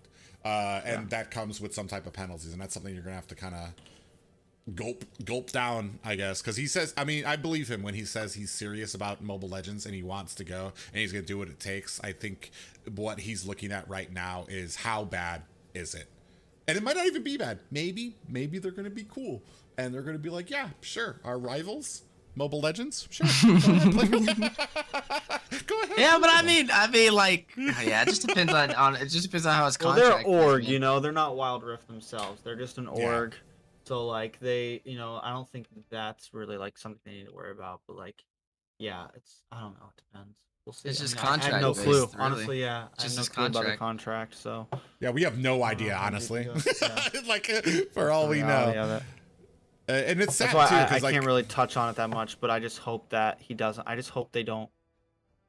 I hope that, and this, I don't. It's not that I don't hope. I hope they don't win. I just hope they don't win, and he. I hope they don't like win, and he doesn't go. You know, like, because that would just be like the epitome of like fuck. Like, if they win, they all need to go. That's all I can hope for, right? Mm. Play Pokemon Unite in Indonesia. This is the losing teams. There is no losers bracket for this. Can we do a ping check? Boca. Oh man, bruh. Bro, you are a ping check. Oh, Easy Peasy's on their team? No, it's sorry. Easy Peasy. Different Easy Peasy. Okay. It's the East Easy Peasy, I guess. I got excited for a second. I think I'm just gonna watch this game on your Twitch, man. I'm gonna make myself something to eat and go to bed here in a minute, but I'm just gonna lay in bed and watch you guys cast this last game. Hopefully Bloodhounds can pull it off. Thank you for having me tonight. It was a pleasure. Yep. It's been a blast, No man. problem. All right, guys. I'll hit you up tomorrow. Yeah, you have a good night. Yep, take care. Take off. Where is Trex? So yeah, guys, this is the final match or series between these two teams for the night. Okay, we got Bloodhounds versus the Black Bulls. Bloodhounds, for those who aren't familiar with them, they are composed of previous Aether Explicit members. So they got Boca Roscoe in there. For those who don't know, he took over for Aether Explicit for a little bit when Riles took a break. But from what I've been told, looks like Riles, took back up Aether Explicit, and Boca Roscoe kind of formed his own group. Aside from that, so definitely a force to be reckoned with. Just a little bit about Boca Roscoe, a content creator over there on Twitch. I've seen some of his stuff in the past. Very good person to definitely check out. So shout out to him for being in the tournament, and also a force to be reckoned with for his I want to say his stats. He was Supreme for NA, at least a Supreme Sicilian. So that's definitely interesting to see. Maybe we'll see that inside of this game. I want to say he's going to be their mid lane as well. But like I said, it's going to be an exciting time for Black Bulls. I know we've seen Black Bulls in previous NACTs as well, but it's a slightly different comp than what we've seen in the past. So I think this will be the best series of the night, though, in terms of elo, in terms of higher hero pool. I think this will be a little bit different. In the previous drafts, we've seen a little bit of an advantage in terms of overall knowledge and hero pool. That definitely showed throughout the draft. But I feel like this one is gonna be more even. I don't think there's not. I don't think this one's gonna have any gaps. We've seen very big gaps in the previous one, but it looks like we are gonna go into the game. This is best out of 3. With first pick going to the side of Black Bulls. I'm really excited to see a lot of these, especially, I mean, I don't really know much about some of these other players. I do know Boca Roscoe, a very talented very talented mage, does favor those early rotations, burst damage type of mage. So it's going to be, that's how I used to see him in the NASL as well. So I'm going to see what he may have developed since then, because that was a decent chunk of time ago when I last saw him. He was pretty, like, I seen him not too far ago, and like I said, he was a Supreme Sicilian, a very good mid lane player. I've seen them in a couple of scrims. I mean, I've seen him beat Night Horde, not a team that really was able to compete in ACT, but a team that was high up in glory points. So this will be interesting. Like you said, we don't know too much in terms of stats about them, but we know the name. So we just kind of want to see what he brings behind it going into these matches. Yes, this is a best of 3 game. A very interesting first ban by them. Going to take out the Dairoth. Maybe because they know something that we don't know about. Maybe their jungler does favor a Dairoth or something there, or maybe trying to set up an Esmeralda pick on their side. Which is interesting because Esmeralda usually goes toward the second 2 picks. So we're going to see how well this kind of develops. Both teams we're taking a decent amount of time for their draft to see who they're going to be banning out here. And now I'm going to predict an Atlas on one of these sides right now. I mean, the way this draft is looking, they're taking out the Akai. All that's left is really the Diggy. So I'm pretty sure one of these sides is going to pick up this Atlas, especially if Diggy gets banned right here. Julian's still available as well, a decent option. We haven't really seen too many teams worried about the Masha. I think they've been more focused on taking that Julian out. So this will be very interesting going into this match. Now, Ballman, viable jungler, definitely available, especially not having to worry about that Akai as well. Can lean more in the favor of picking him up nice and early. Well, it's interesting. Like, what is left that we've been seeing here tonight, especially since this new buff? We've seen the Claude. Is banning. Well, So all right. Well, that's interesting too, is because while you're taking out the Atlas, I don't really think that really, I mean, they obviously don't want to see it, but now this leaves open a Diggy, it leaves open Claude, leaves open Esmeralda, so we're going to see how well they kind of stack in against it, and we're going to go with that first round Balmond pickup, going to provide a lot of early game rotations, very quick to clear out the jungle, very, very much able to invade the enemy jungle very early in the game. So it's going to be a lot of early pressure for the side of Black Bulls there. Now I'm taking up Claude here, but they're gonna go with Bruno. We get to see Bruno today. This is something I've been interested in, especially after the patches with additional movement speed. And Claude is gonna go to the side of Black Bulls. Now I don't know. I don't know how well this is going to go out in the gold lane. I really want to see these two kind of fight it out down there. I don't know if I would prile the Bruno over the Claude or the Claude over the Bruno, especially when the Bloodhounds did have that pick to be able to get a marksman nice and early, but they wanted the Bruno instead. So I really want to see how they're going to play into this draft. on paper, I would assume if Bruno's able to build his stacks, he can start crushing down Claude. I just favor the mobility of Claude a little bit more than Bruno, even though he does have that speed a little bit. We're gonna see how well it goes here. It's gonna be interesting. If they do pick up that Grok, a ton of CC, more early game pressure from them, maybe looking to try to invade early to kind of keep on the pressure to them, especially with that wild charge. He is using sprint. I'm wondering if he's going to change that over to a flicker as well, because I've seen some great flicker wild charges that really capitalize on that stun, the pop up from the Grok there. But we're going to be moving on to that second ban phase here as we go ahead and take Uranus off the list there. You do see the Thomas being picked up a possible. Well, this is going to be jungle Thomas because we do see Esmeralda usually locked in that XP role. We've seen Thomas go against Ballman inside of the jungle. You know, it's been the word around town that the Thomas can kind of counter him. You know, you do have the Cotter Inferno as well at your disposal. But like I like to see how they're gonna do going into you know, Black Bulls with that Claude, with that Blazing Duet. Kind of specializes on, you know, going in, but this is going to be an interesting lineup from both sides. But I wouldn't really say it's one-sided on either side. The draft's looking pretty solid. Banning out that Uranus, banning out that Paquito. So I think the draft is pretty even right now for both sides. Yeah, the interesting thing here is right now we don't have anything to stop this Blazing Duet from Young God here. There's no real pop-up for it. He's either going to get caught and they're going to have to sit on and try to burst down this Claude, or we're going to need to decide on it with our next few picks. We do take off that Paquito there as well to take down some of that burst damage on the side of Black Bulls here, and we're going to round it out with a Lolita ban on Black Bulls. Now, the question is, what is Black Bulls going to use in the XP lane against the Esmeralda? I know, you know, we have seen Uranus being taken out, Paquito as well. Now, Vendetta, you know, tanky Benny, it's pretty good clear. It's worked in the past, paired on Esme, but that's a lot of physical for the side of Black Bulls.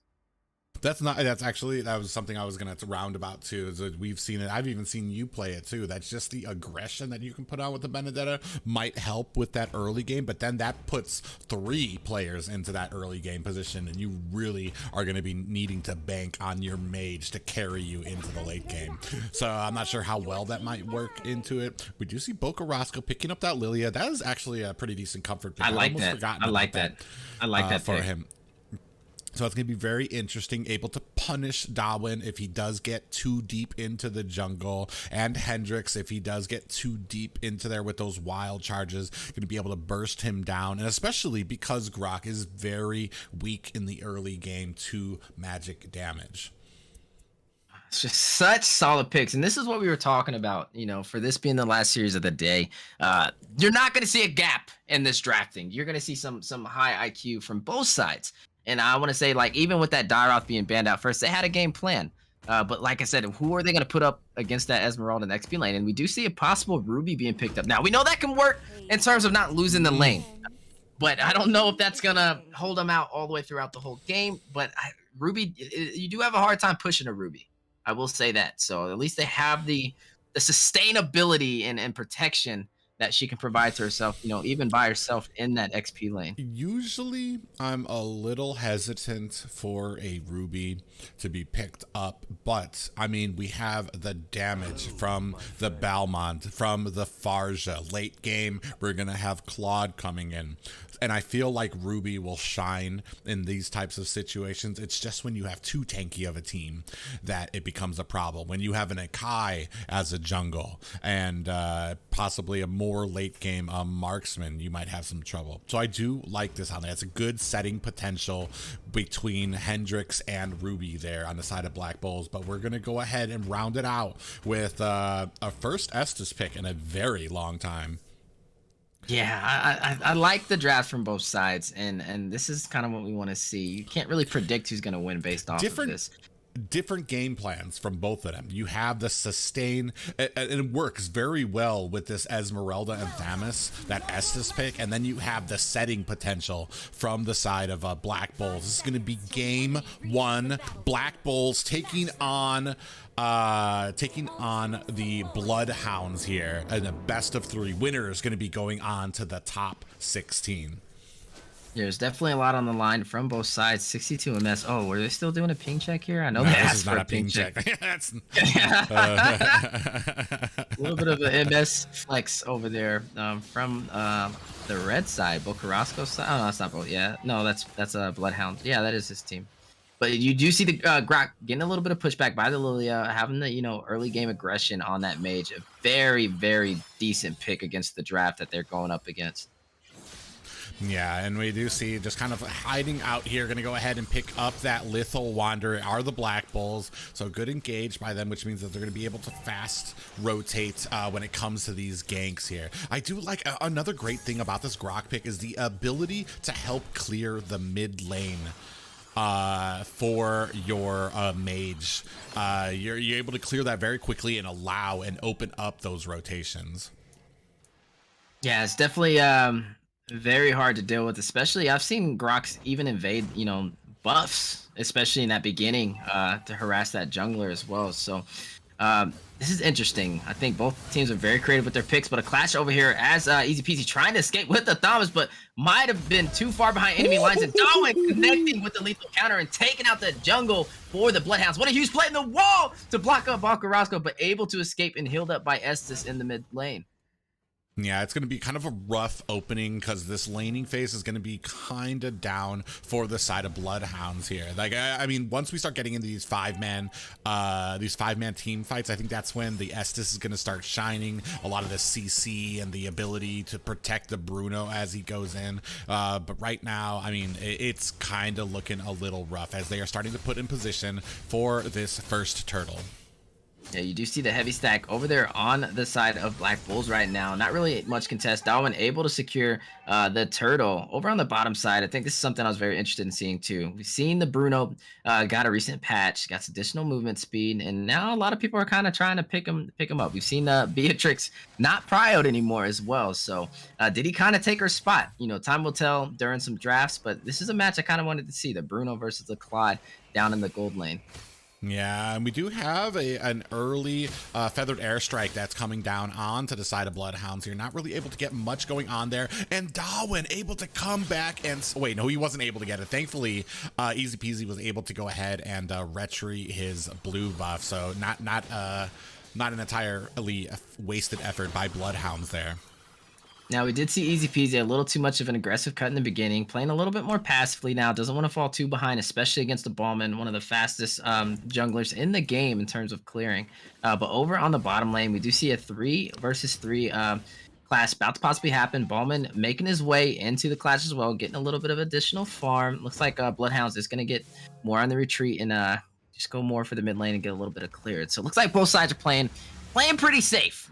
They don't want a snowball to happen, and no need to fight. Just wait for the objectives. But the feather airstrike going down on Bocarasco, using the black shoes to try and get away with more HP. But Ballman taking out Bocarasco and able to get the kill with the lethal counter. What a play. That will be a 2-0 right now in terms of kills to deaths for Bloodhounds.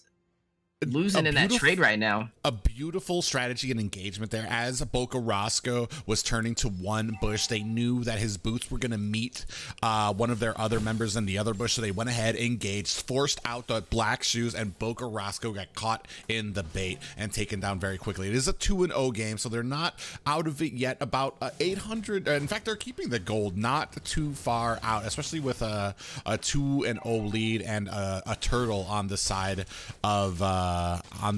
of Black Bulls.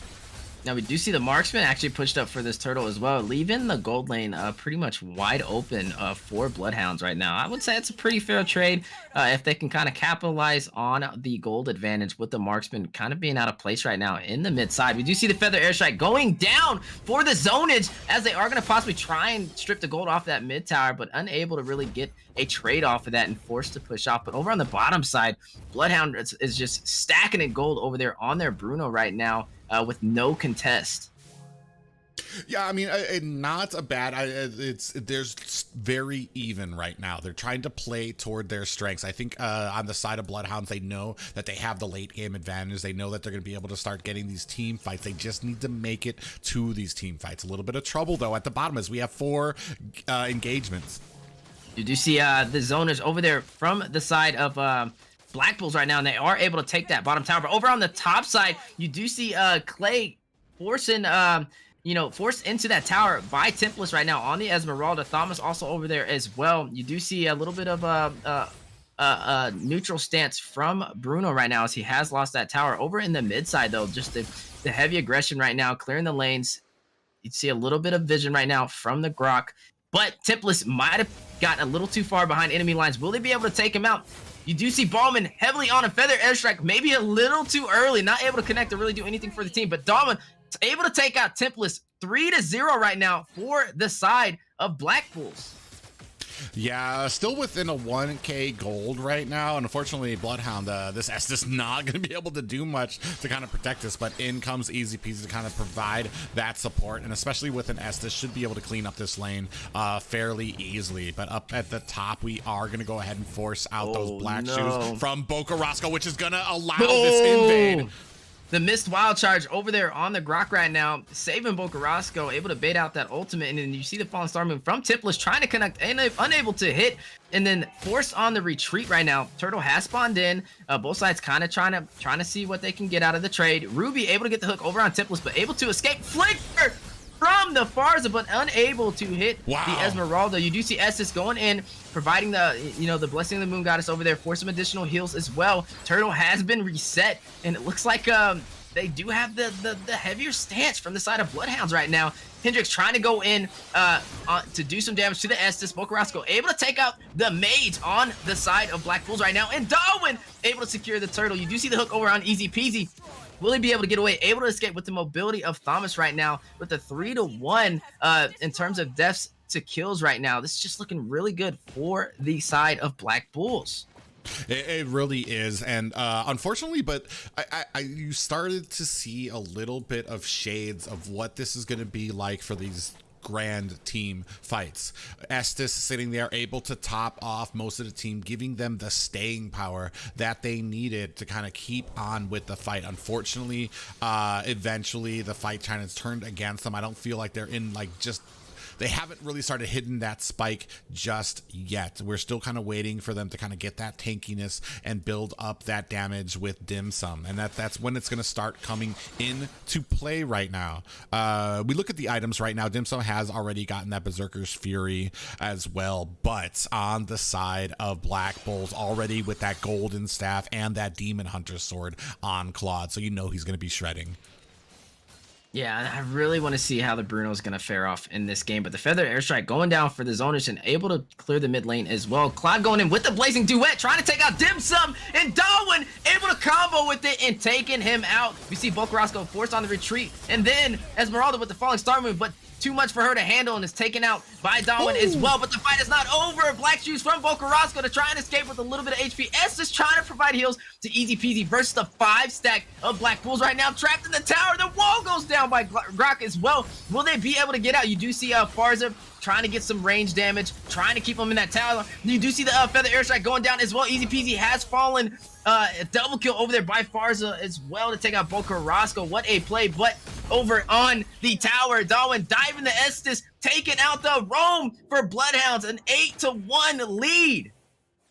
Yeah, and unfortunately, they're showing why this Farja was picked up, to be able to zone out Dim Sum, to be able to put on that damage from farther away than he's going to be able to get in on that Bruno. The ultimate counter, we've seen this a dozen times when you pick these mages, these long range mages, to kind of put on that damage onto the marksmen, the squishier members of the enemy team there. And we're going to have an answer to be able to shut down this Farja, or this game is going to continue going to the side of Black Bulls. Yeah, this is looking really good for Black Bulls right now. You know, taking the objectives, winning in the clashes as well. Not really seeing too much of a heavy presence on the Estes with the heals right now. I definitely wanted to see how they were going to fare off in this draft with that Estes pick. The tower has fallen as well. We do see a clash going possibly in the top side as Bloodhounds is trying to fight him off. Feather Airstrike going down on Easy Peasy on Tipless with the combination of the wall by Grok. Might be too much for Bloodhounds to handle. Yeah, a beautiful set with that wall, giving them just enough hope that they'd be able to make it out of that top and then trapping them for the Farsa. And here comes the blazing duet. And then you see Young God able to take out Dim Sum. Ballman also able to get a kill as well. Estes forced on the retreat. Young God also able to take a tower over there on the top side, leaving only the inhibitor for the top lane. Man, in terms of objectives right now, it's just looking really good. You do see Lord pushing in over there on the inner turret for the bottom lane. And Bloodhound's just having a very hard time in terms of the objectives and the clashes right now. Yeah, and unfortunately, the first target, Dawan actually in a little bit of trouble, does dive deep into the back lines. Is going to go ahead and save that dash. Here comes the suppress from Exile. Just that raining fire down onto Bloodhounds right now as they claim an inhibitor for their spoils. We just got to talk about the placement right now from Hendrik on the walls for Grok. They've just been right where they need to be, you know, blocking them from running away, comboed with the feathered airstrike, you know, protecting their team while they're pushing a tower, not allowing them to push in with that wall separating them. Like, it's just some genius level play right here from the side of Hendrik. Not even just blocking them, but putting them at an angle that gives them hope, makes it look like there's an opening for them to fit through, and then they get trapped, and down comes a feathered airstrike to punish them even more. So it's actually kind of amazing. We do see that those magic sentinels being activated, they are clearing out the jungle, but maybe a little early. There's nothing really left for them to actually claim here. They are about 10k behind, or 8k right now, so they are going to have to defense it up. There's not really a team fight that they're gonna be able to win here right now. Yeah, if I was the side of Black Bulls, I would kind of push the bottom side, get ready for the Luminous Lord that's about to spawn in. You know, that way they can force the team to split up and not have a 5v5 clash. But they do have the advantage. They have the Ballman already, you know, in their favor. And again, Hendrik with the walls for the zonage. Very hard right now for Bloodhounds to deal with. Luminous Lord will be spawning in 8 seconds. Yeah, they're gonna go ahead and clean this up, but right now it is like you picked up this Bruno. I just feel like they answered. The reply was too great in this Farja to be able to shut it down. He's not able to put on the damage like he likes to, not able to get within that range that he's comfortable with. And this is my biggest problem with Bruno's, is that he needs to be too close to the battle a little bit, and we're starting to engage now as the feathered airstrike comes down. Going down, Luminous Lord at almost a quarter of health. We do see the full team of Bloodhounds to contest against the full team of Black Bulls right now. Blazing Duet going down on Volcarrasco, trying to lock down that mage. Exile able to take out Volcarrasco as well. The Black Shoes was not enough. Daman able to take the Luminous Lord. Easy peasy caught in the CC from Ruby. And goes back in for the fight. 1 versus 4. And taking out the jungle has fallen for the side of Bloodhounds, forcing the 3 stack on the retreat. Will they be able to get away? Estes trying to escape the Ballman, the heavy aggression. Hendrik with the wall, the feathered airstrike, able to connect on Dim Sum, escaping with barely any HP, but over in the mid lane, you do see Esmeralda trying to escape. Darwin able to take her out. 3 have fallen for the side of Bloodhounds, 13-1. The snowball is rolling, and I don't think the Bloodhounds can stop it. It's just great peel potential for, now we're going to go ahead and go in just a little bit deeper into this mid lane. Ballman is deep.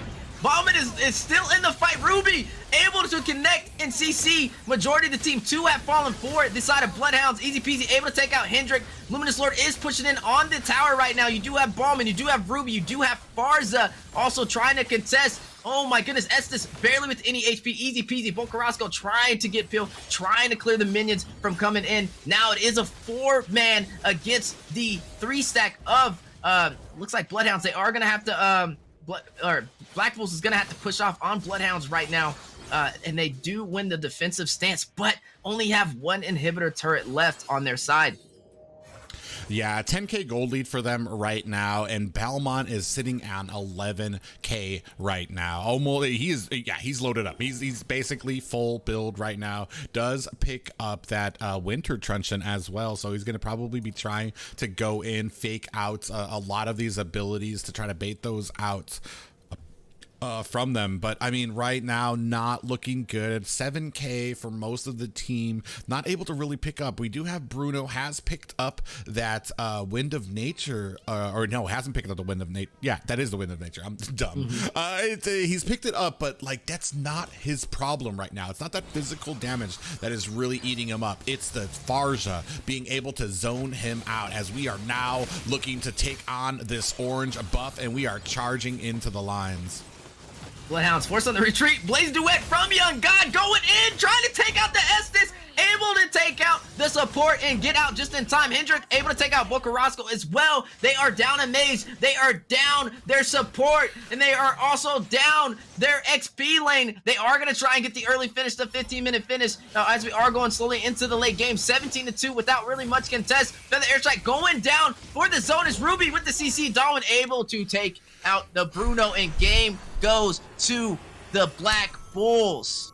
Wow. I wonder how well that was scouted from them, because I felt like that Farja was immediate pick right after they picked that Bruno. And this is my, like I said, it's my biggest problem with a Bruno, is you're really banking on your ability to get close there. That Farja able to zone him out. You saw there. It was basically, you were just waiting. Exile waiting for Bruno, for Dim Sum to come in there every single time. Feathered Airstrike came down. He wasn't able to get those stacks, those crit stacks that he likes, so that he can start just like two-shotting people right there. I mean, just a great game and a great draft by Black Bulls there, I felt like. And I felt like that's exactly what this game came down to, was the draft. As we moved down towards the mid and the late game, Young God on this Claude, able to just come in and shred. I think we were at the 7-minute mark when I talked about him already having Demon Hunter Sword, had the golden staff as well, so he was already going to be shredding them.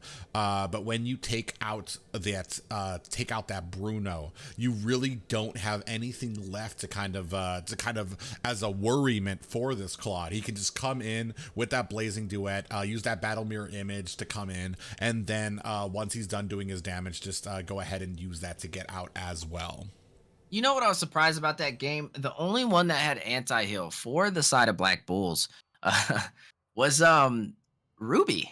And they were paired up against an Estes, a Esmeralda, and also a Thomas. But the only one who built the anti-heal was Ruby. And it still worked out in their favor. So normally I see teams kind of have multiple people run that anti-heal, especially against a comp like that. But that was kind of surprising to see them turn that in their favor without that much anti-heal.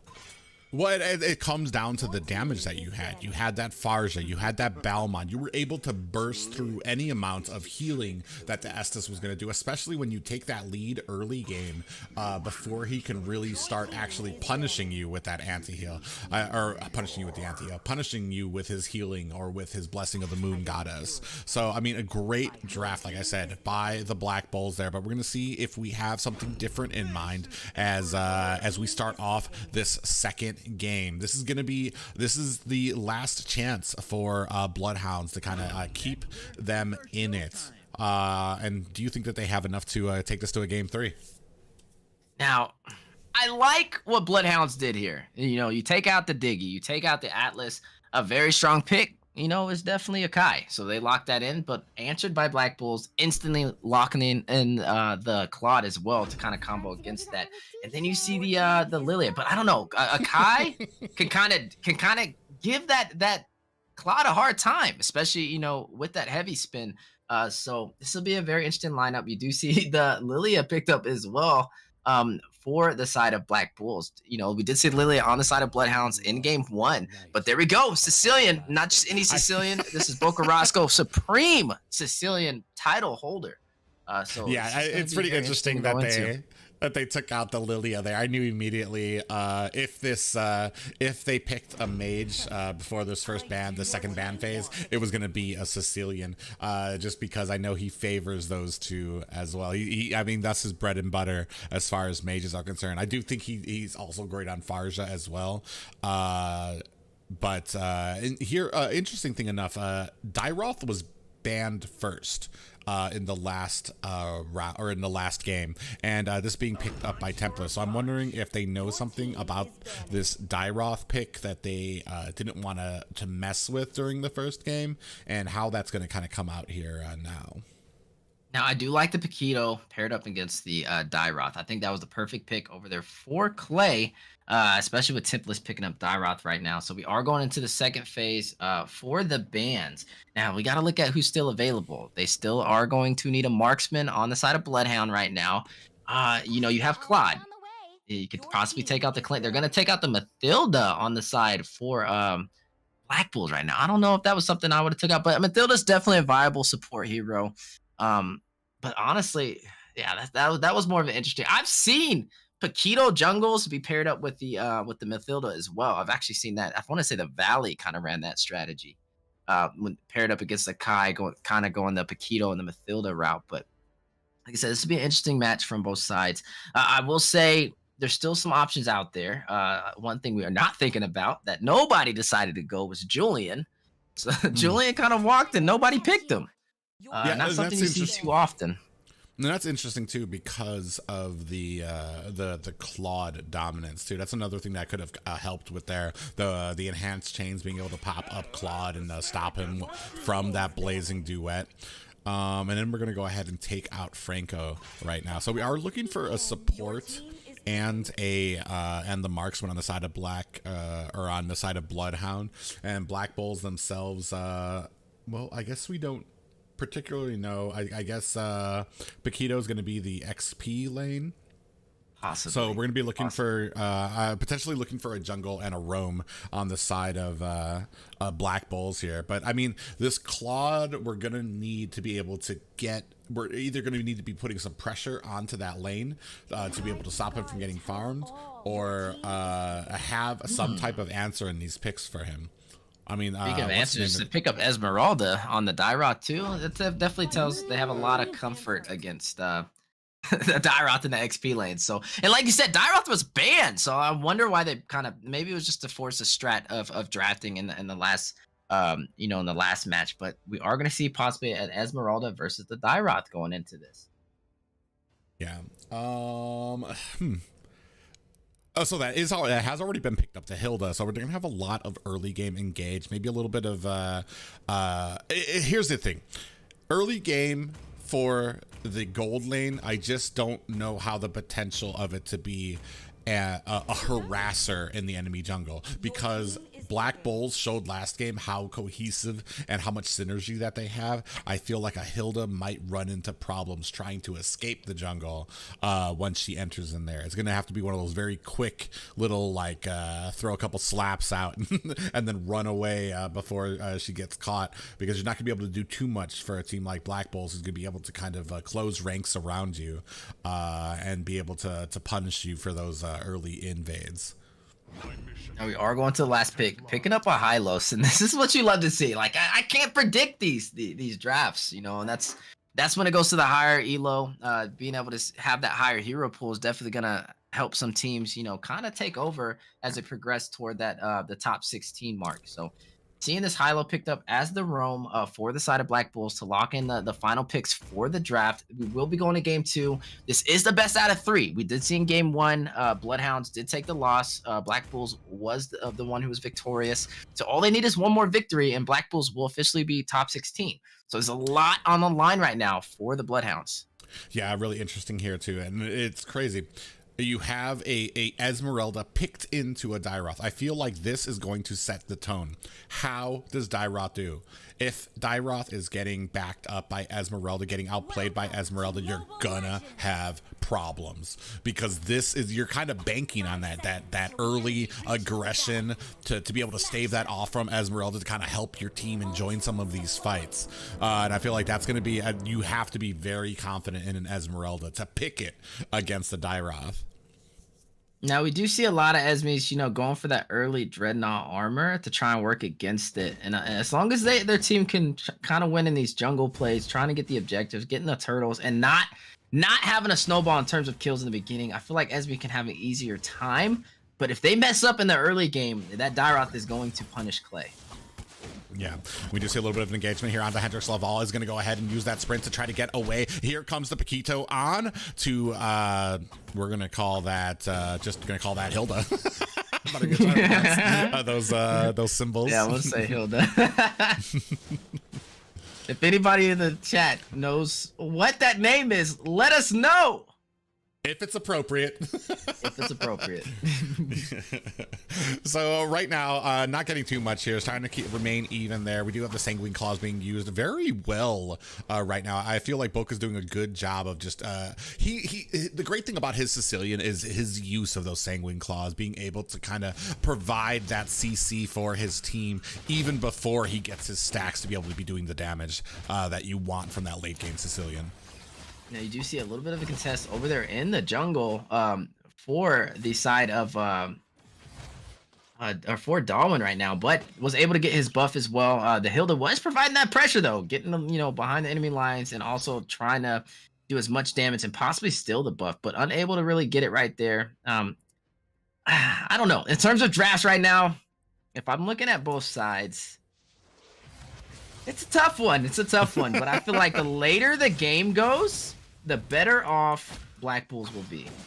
Well, the problem is you need to maintain pressure. You need to maintain a lead. Hilda does not shine from behind.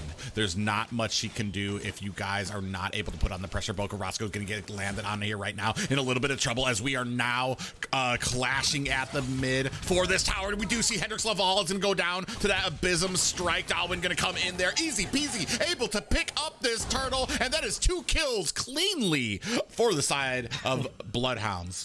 That was very well executed. Like that was like a very coordinated combination right there, especially with the Dyroth and Easy Peasy with the pin on the wall as well.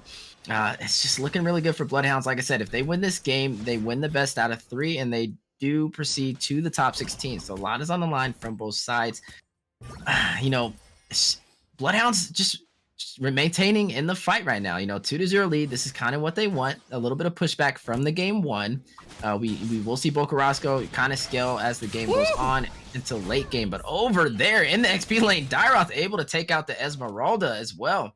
Yeah, doing a good job. This is what I was saying. If you're doing good against it, so maybe Esmeralda was not the greatest pick into here. We do see that Hilda's going to go ahead and run through the entirety of this team. For a good measure, going to go ahead and throw some damage onto Young God there as well. We do see that Glorious Pathway is going to get put down, but not much to come from it right now. We are going to go ahead and see that flicker coming on. Heavy spin right now. Might not have been the move as we're going to trap Hendrix Laval in a bad way here. A lot of damage coming on. Sanguine Claws by Boca Roscoe, able to help take down that Hylos.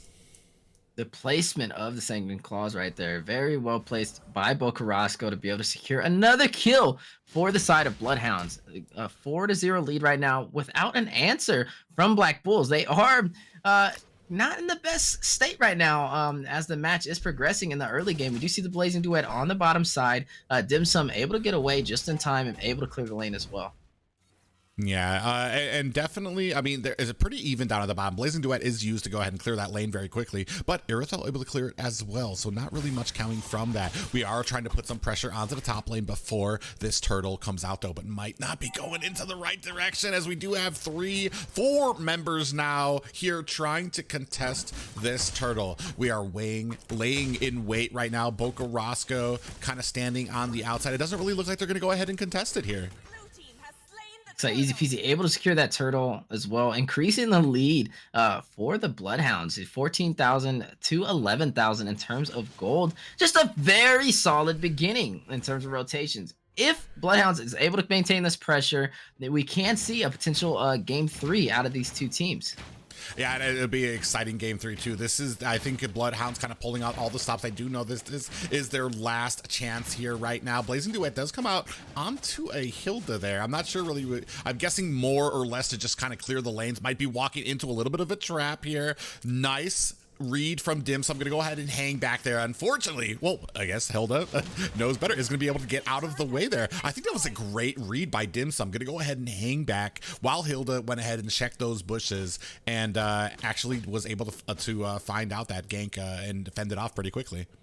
And we did see over on the top side, Clay had a little bit too much pressure from the Dairoth, the Akai, and the Sicilian. They were able to take that first tower.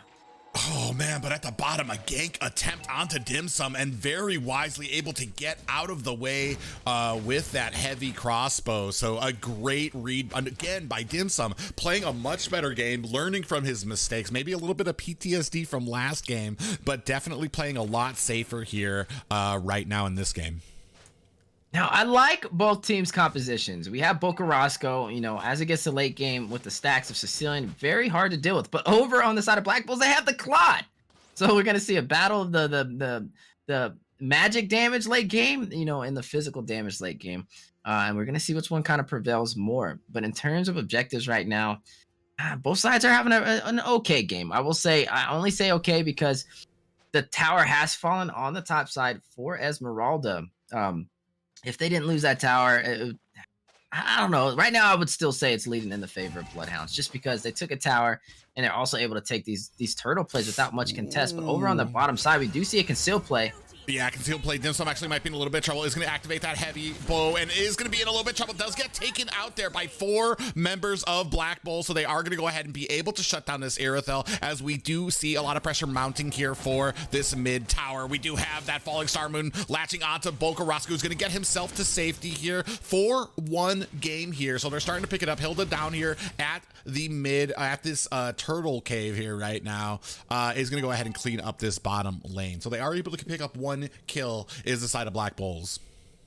Currently 4-1 right now, 7 minutes in. A very fast-paced game in terms of objectives and also in terms of the clashes right now. We do see the Hilda over on the bottom side fighting it out with Darwin right now. And we do see a 2-man possible gank for Darwin. I don't think he knows the Irithels are. Oh, but Irithel has shown herself, and Darwin will be able to escape just in the nick of time.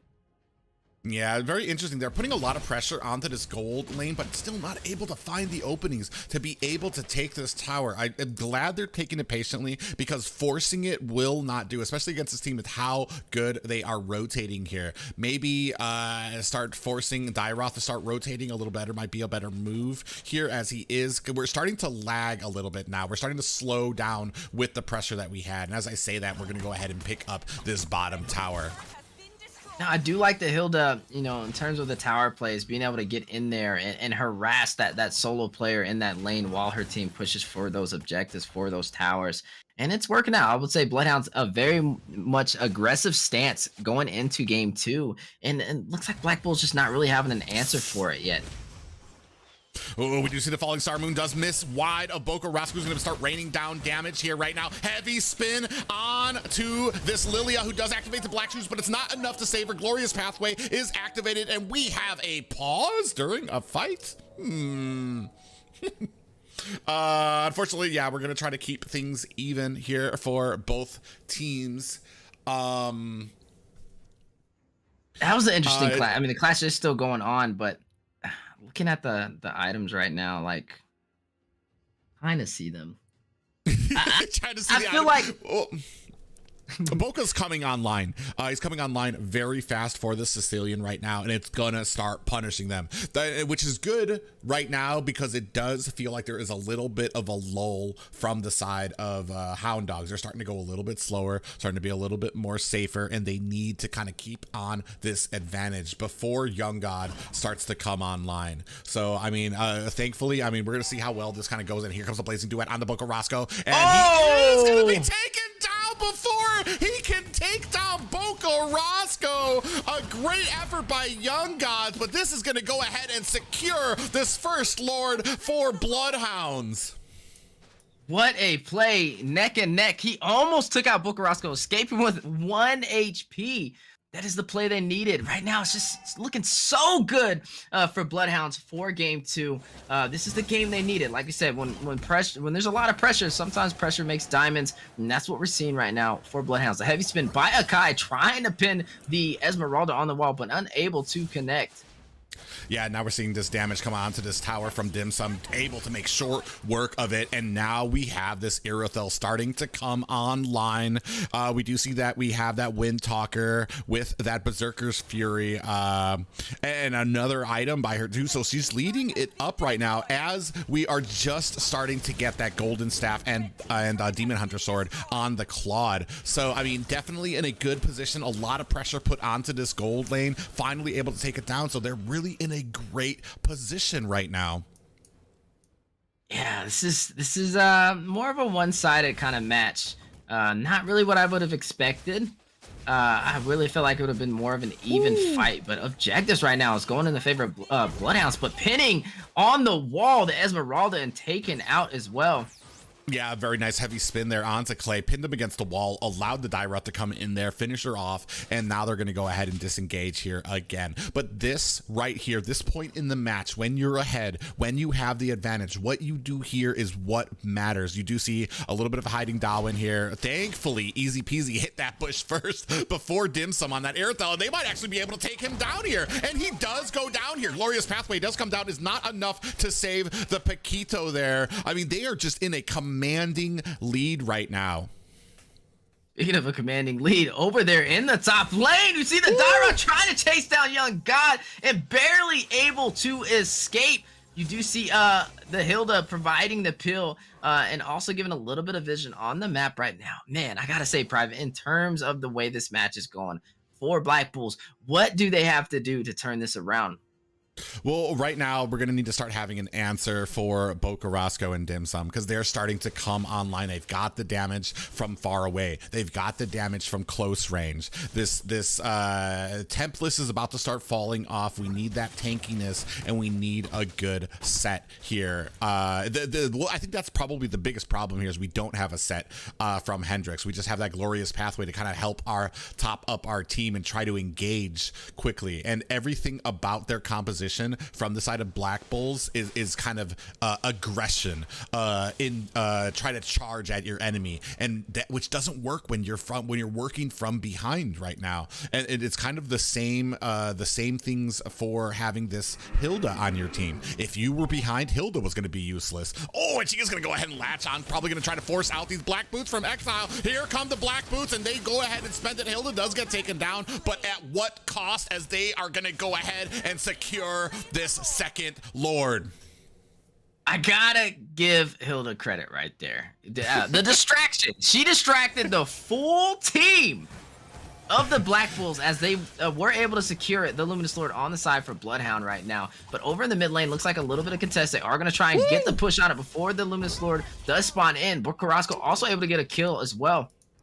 Boca Roscoe is chunking right now. 4 hits is all it took, and we're trying to put on the damage onto Young. We do see that Bats Feast has been activated down at mid right now. Esmeralda trying to get away here, trying to fight off this combination of Akai and Dyrot. We do see the Falling Star Moon. It is not enough and does get taken down here. We have minions with a wipeout at mid lane right now as they are putting the boots to this next tower. The inhibitor tower is down. This is going to be all she wrote for the core. Game 2 going over to the Bloodhounds, and this is going to a game 3.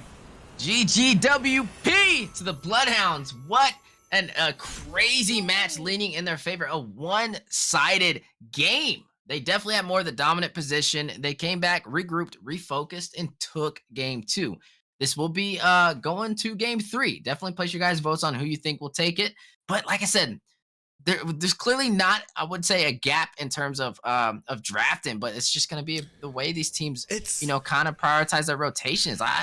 It's just a really good game Honestly, from both sides. I feel like I feel like the draft, honestly, is in the important part here. You had this Esmeralda pick into a Dyroth. I don't know if that was because we felt really confident after that first game, but I felt like that was a huge mistake. And then you're gonna ban out Boca Roscoe on that Lilia, which kind of because like that was the first thing I thought when I saw that Lilia get picked up. I'm like, okay, so now he's gonna choose Sicilian. Like, do you know what you've done? It's very interesting, but I mean, they yeah, and there goes Goes the Tyra ban immediately there.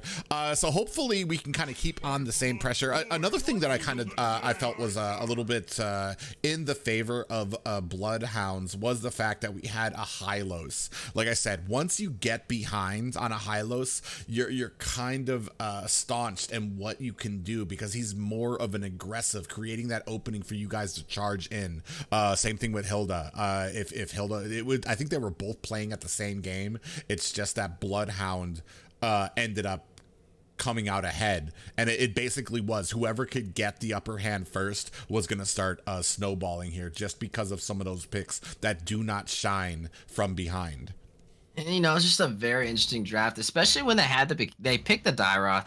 You had the Paquito to answer with it, and then they wanted to go Esmeralda as well. They could have by far ran the Paquito on the XP lane, and that way you didn't have to worry too much about the slight advantage to be, because with Esmeralda you have to, like you said, you have to have the advantage in order for her to work against that Dairoth. But early in the beginning of that game, the Bloodhounds just snowballed in objectives and and was able to get the farm that Esmeralda that Dairoth really needed, and he just already being a counter to Esme, but then with the advantage of the team being ahead in objectives, there's nothing Esme really could do. Yeah, and we do see these bans starting to come out here. Akai and definitely not liking that Akai and Dairoth there. So those get taken off the board here. Kind of very similar to the first draft that we saw in the first match of this series. So definitely want to see if maybe Bloodhounds have something different in mind to kind of answer this, because like I said, the first game, it's so interesting. Like I said, that's why I say like this comes down to the draft, is because both these teams basically dominated each other in different games. Like it wasn't one team dominated and the other one came really close. No, it was like one team dominated and then the other team dominated, which is really kind of unheard of, which kind of like does point down to the draft here, and gonna go ahead and pick back up that Grok. Wow, as the first pick though, you're leaving up that Claude. Yeah. It's a little risky. I don't know if that's really the best option as a first pick, but that is going to leave the Claude open. Julian is open as well. I mean, I would take Claude and Julian here, but looks like they are going to lock in that Sicilian, especially paired up against that Grok. The later the game goes, especially against the beefier compositions, it's proven to work. Esmeralda has been picked up nice and early to combo with the Sicilian, and then an answer on the side for Black Bulls. Do we see the Claude being locked in from Young God? Yeah, he's gonna go ahead and pick that up. I mean, had a kind of a bad game last game, just because of the immense amount of pressure that was put onto his lane. Like, and you know what, Black Bulls did a great job of defending it. It's just that it was basically like a snake, a constrictor around that lane. They so much pressure, tightening and tightening and tightening until eventually they had to back up. They had to back up off of it because all the pressure that was being put onto it. But that comes because the XP lane was being won by Dairoth. They didn't have to worry about going up there. They didn't have to worry about the rotations because they had Hilda that was constantly checking bushes, constantly putting pressure onto them. So we're gonna see if they can put and mount that same type of pressure somehow onto this gold lane to kind of keep Young Gods down. Now we do see the Uranus being picked up to match against the Esmeralda in the XP lane. A very solid pick. I don't know. I kind of feel like if I was Bloodhounds, knowing I'm going against the Grok, I don't know. I feel like it works either way with the Esme or the Uranus on either side. So Irito has been locked in to match against Young God on the Claude in the gold lane. Yeah, it's going to be really interesting to see how this goes. I know she does do enough damage. She was seen as a counter for Wanwan. I'm actually quite questionable about how she does against Claude on its own. I mean, we saw last game, like I said, because of the pressure, Claude being pushed back. I'm not sure how they do alone in their lanes there, though. And we are going to go ahead. Interestingly enough, we take out Lunux there, kind of to offset possibly being able to shred down this Esmeralda, maybe looking for like a tankier jungler here as well. But it's going to be interesting. Right now, it looks pretty even as far as the matchups are concerned. Esmeralda, Uranus, both of these Titans going to be sitting there slapping each other in lanes forever. Claude and Irithel both kind of not having the best early game to be able to push their lanes right now. It's just going to be lined up to see who we go for our mage on the side of Black Bulls and who we go for like a roam on the side of Bloodhounds. I like the mindset of Black Bulls right now. Banning out the Barats, taking out that Paquito. Those would have been some really solid answers against their lineup. And then you do see Darwin picking up the Karina. You could either be Karina tank or damage, but the way this is going to be a Karina full damage. But over in the mid lane, Exile with options on who he wants to choose for that mid lane. They have the late game Claude. They can go for an earlier game Mace. They can go for a Farza. You know, it's proven to work. Lunox has been taken out, so they won't be able to use that burst. So I feel like Farza is a pretty safe pick here for the side of Black Bulls. It can be. It's really going to depend on how well that this Esmeralda can dive in with that falling star moon once the feathered airstrike comes down. Is she going to be ready? Are we going to be baiting out that ability? Because I'm telling you right now, because Irithel and Bruno kind of suffer from the same type of stats where they have to be pretty close to be able to do damage. And a Farja is the perfect counter for that, to be able to keep them zoned out, keep them away from where they can't be doing that much damage. We do have a Masha here too as well, and this is going to come down to her. I mean, we've seen how it was with the Hilda, but with Masha, you're going to have to find those angles to be able, and it's going to make Farja kind of a sitting duck, because Masha's going to be able to run in there, going to be able to put on the damage, and potentially take down a standing target. Yeah, I don't think it'll, Masha will have too hard of a time. Just got to make sure she's prioritizing who she needs to go in on, especially with that Farza in the feathered airstrike. She's very vulnerable, especially when Masha's on the field. So we are going into game 3. Game 1, we did see Black Bulls take the win. And then moving on to game 2, Bloodhounds with the swift finish, one-sided kind of match. So now on to game 3. This will be the last game of the day. The team that wins this will progress on to top 16 teams for North America. Yeah, and it's going to be a great top 16 already, I can tell, and it's going to be great for both these teams. Our most competitive match and series of the night by far right now, and we do see harassment already down at the purple buff here. This is what we wanted to see from Masha, going in on the Karina. Nobody to help. Will Masha be able to get the kill? Unable to get it. Karina also able to get the buff, but at what cost? She was forced to use the retribution nice and early. It might have been what they kind of wanted. I don't see really too much of an invasion from the side of Bloodhound right now to kind of answer on that early retribution though. But yeah, this Masha may be a problem if not heavily contested. Yeah, I mean, they're not able to really kind of invade and answer and make something of that early aggression. We do see easy peasy putting on the damage onto Hendrix here, but like, I mean, and that's the things that you really need to pay attention to. What are you making of this? You got the retribution cost out there. Darwin's going to come in here, and we do have Masha down to 1 more bar, but immense amount of pressure being put onto this bottom lane as well. Yeah, it looks like a little bit of a possible zonage, but they weren't able to really cut the lane to benefit from that pressure on the bottom side. Like we said, there's a lot on the line for these two teams. If we're looking at the top side, we do see the Irithel paired up against the Claude. It's very interesting in these drafts. Again, Julian walked for the 3rd time. And over on the top side, we do see the heavy class 3-stack on Dim Sum, and they are able to take that marksman out nice and early for the side of Black Bulls. Yeah, and that's kind of like a little vision of things to come right now. This is going to be an assassin Karina. We can see it by the emblem and the build starting to come out here right now. We do have a clash here at the turtle. Easy peasy able to take the turtle as well without really much of contest and not really too much of a loss either. Neither side took a death in that clash for that turtle, but it did go to the favor of Black Bulls. Yeah, we're starting to invade again here. Darwin being taken dangerously low. Still 2 health bars left on this Masha. And we do have the... The Retribution coming down, and the Feathered Airstrike. Masha in a little bit of trouble, is going to be able to get out of dodge with the, like, a little bit of health left on that health bar.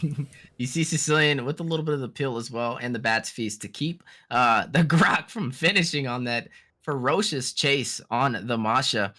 Now, it's going to be an interesting game. Like I said, this is Karina, full damage. She is going to go the magic damage build. We do see the Masha getting the farm, and it's going to possibly start trying to invade the jungle of the assassin. You know, having that beefier jungler, you know, comes in handy here, using the Retribution to steal the farm as well.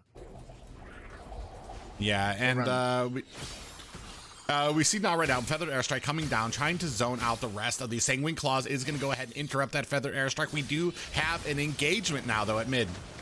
Bat's Feast over there by Boca Roscoe right now. They are going to try and secure the kill over there on Hendrix, too far in the mid lane, and Masha able to secure the kill, forcing Exile TC on the retreat to clear the lane. What a play, a 1-for-1 right now for both sides. Pretty even, but I will say, like, the later this game goes, man, it's still interesting because we're seeing, again, the Claude paired up against, you know, the Sicilian on Boca Roscoe, but in the late game, we just seen the heavy presence of what Bloodhounds was able to do, especially with that mid lane late game mage. Farza with the Feathered Airstrike for the clearage in the lane and the pushback of Bloodhounds.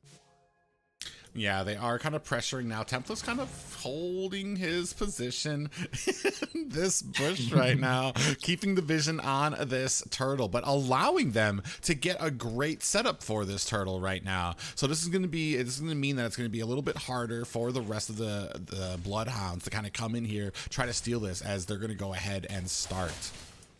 Now you do see the zonage over there on the Thomas right now from the Uranus, trying to keep him back as Darwin is going in for that turtle. We do see the heavy clash on the turtle right now. Darwin able to secure the Retribution, and easy peasy taking out Grok. Grok has fallen, and the turtle does go to the side of the Black Bulls.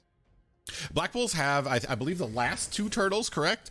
But still Yes. not holding. Oh, a no, gold one lead. for one. One for one. 1 for 1. So then, I mean, still on the side, the Bloodhounds still kind of maintaining this gold lead right now, not really kind of falling out. But as we move later and later, going to start seeing Boca Roscoe and Dim Sum start coming online. However, it's going to be answered by this Farja as well as Young Gods. And then once you come in later with an assassin, Karina, you're going to have problems protecting those people against the one-shot possibilities. What a good cut by the Uranus to stop the minions from pushing in. Karina for the zoners as well. Will they be able to take out the tower in time before Esmeralda Templars can clear the minions? They are going to go for the clearance, and will they be able to take this tower? They are able to take tower, but over on the top side, we do see a possible clash trying to answer for the turret that they have lost. We see Boca Roscoe going in, trying to get some damage over there on the Grok, but they are able to defend that tower from being pushed in from the 3-stack of the Bloodhounds. Over in the buff, though, you do see Thomas able to secure the blue buff from the Karina, but at what cost? Yeah, over at the top, we do see the Blazing Duet has activated their Dim Sum, is trying to put on the pressure, is very low, might not know that Darwin is coming up from the side, and gets taken out. Wow, and a double kill there for Darwin. What a good cut and a good read on the jungle for the side of Black Bulls right now. Able to take those 2 kills and leaving the marksman in that lane to possibly get a push and able to take that first tower. You do see a push in the mid side as well, taking advantage of having only 3 members on the battlefield. Exile able to take the mid tower. Yeah, and right now, unfortunately, Easy Peasy is hiding in the bush, but not really in a position to do anything, even if he does catch somebody. You see him coming there, latching on, is going to go ahead and activate that Carteret Inferno, and we are trying to chase away the rest of Black Bulls right now, as we are starting to put on the pressure onto this turtle. Now, you did see Clay try and push off Boca Roscoe, but just allowed the Masha and the Thomas to go in for that turtle, and that does go to Bloodhounds for the turtle play. Yeah, so started still keeping up the gold, like I said, and now pressure mounting up at this top tower. Irithel Dim Sum able to put more pressure on, but Young God's here to clean it up. So they're still keeping it up. And as we start moving into this late game, as we start getting our items, Sicilian already has that lightning truncheon, already has his first item as well. So he's going to start chunking down as well. We do have Young Gods is going to go ahead and use that battle mirror image to get away from this gank, but into the back line, still met with some resistance. You do see the feather airstrike going down for some possible zonage. Minions are currently still pushing on the top side, but the clash is going down. Batchfeet has been crocked by Bocarasco for the zonage. They are going to try and cut this lane and push in the tower on the top side. Look at like Karina in a little bit of a tangle. Looks like she is trying to go for that blue buff, trying to take some of the jungle from Easy Peasy, but you see Esmeralda going in with the Falling Star Moon. Templess able to take out Clay, and Darwin able to escape, but the blue buff does go to Templess. This is the even game we were looking for. It's very lot of back and forth, very even in gold in terms of kills right now, in terms of advantage. Oh, but Young God's putting on the pressure right now, is answering with that, with trying to get those stacks right now, and wisely disengaging is Easy Peasy before he can get enough stacks for that Blazing Duet to really shred him down. And I think, like we said, this is going to be a battle of the late game. They have the late game. Oh my goodness, Templess going in with the Falling Star Moon. They take the tower and also take out Young God. What a play over there for the side of Bloodhounds right now. A very even game, but a beautiful match to see. Yeah, a very nice angle there by Templess to find that, be able to take down that Claude and help secure that first tower. And then here we do have Dim Sum and a major engagement here for V2. Ooh, looks like they are going to chase down Clay, forced on the retreat. You do see Hendrix getting peeled off by Templess, and Masha able to secure the kill over there on the Farza, and Darwin going in, trying to get the kill on Dim Sum, too far behind enemy lines. It's not Tank Karina, this is Assassin Karina, and she has fallen. The jungler is down for the side of Black Bulls, and the Lord does go in favor of Bloodhounds. What a great engagement there. As soon as Karina came in from the rear, we had Irithel activating that Nas. Hendrix Laval might be in a little bit of trouble. Is going to get himself to safety right now, but right now, Easy Peasy, Bocarasco, the rest of Bloodhounds moving in right now. The damage. Oh no, here comes a Blazing Duet. Oh my goodness, able to connect and take out Bocarasco. You do see Esmeralda going in with the Falling Starman, trying to give some pill, but not enough. Forced on the retreat. What a clash from both sides, but the mid tower has fallen for the side of Black Bulls. You do see Karina trying to go in, trying to get the kill over there on Templess. Just a little too much sustainability on the Esmeralda for her to deal with, and forced on the retreat. You do see Lord on the bottom side pushing in, trying to go for that inner turret for the bottom lane. Do we see a possible clash taking place on the bottom side? Will they contest this, Lord? Looks like Exile is going to go for the clear, but Templess trying to go in, trying to give some vision, trying to make a possible play, and Lord has been cleared with the tower still standing over there on the bottom lane. Yeah, and both of these basically have the same game plan. You need to be able to take down that mage, take down the Farza, or take down the Sicilian. That needs to set the tone here. Young God's in a little bit of trouble. He's going to use that battle mirror image to get away, but does not save the tower. Man, this game is neck and neck. A low kill game, heavy priority on objectives. So you see Masha going in on a 3-stack. Not the bush you want to run in, but giving the vision for her team without much of a penalty. So like, this is going to come down to the clashes. Once there's no towers in play, it's really going to come down to prioritizing and not playing, too far solo. Like, they got to play as a team and win these clashes together. Well, right now these team clashes are starting to go into the side of Bloodhound. We do see a feathered airstrike coming down, as well as a falling star moon to try to fend it off. It is not going to be enough to try to zone out this team, but it does make short work of those minions. Yeah, able to clear that mid lane just in time to not allow the clearage from the Bloodhounds. That Farza keeping them, at bay when needed with that feathered airstrike. You do see Clay with a little bit of zone. It just looks like a little bit more of an aggressive style now from Bloodhounds, but the wall has gone down. Grok blocking in the Masha. Will she be able to get out in time? You do see Easy Peasy there. You see feathered airstrike going down as well, but they are able to get out of the AoE damage, and wild charge going down and connecting. Darwin able to take out the Masha. You see the bat speeds from Bocarasco right now for a little bit of the pill and forcing the full team of Black Bulls on the retreat, but they were able to secure a kill out of that trade. Yeah, almost bit off a little more than they could chew when they trapped that Masha, began raining down damage, and then they were too far in by the time that they noticed, oh yeah, this is a tank, and they've used so many abilities that fight almost turned against them. But now they don't have a Masha as this Lord is coming up, being zoned out by this feathered airstrike. Yeah, Lord has been reset. You do see the full 5-man stack from the side of Black Bulls right now, and the full 5-man stack from the side of Bloodhound. But you see Darwin able to take out Tipless a little too far behind enemy lines on the Lord play. They will be down a member for the side of Bloodhounds. You do see Uranus forced on the retreat, trying to get his stacks, trying to get that HP back, and going right back in for the peel.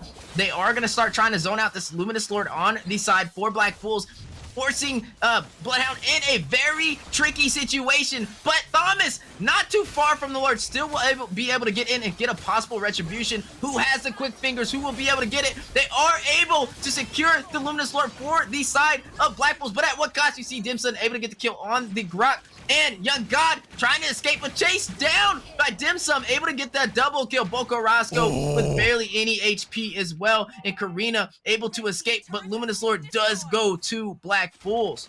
Was it worth it? You took 3 deaths for that Luminous Lord. Yeah, they're gonna have to answer it, but you've just fed some members, and maybe the next fight might not be so easy. What I do like from Black Bulls there was Clay going in deep on that Bocarasco, making sure that he had to be zoned out, couldn't rain on that damage. Unfortunately, went a little too deep. They did take him down quick enough to come back, but it did secure the Lord for them. Unfortunately, there should have been a call there. As soon as the Lord went down, you should have been like, all right, guys, disengage, go back. They didn't do it in time and suffered 2 more deaths after the Lord, which means that you basically have wasted it and you've kind of fed that to your opponents. A very close game from both sides, but I feel like we're gonna, we're closing on to an ending for either side, just depending on who's able to secure the kills and win in these 5v5 clashes. It's gonna come down to prioritizing, who you need to in the battle. Like you said, Clay able to chase down the mage, able to zone the Bocarasco, as he is gonna try and go in and rain damage on the full team. So it's gonna, this is really what it's gonna come down to. Feather Airstrike being used to try and kill the Esmeralda, but was it too early? Was it a little bit of a waste in the mid lane? Easy peasy.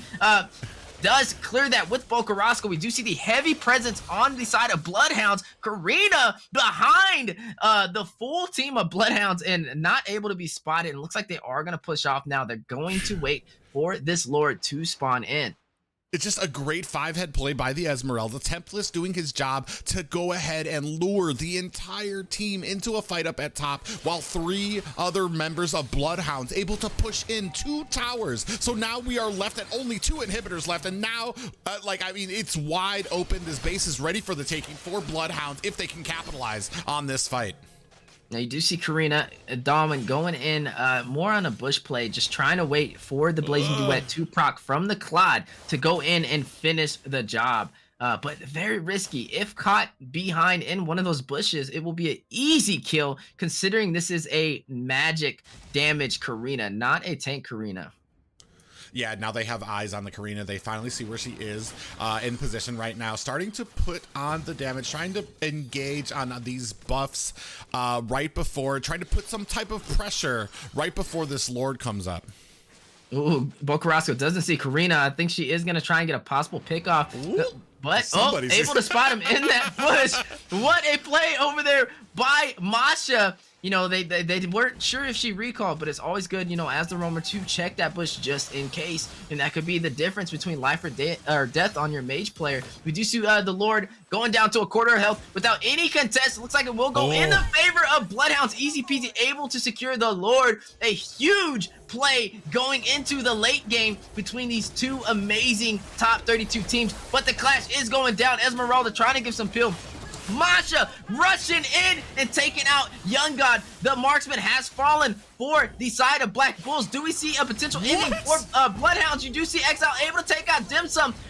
Both marksmen have fallen for both sides. Who will win this clash? Farza going back for some HP. You do see Esmeralda Tempest trying to give some pill, trying to take out the Uranus, able to escape. Feather Airstrike going down by the Farza for the zone, is clearing the minions. What a play. Thomas trying to give some damage to that tower. We do have Enhanced Lord pushing in the mid lane, though. Will the Black Bulls be able to contest? Masha able to take out Clay, getting a little too far with minions pushing in. Oh, no, and the no base. contest. Exile trying to get away from Masha and unable to escape with a wipeout for the side of Black Bulls. And that will be Bloodhounds continuing on to top 16. Bro, what an engagement by them. Great plays by both teams there, especially that end game there. Irithel trying to lure away the Karina. Karina using that Winter Truncheon to go ahead and take the kill on onto that Irithel, and then getting cleaned up by Boca Roscoe. A great game here by both teams. That was so even until they started mounting that offense there. Let's take a look at these stats.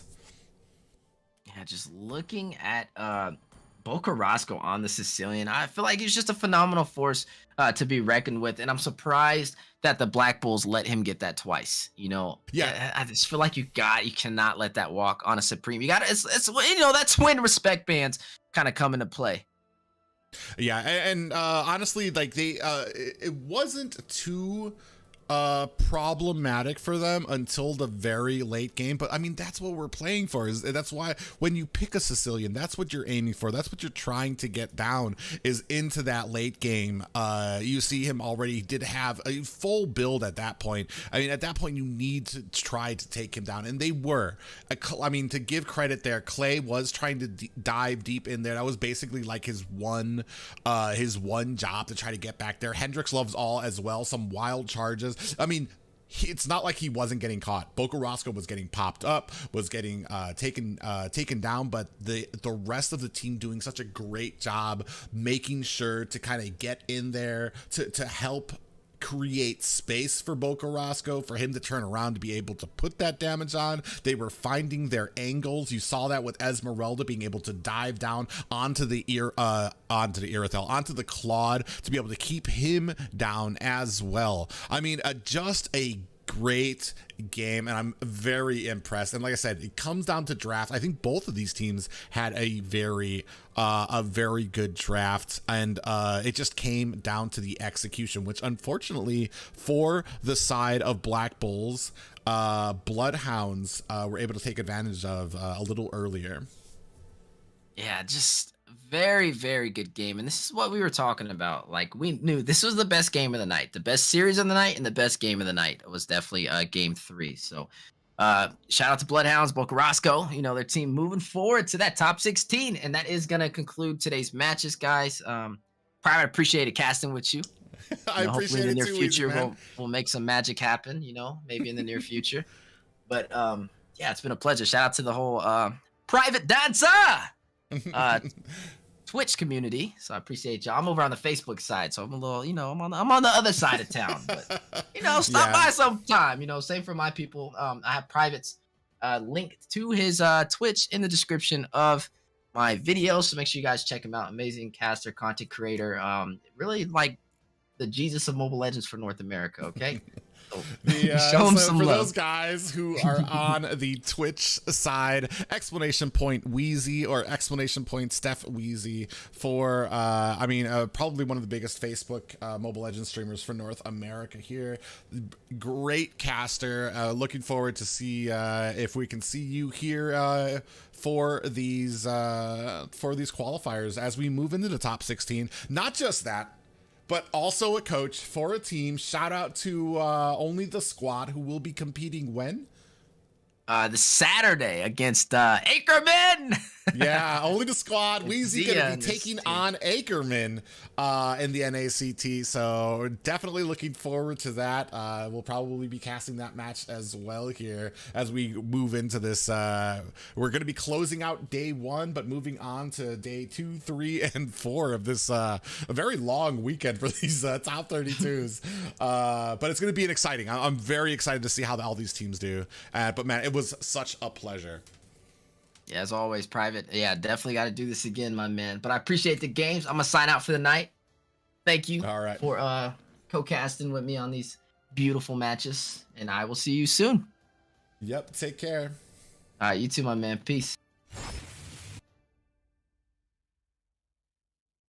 Hey guys, if you are just tuning in, thank you so much for joining me for this amazing journey. If you guys are interested, like I said, that was Weezy. Please, if you guys have a Facebook account, if you still use that, I mean, it's huge for a lot of content creators. Weezy, one of the biggest ones over there on Facebook.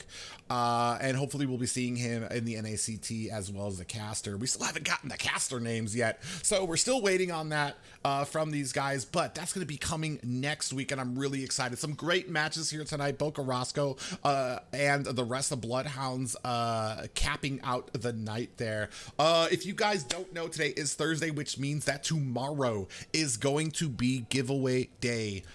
So we are still going to be doing giveaways. It's going to be at the end of the night as well. And so please stay tuned for that. And we're going to be back to our normal schedule. But like I said, this week we didn't have a stream yesterday because it's going to be today, tomorrow, Saturday, Sunday. We're going to be bringing you all the matches from the NACT that you wouldn't usually see, making our way from the top 32, twiddling it down to about 16 teams. Not about exactly 16 teams. And I am really excited about that as well. Thank you guys so much for joining us. Thank you to my mods, for some of those people that we don't always see so much. Like I said, yeah, check out Weezy there. Super entertaining dude. Like it's great dude as well. And it is very great to be able to do some kind of collabs like that with some of these content creators that Moontoon's kind of been allowing us with a lot of these matches and stuff like that. It was a ball, and it was so much fun. The conversation here for MLB conference so boring, so I went home. What? Can you watch the Gosu and the Valley scrim soon? Well, what I would like to do is because Gosu, let me see. All right, so let me give you guys a breakdown before I sign out for the night. Let me give you a breakdown in case you are wondering what teams are playing and when. Let me get the schedule for you. So tonight, wait.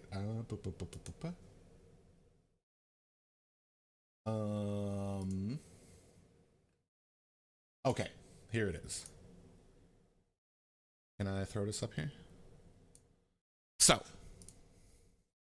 boop, boop, boop. Tonight we saw Time Gap taking on Halfwits. Time Gap was the winner of that. Vendetta won over Team Yam. Thank you so much for the follow, Debu. Yorkies, we saw, suffered a loss to Vendrix Pro, and Bloodhounds capping out our night, going ahead against Black Bulls. Day 2 is going to see the Simpsons taking on Akatsuki. We're going to see Incognito taking on Shadow 9. Team Nilo taking on Shishibukai. Did I say that right? Shichibukai. Maybe that's right. And then Saturday, that's going to be the long night from 6:30 to about 11. This is all Eastern Standard Time as well. You're going to see Keshi taking on Beat the Odds. Gosu going to be playing on Saturday, taking on Break the Cade. Ackerman going to be taking on Only the Squad featuring Weezy, who we were just talking with. His squad is here. He's going to be taking on Ackerman. Wishing him a lot of luck against Ackerman. He's going to need it. Team Sexy is going to be playing against I Do the Eat. Legacy taking on Antique Familia.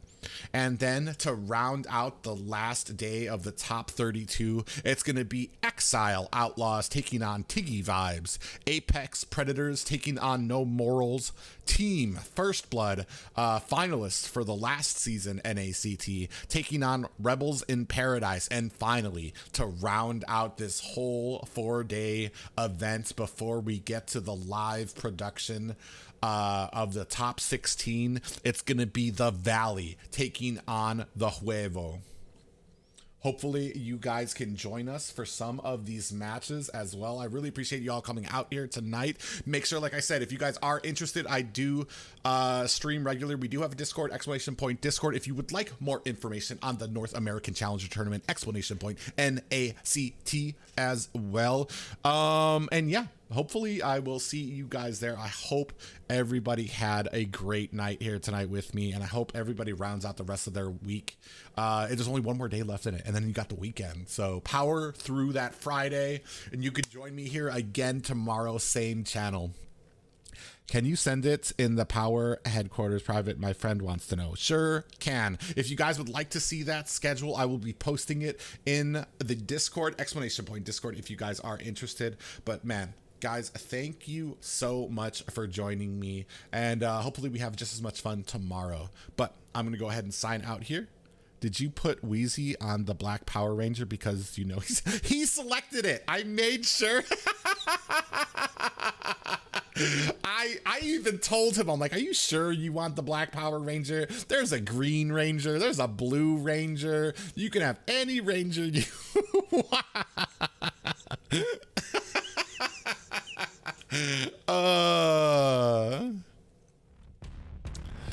Oh God, guys, I will check you out later. Take care, Exia. Take care, Alpha Princess. I think May was still in here lurking as well. Alpha, did I already say Alpha? I think I already did. But guys, thank you so much for sticking with me. I'm gonna go ahead and sign off. Everybody have a great night. Cheers.